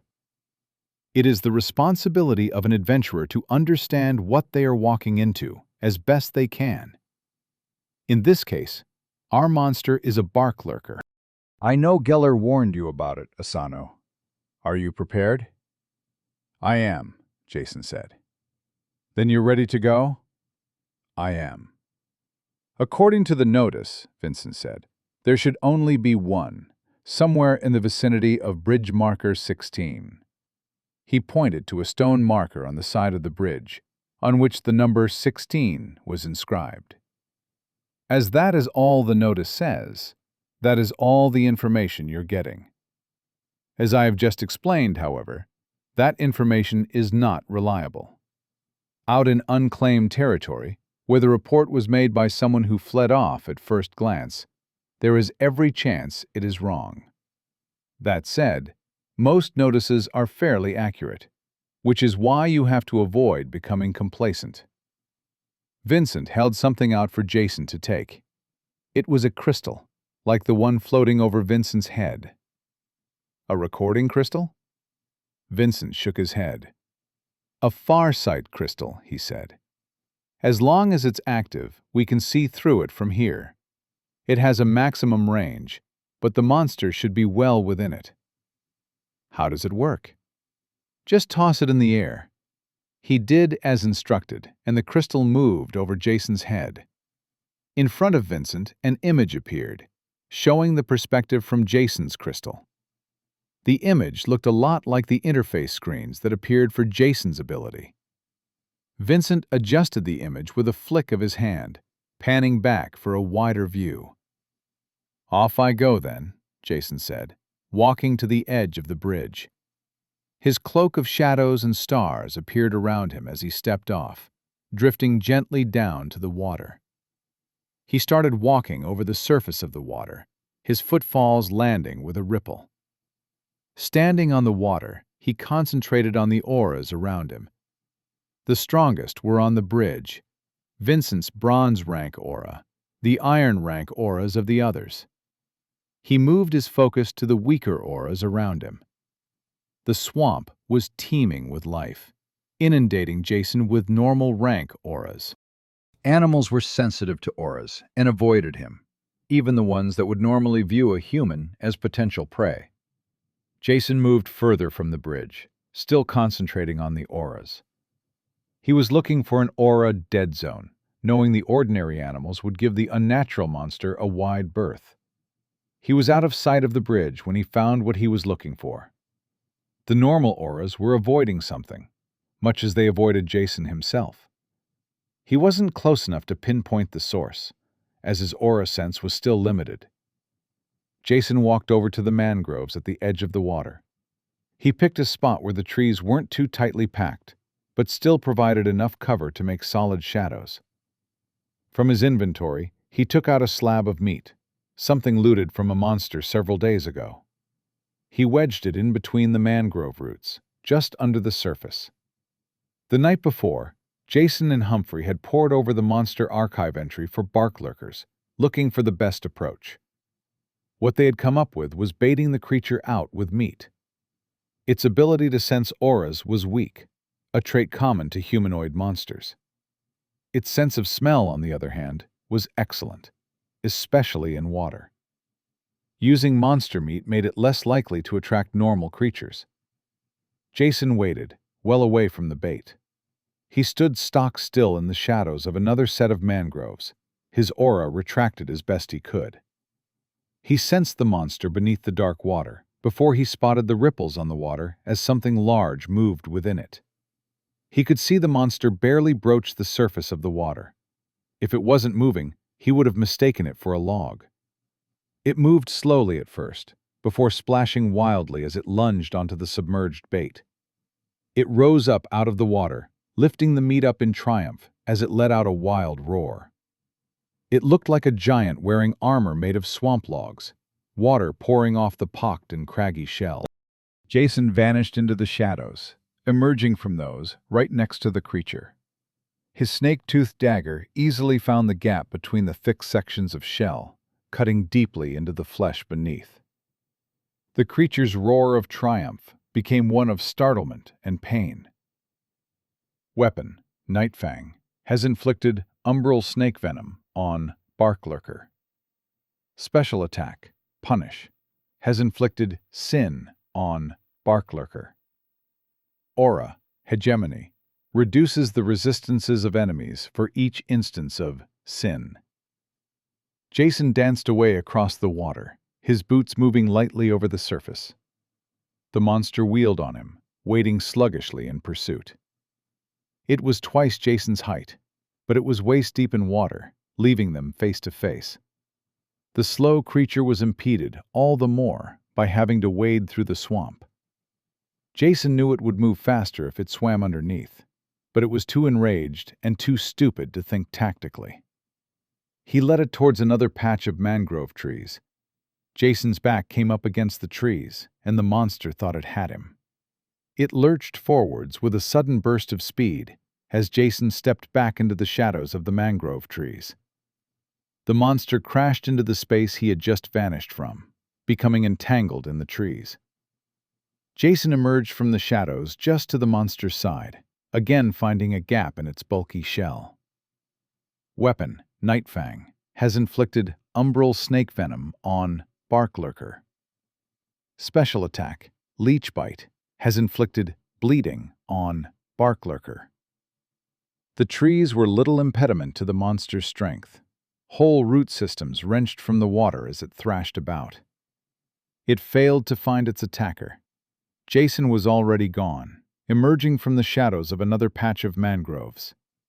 The monster cast its gaze about, spotting Jason and resuming pursuit. As it did, Jason calmly watched its approach as he chanted a spell. Your fate is to suffer. Spell, Inexorable Doom, has inflicted inexorable doom on Barklurker. With the spell taking hold, Jason's victory became inevitable. The poison from the dagger would necrotize the creature's flesh, while the sin curse would make the necrosis even worse. The spell would cause both curse and poison to accumulate over time. The combination resulted in exponentially escalating damage that would inexorably overwhelm the monster. It did have a rapid healing ability, but the bleeding effect Jason inflicted would absorb at least some of that. He could have unleashed his familiar, but wanted to see what his abilities could do against a tough enemy. Jason led the creature along the edge of the mangroves, back in the direction of the road bridge. The creature continued its furious pursuit, slow wading interspersed with rushing bursts. Jason strolled casually over the surface of the swamp, shadow-hopping through the shady mangroves as necessary to stay ahead. The road bridge was in sight when the monster was finally overwhelmed and fell dead. Jason went back to loot as it sank into the water. The candidates gathered on the bridge watched Jason, cloak of stars swirling around him on a breeze no one else could feel. He walked lightly over the water as a patch of swamp roiled behind him, disgorging rainbow smoke into the air. Chapter 58. A Man of Malevolent Intellect. With the Barklurker dealt with, the group completed the crossing of Bridge Road and mangroves gave way to marshland. Once again, they were riding atop the embankment roads that were the main thoroughfares of the Delta. Sitting in the back of the wagon, Jason looked out at the sun getting low over the wetlands, golden light shimmering on the water. The hour was fairly late, the summer causing the sun to linger in the sky. Jason took out a red marble tablet from his inventory, the image of a bird etched into it in gold.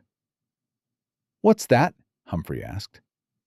"Something I have to decide whether to keep or throw away." "Why?" "Probably best I don't say," Jason told him. "You know, Humphrey, my experiences in your little stretch of reality have been pretty extreme.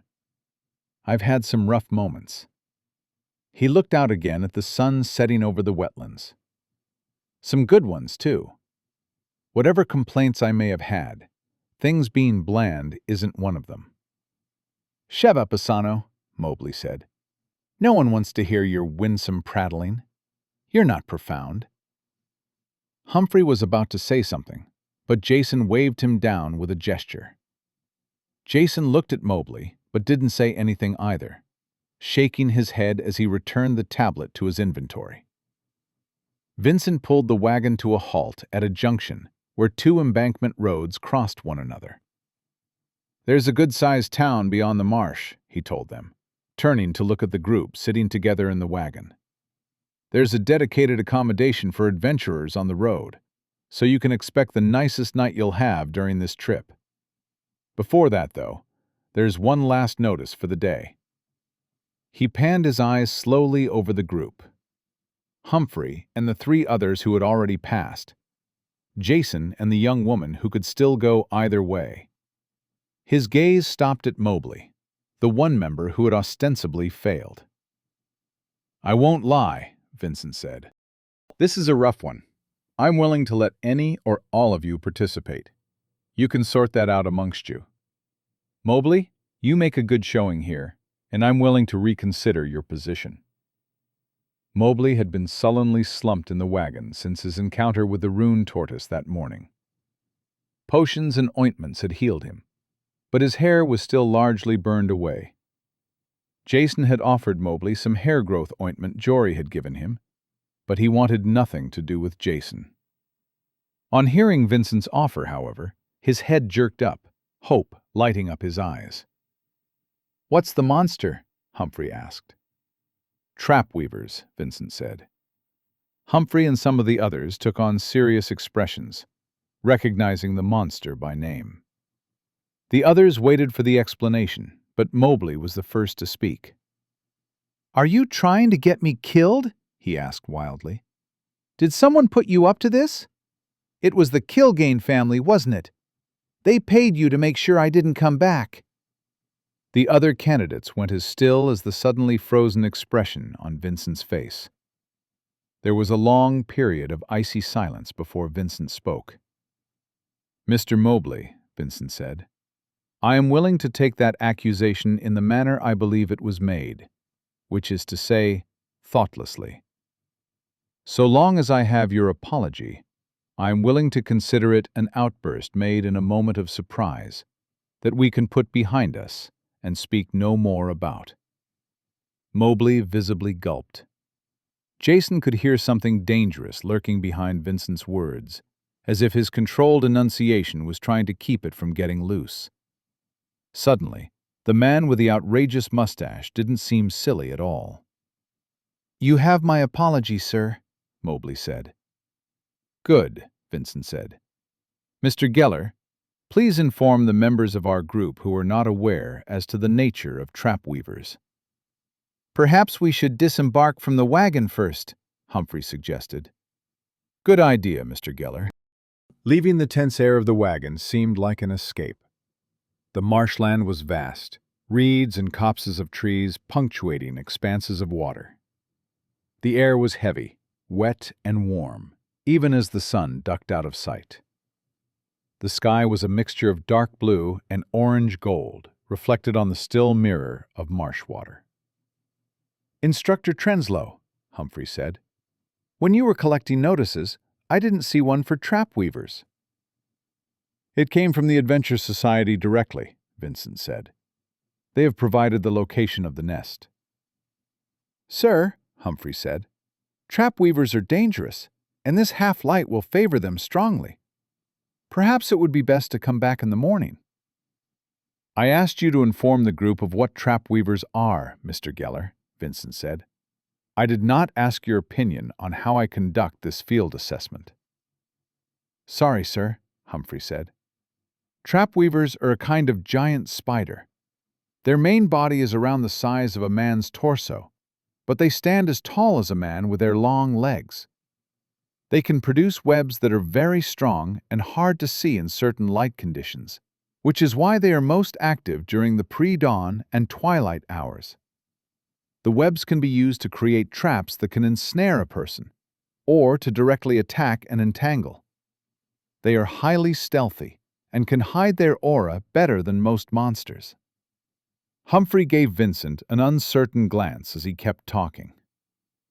"Trap weavers roam in search of prey, but return to a nest, usually in environments with water and dense trees. They use their webs to create traps that make invading their nests extremely difficult.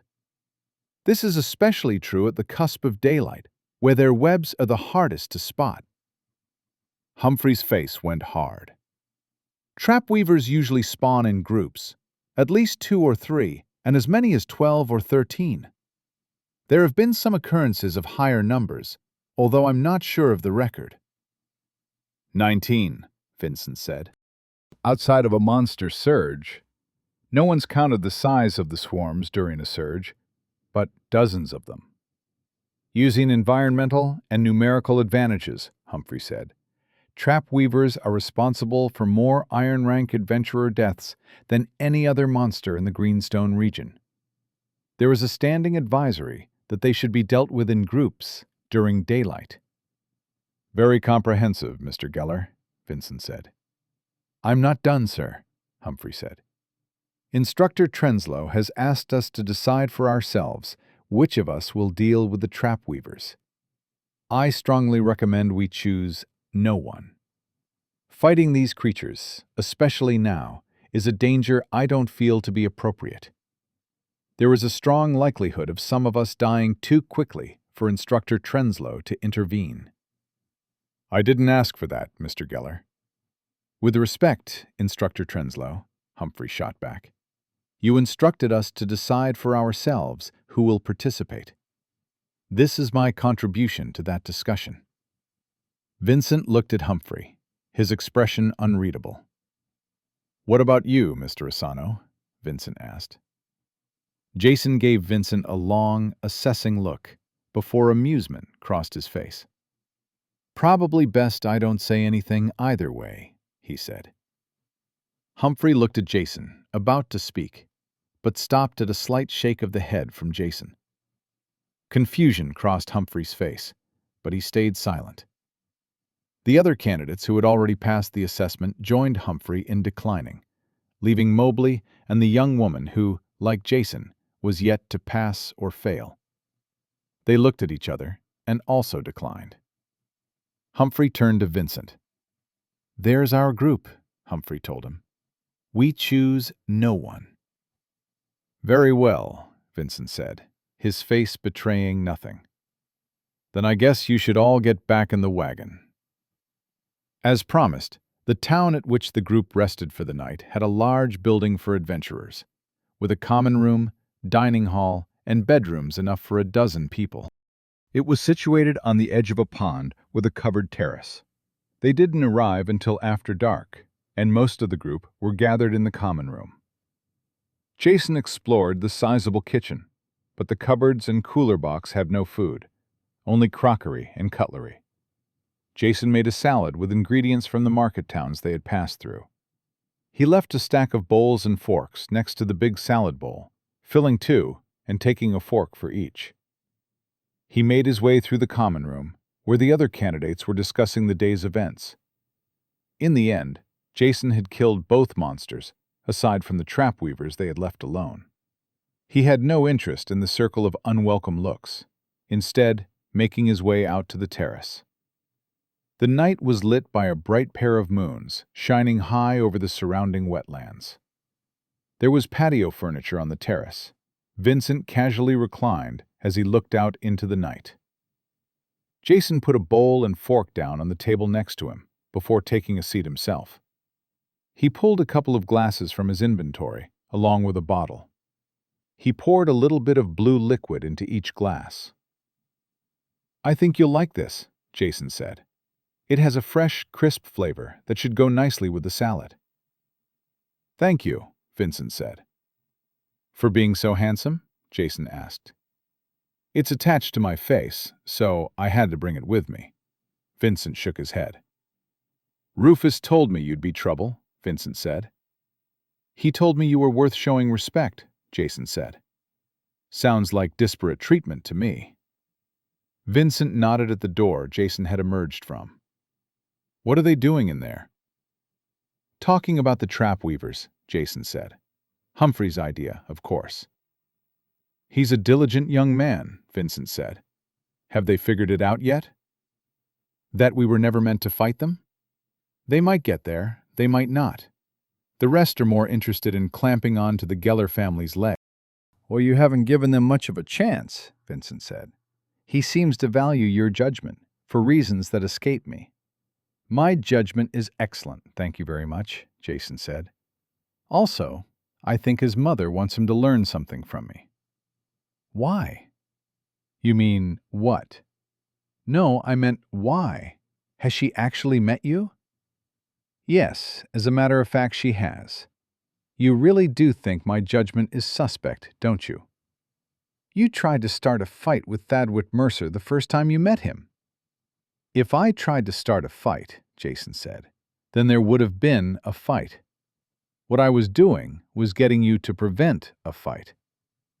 "For what conceivable reason would you do that?" "Social advancement," Jason said. "If I get into it with Thaddeus Mercer, then people see me as someone who operates at that level." "Doesn't wandering around with Geller do that for you?" "No, that makes me look like a hanger-on." "I'm not sure outwitting Thaddeus Mercer puts you any higher," Vincent said. "He's not one of the great minds of the younger generation." "The point was to engage with Thaddeus Mercer. Just that much puts me above a certain threshold, socially speaking," Jason said. "As for how far above, what do people see when they look closer?" "They see you standing next to Humphrey Geller," Vincent said, realization dawning. "Rufus has been very good to me," Jason said, "but he takes a somewhat top-down view of society, due to his upbringing, from what I understand. He wants me to reach a level of basic capability as an adventurer before certain facts come to light. But he's rather oblivious as to building social standing." "I'm not sure your approach is the best way either," Vincent said. "In fact, I'm confident it isn't." "Is that so?" Jason asked. "Less than 2 months ago, I walked into Greenstone with no name and no background. 2 weeks ago, I watched the symphony from the private viewing box of one of the city's most prominent families. 2 days ago, aristocrats were giving me death stares for my friendship with the son of the city's most powerful adventurer. 2 minutes ago, you and I started discussing my conflict with the nephew of the city's ruler." "I'm not really sure what to say to that," Vincent said. "You realize there will be consequences for the way you're going about things." "Of course," Jason said. "But nothing is more impressive than handling the consequences of one's actions with grace and aplomb." "And you can do that, can you?" "I have absolutely no idea," Jason said with a laugh. "Rufus warned me about you," Vincent said. "He said you were a man of malevolent intellect." "That may be the nicest thing anyone has ever said about me." "That's the nicest thing?" "What we find complimentary is often subjective." "You are a very strange man." "That's just cultural differences," Jason said. "Where I come from, I'm perfectly ordinary." "And where is that exactly?" "Maybe it is possible that I'm slightly unusual," Jason conceded, instead of answering the question. "Thank you, in any case, for not interfering when I told you to go after the trap weavers," Vincent said. "Pointing out what I was doing would have been easy points for you, socially speaking." "No worries," Jason said. "It's not the easy points that win the game." "You know why I haven't passed you yet, don't you?" I don't care what you tell us. You won't pass or fail anyone until the assessment is over." "True enough," Vincent said, "although I don't see Humphrey dropping down this time. He did well taking leadership today. He had a similar chance last month and second-guessed himself into silence." "Did Rufus ask you to fail me? Or did he just ask you to set the bar high?" "If I was going to fail you arbitrarily, I wouldn't have brought you along." "Professionalism," Jason said. "I can't ask for more than that." "Wait. Yes, I can." What is it going to take to get a pass? You're an affliction specialist, Vincent said. Something like the bark lurker would be trouble for most adventurers, but you handled it easily. So why put me up against it? You tell me. Jason thought it over. "To make sure I can actually use my own specialty," he ventured. "There you are," Vincent said. "So what will it take before I pass you?" Jason rubbed his chin thoughtfully. "Affliction specialist is a niche role," Jason pondered out loud. "Just the thing to deal with a certain flavor of monster. But against ordinary ones, I'm just a slower version of any middle-of-the-road adventurer." He glanced over at Vincent, whose expression gave away nothing. "If I want to pass, then," Jason reasoned, "it isn't about beating the unusual monsters, because that's basic stuff for my ability set. It's about showing I can dominate the ordinary ones as well as any other adventurer. Am I close?" "You'll find that out when the assessment is over," Vincent said. The door from the common room burst open. "Jason," Humphrey said, striding out onto the terrace. "We were never meant to fight the trap weavers. We were meant to refuse. The whole thing was a test of leadership and judgment." Shock and disappointment crossed Jason's face. "Is that true, instructor?" he asked, turning on Vincent. "Is something that devious even ethical?" Chapter 59. Falling Short. The adventurer accommodation had a dozen bedrooms, with 3 bathrooms shared between them. Jason found the bathrooms strange in their familiarity, tiled surfaces, and magical plumbing. Jason was fresh out of the shower, with a towel around his waist. He was standing over a basin, looking into the wall mirror as he washed cream off his face. "Stash!" Humphrey's voice yelled from the hall outside. It was followed by the door handle turning, and the bathroom door opened from the other side by some kind of chimp-like creature. It then turned into a bird that flew up and perched atop Jason's head, chirping triumphantly at its reflection in the mirror. "Sorry," Humphrey said from the door. "No worries," Jason said. "Just so long as the bird he turns into is a small one." "What's that on your face?" Humphrey asked, standing outside the half-closed bathroom door. "Shaving cream, kind of," Jason said. "You just leave it on for a few seconds, then any hair washes right off with the cream. An alchemist friend gave it to me. You want to try?" "I have a magic crystal that you rub on your face," Humphrey said. "Anyway, I shaved yesterday. I don't need to do it every day." Jason frowned. In the midst of a monster-hunting expedition, it was easy to forget that his fellow candidates were all 16 or 17 years old. Jason was only a half-dozen years their senior, but the idea of killing and dying at that age made him grateful he wasn't forced to grow up young. "Seems like it would be easy to accidentally take off hair you wanted to keep," Humphrey said, oblivious to Jason's thoughts. "I have some ointment that causes hair to grow," Jason said. "That's the one you want to be careful about applying. It works everywhere, whether hair is meant to grow there or not." "That makes sense," Humphrey said. "I was wondering why you didn't have eyebrows when we met, but a couple of days later you did."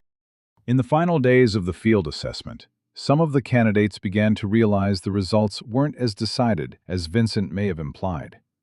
Recognizing that coasting on what they thought was a done deal wasn't the best strategy, there was increased competition for each new monster they went after. Jason didn't push himself forwards as the others vied for additional chances to prove themselves, as he was still considering his approach to fighting monsters. Compared to even the most mediocre of his fellow candidates, Jason's abilities were slow and weak. A fire blast or magical sword strike could take down an ordinary monster in a fraction of the time it took Jason to apply his various afflictions. Worse was that in the time it took them to overcome the afflicted monster, it could well have ravaged any companions Jason had with him in the fight. His first thought was of his 8 unawakened essence abilities, but they would not help him in the remaining days of the field assessment, unless he stumbled on a cache of awakening stones. Even if he did, his new abilities would likely be similar to those he already possessed. Jason's revelation came while watching Humphrey dispatch a group of monsters. They were dog-headed humanoids, with physiques like bodybuilders heavily into steroid abuse. Their jaws could produce a powerful bite, but their most dangerous feature was the sickle-like claws at the end of their arms. Combined with the crude clothing they fashioned for themselves with the flayed skin of their victims, they were an intimidating sight. The monsters were called Margols. Despite their appearance, they were not very dangerous individually, at least to a fully trained and equipped adventurer. The problem was that they always appeared in groups. As many as a dozen could appear at once, and they were highly aggressive, even for monsters. They were one of the monsters most dreaded by normal people. Every resident of the Delta heard stories of a Margol pack descending on a farm or ranch, or even attacking villages. Humphrey had not put himself forwards often since the early days of the field assessment, but he didn't hesitate to step out for the Margols. Rather than rely on his abilities, he used his combat skills to deal with the group. His martial techniques were most useful against humanoid enemies, and beyond summoning his sword and armor, he fought the monsters without powers. Jason was reminded of the way combat styles of his new world differed from those in his old one. Brazilian Jiu-Jitsu might be practical in an MMA fight, but have limited application against a crab the size of a delivery van. An acrobatic kick may get punished by a skilled human fighter, yet perfectly deliver a special attack to an inhuman monster. In all the time Rufus and the others had been training Jason, they devoted very little time to Jason's essence abilities. Outside of aura training, they largely left him to practice them on his own. Instead, they worked on his physicality, mentality, and skill. Everything but essence abilities. Rufus had been especially unrelenting in driving Jason to master the martial techniques that came from the skill book he used. Jason had sparred many times with Humphrey over the last few weeks as part of Rufus's ruthless regimen. And as he watched Humphrey dismantle the monsters, he realized that he had been far too focused on his essence abilities during the assessment.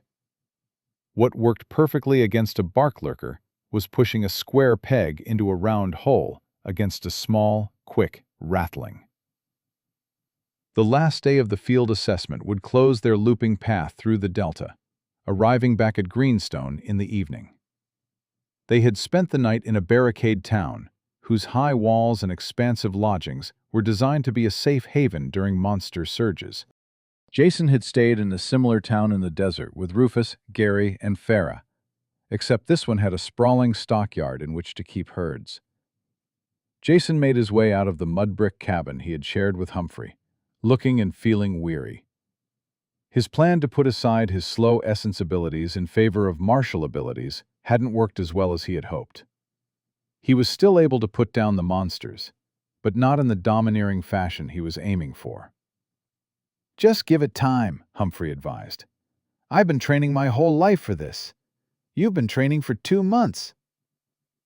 The group was assembling around the wagon when another wagon came bolting into town, drawn by 4 Heidels that were panting from how hard they'd been driven. "Is it just me," Vincent said, "or do those look like some people in need of an adventurer? Everyone, form up!" Vincent approached as the driver pulled up the wagon. "You need some assistance?" he asked. A bedraggled driver glanced back into the wagon before dropping down, looking over Vincent. Most people, whether in Greenstone or the Delta, wore loose-fitting, breathable clothes because of the heat. Adventurers, at least while on the job, wore more fitted outfits, often with overt protective properties. They carried arrays of weapons and other useful gear. This was also true for the candidates, making their occupation obvious. To dispel any doubt, Vincent wore his brooch bearing the Adventure Society emblem. The driver explained that his family had escaped their nearby farm after a pack of margals arrived. The only reason they got away was the margals were caught up slaughtering their herd, giving the farmer time to load his family in the wagon and flee.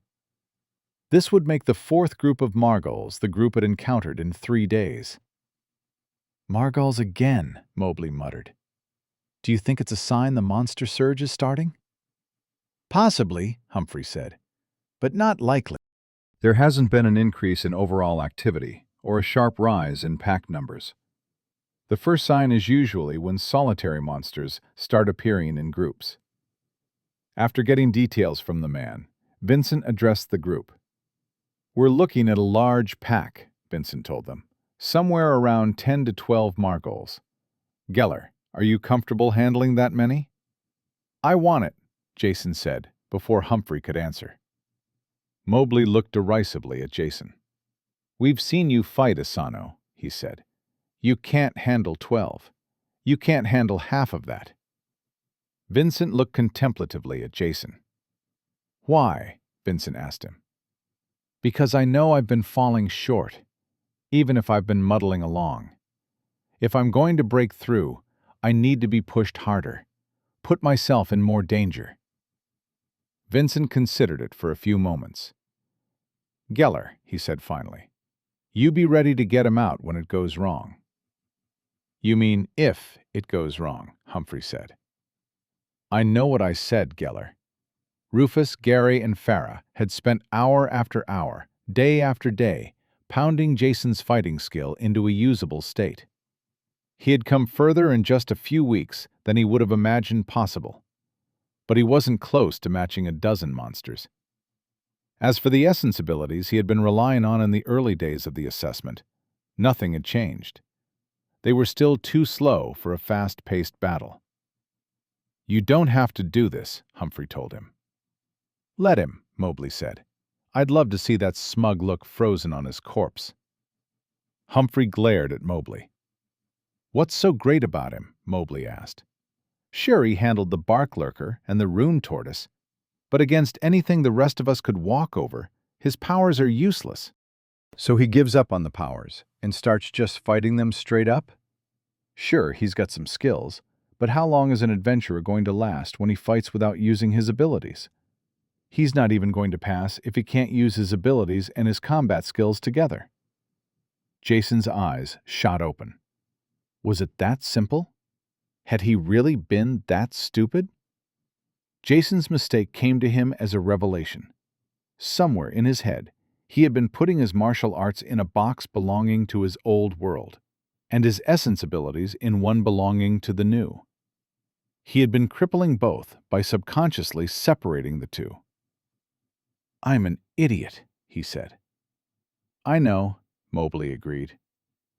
Jason spent the rest of the ride with a grin on his face, eyes flashing as a floodgate opened in his mind. He could suddenly see with perfect clarity how badly he had been hamstringing himself. By the time the wagon turned off the embankment road and down a slope towards the farm, he was itching to begin. He was the first to vault out the back of the wagon. Vincent had stopped the wagon on the outskirts of the farm. In the distance, they could see a clutch of mud brick farm buildings, past fields of a low, leafy crop. Vincent, still in the driving seat of the wagon, tossed Jason a farsight crystal. "We'll watch from here," Vincent said. Margals had poor vision and aura sense, but their smell and hearing were highly sensitive. The group would see everything through the crystal without interfering with Jason's fight. As Jason marched away without pause, Humphrey followed. He maintained enough distance that he wouldn't interfere either, but could still intervene if necessary. Jason neared the farm's largest building, a big, square barn. As he did, a margal came wandering out, chewing on the remains of what, to Jason, looked like the family dog. Somehow, the idea of a dog-headed monster eating a dog made it even more disgusting. The monster sniffed the air, then turned to Jason, dropping its meal in the dirt. Jason had never been this close to a margol before. It had the face of a pit bull and the body of a powerlifter, with sickle-claw hands. Its arms were drenched up to the elbows in blood, as was its wide mouth. It threw its head back, letting out a wild howl. Chapter 60. Making Music. Jason and the margol faced off outside the mud brick barn. The margol's howl called out more, who emerged from in and around the building to join it. As they assembled, Jason and the first one remained where they stood, gazes locked.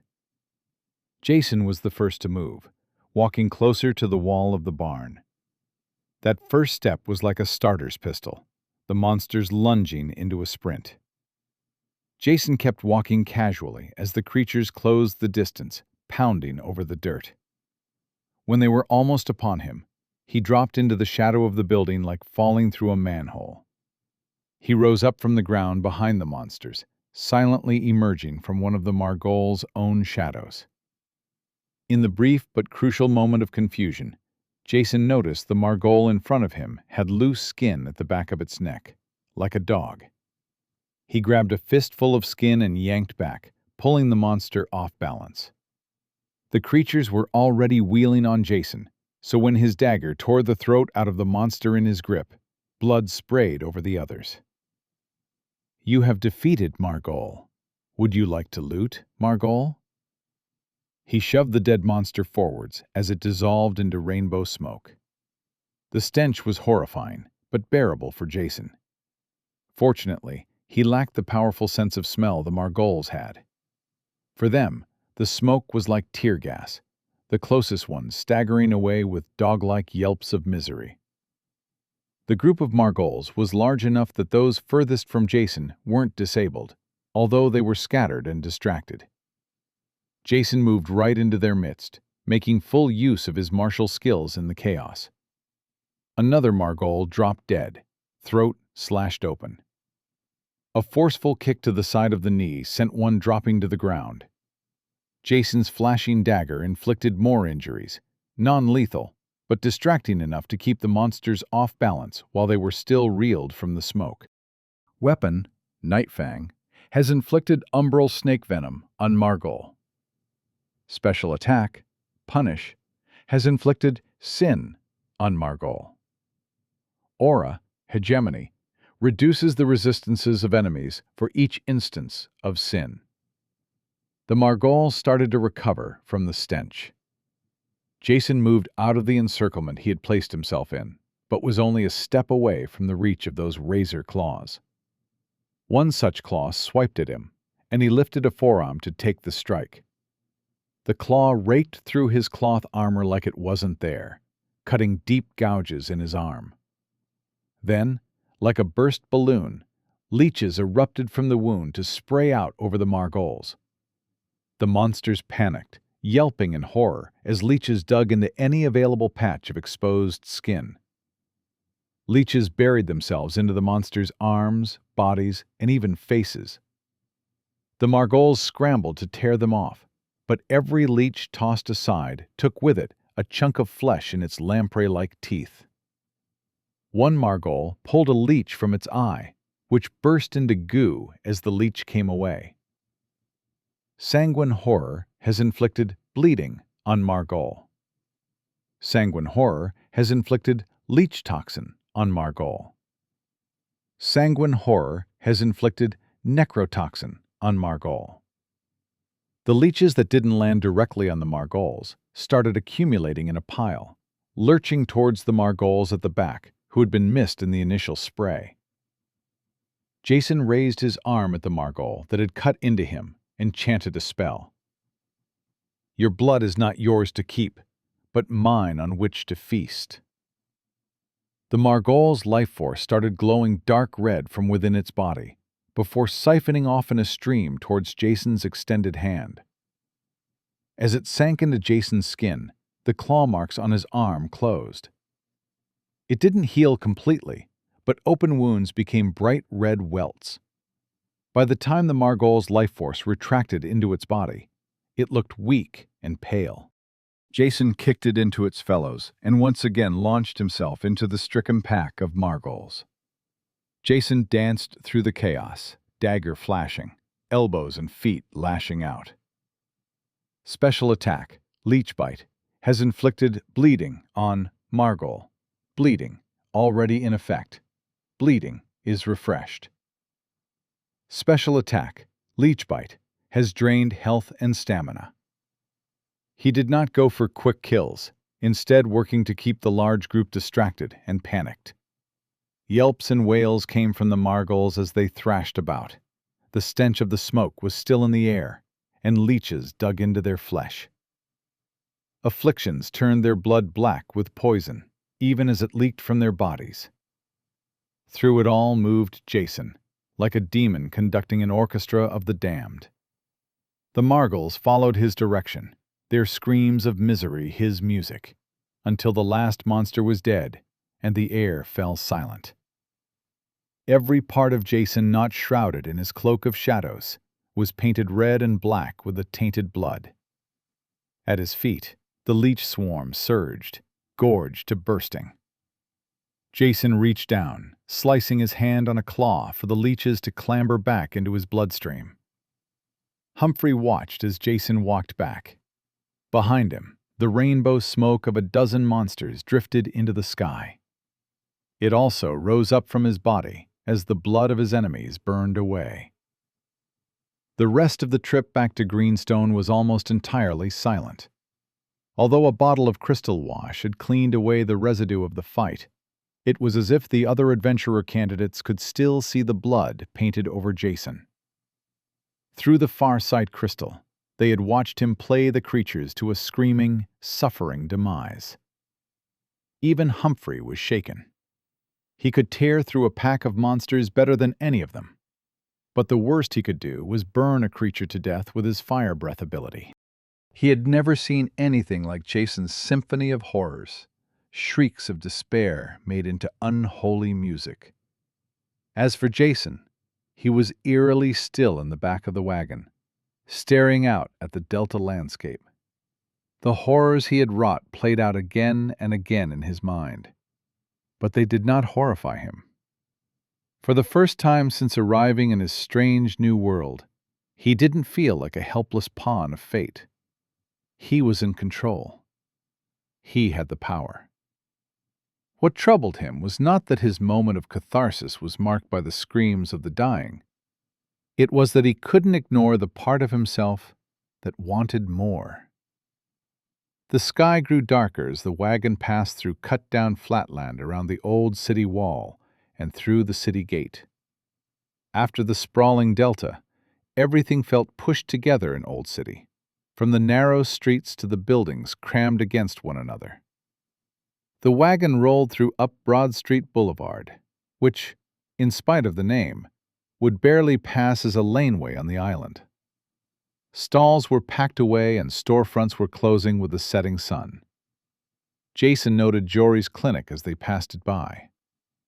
The Broad Street Bridge was the same one Jason had crossed on his first day in Greenstone, the wagon getting waved straight into the rich people lane.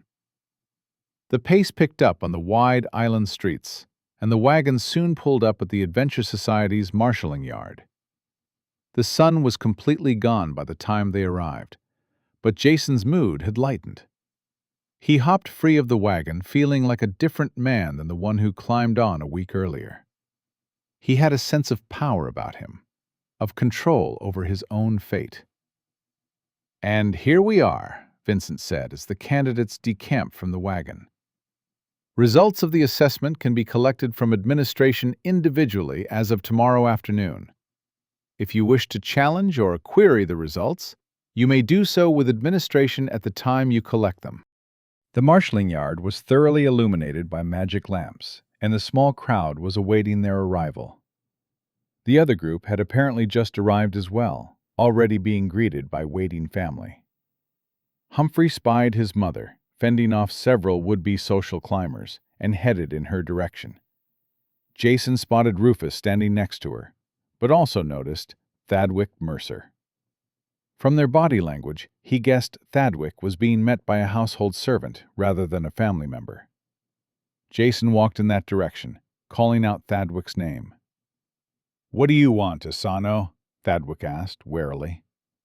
"I wanted to apologize," Jason said. "There are flaws in my character that sometimes lead me to be smug, childish, and a little too impressed with myself. Last week, I subjected you to all three." Jason held out a hand. "I'd like to apologize and start fresh."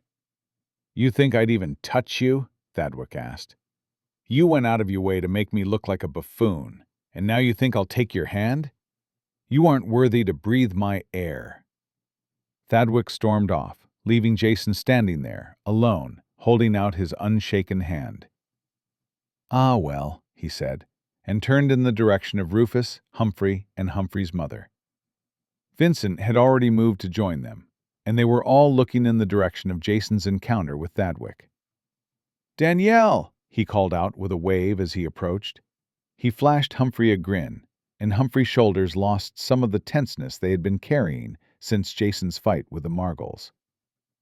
"Nicely done with young Master Mercer," Danielle replied with a smile. "I do hope you're paying attention, Humphrey dear." "What?" Humphrey asked. "Jason," Rufus scolded, "stop making a spectacle of yourself." "Oh, do leave him alone, Mr. Remore," Danielle said. "He knows what he's doing." "I think I might have missed something," Humphrey said. "Same here," Rufus said unhappily. Danielle sighed, giving Jason a sympathetic look. "You're wasted in the city, you know that?" she asked him. "I do," Jason said, shaking his head with mock sadness. "But you can't help where some lunatic cultist summons you to." "What?" Vincent asked. "Would you please not provoke Thadwick Mercer?" Rufus asked. "Or weirdly flirt with my mother?" Humphrey added. "Humphrey, dear, Mr. Remore," Danielle said. "You have to remember that Jason wasn't born on top of the pile like you two. He has to make his own place in society, which is why he's playing around with poor Thadwick." "Then why humble yourself in front of him?" Humphrey asked Jason. "Because then I'm the reasonable one," Jason said. "But he stormed off," Humphrey said. "Doesn't that make you seem below him?" "It isn't about what Thadwick thinks," Jason said. "It's about all these nice people here. The people who saw me seem perfectly reasonable in front of a member of the Mercer family, then wander over here to where I'm on a first-name basis with Danielle Geller herself. Where does that put me in their eyes?" "Right at the top," Rufus realized. "But why bother? You're already appearing in high social circles." "As an adjunct to you," Jason told him. "What all this is really for is the people who recognize what I'm doing and why." "Wait," Humphrey said. "I thought it was about all the people here. You're manipulating Thadwick and all these people for the benefit of the ones who see through it all anyway." "Now you're getting it, dear," Danielle said happily. "I'm fairly certain I'm not," Humphrey said. "Dear boy," she said to him, "the people who know what he's doing recognize and respect his ability to do it. That's how you earn a place in the back rooms, not just the ballrooms." "I still don't follow," Humphrey said. Danielle sighed. "Sometimes I think you and your sister are a little too much your father's children." "Come along, everyone. I have a carriage waiting and dinner prepared. You will join us, won't you, Mr. Trenslow?" "It would be my honor, Lady Geller." Chapter 61. Trade Hall. Jason looked at the various suits of cloth armor draped over the balcony. He had taken 3 with him on the field assessment, and each had come back covered in rents and tears. Gary stood next to Jason, also looking them over. "I'm going to need some new armor before I take any contracts," Jason said. "I told you that you needed something heavier," Gary said. The armor was all heavy fabric, with a few reinforced sections. A combination of magical construction and alchemical treatment of the fabric made it tougher than it looked, but the effect was limited. "I don't want to lose the flexibility," Jason said. My powers are better suited to speed and mobility, healing up the occasional hit. Then if you won't increase the bulk, Gary said, you'll need to increase the quality. Meaning something more expensive, Jason said. That's right, Gary said. It's not like you don't have the money. And can you really put a price on not dying? That's certainly hard to argue against, Jason said. And I do still have a decent amount of money. You should definitely buy something good, Gary said. But don't take it too far with iron rank armor. Just find something reasonably protective and save up for bronze rank. What you really want is something that has a self-repair enchantment, which will save you a good lot of money on repairs. Do you know where to find something like that? Jason asked. I looked around at the Guild District markets, and these were the best I found. He pointed out the bedraggled suits of armor. There's only one place to go for the really good stuff, Gary said. You're an adventurer now, so you can start enjoying the perks. Jason hadn't been allowed entry to the Adventure Society Trade Hall, but he had seen it from the outside. It was a huge complex of buildings just off the Loop Line station, with several annexed structures connecting off a massive central building.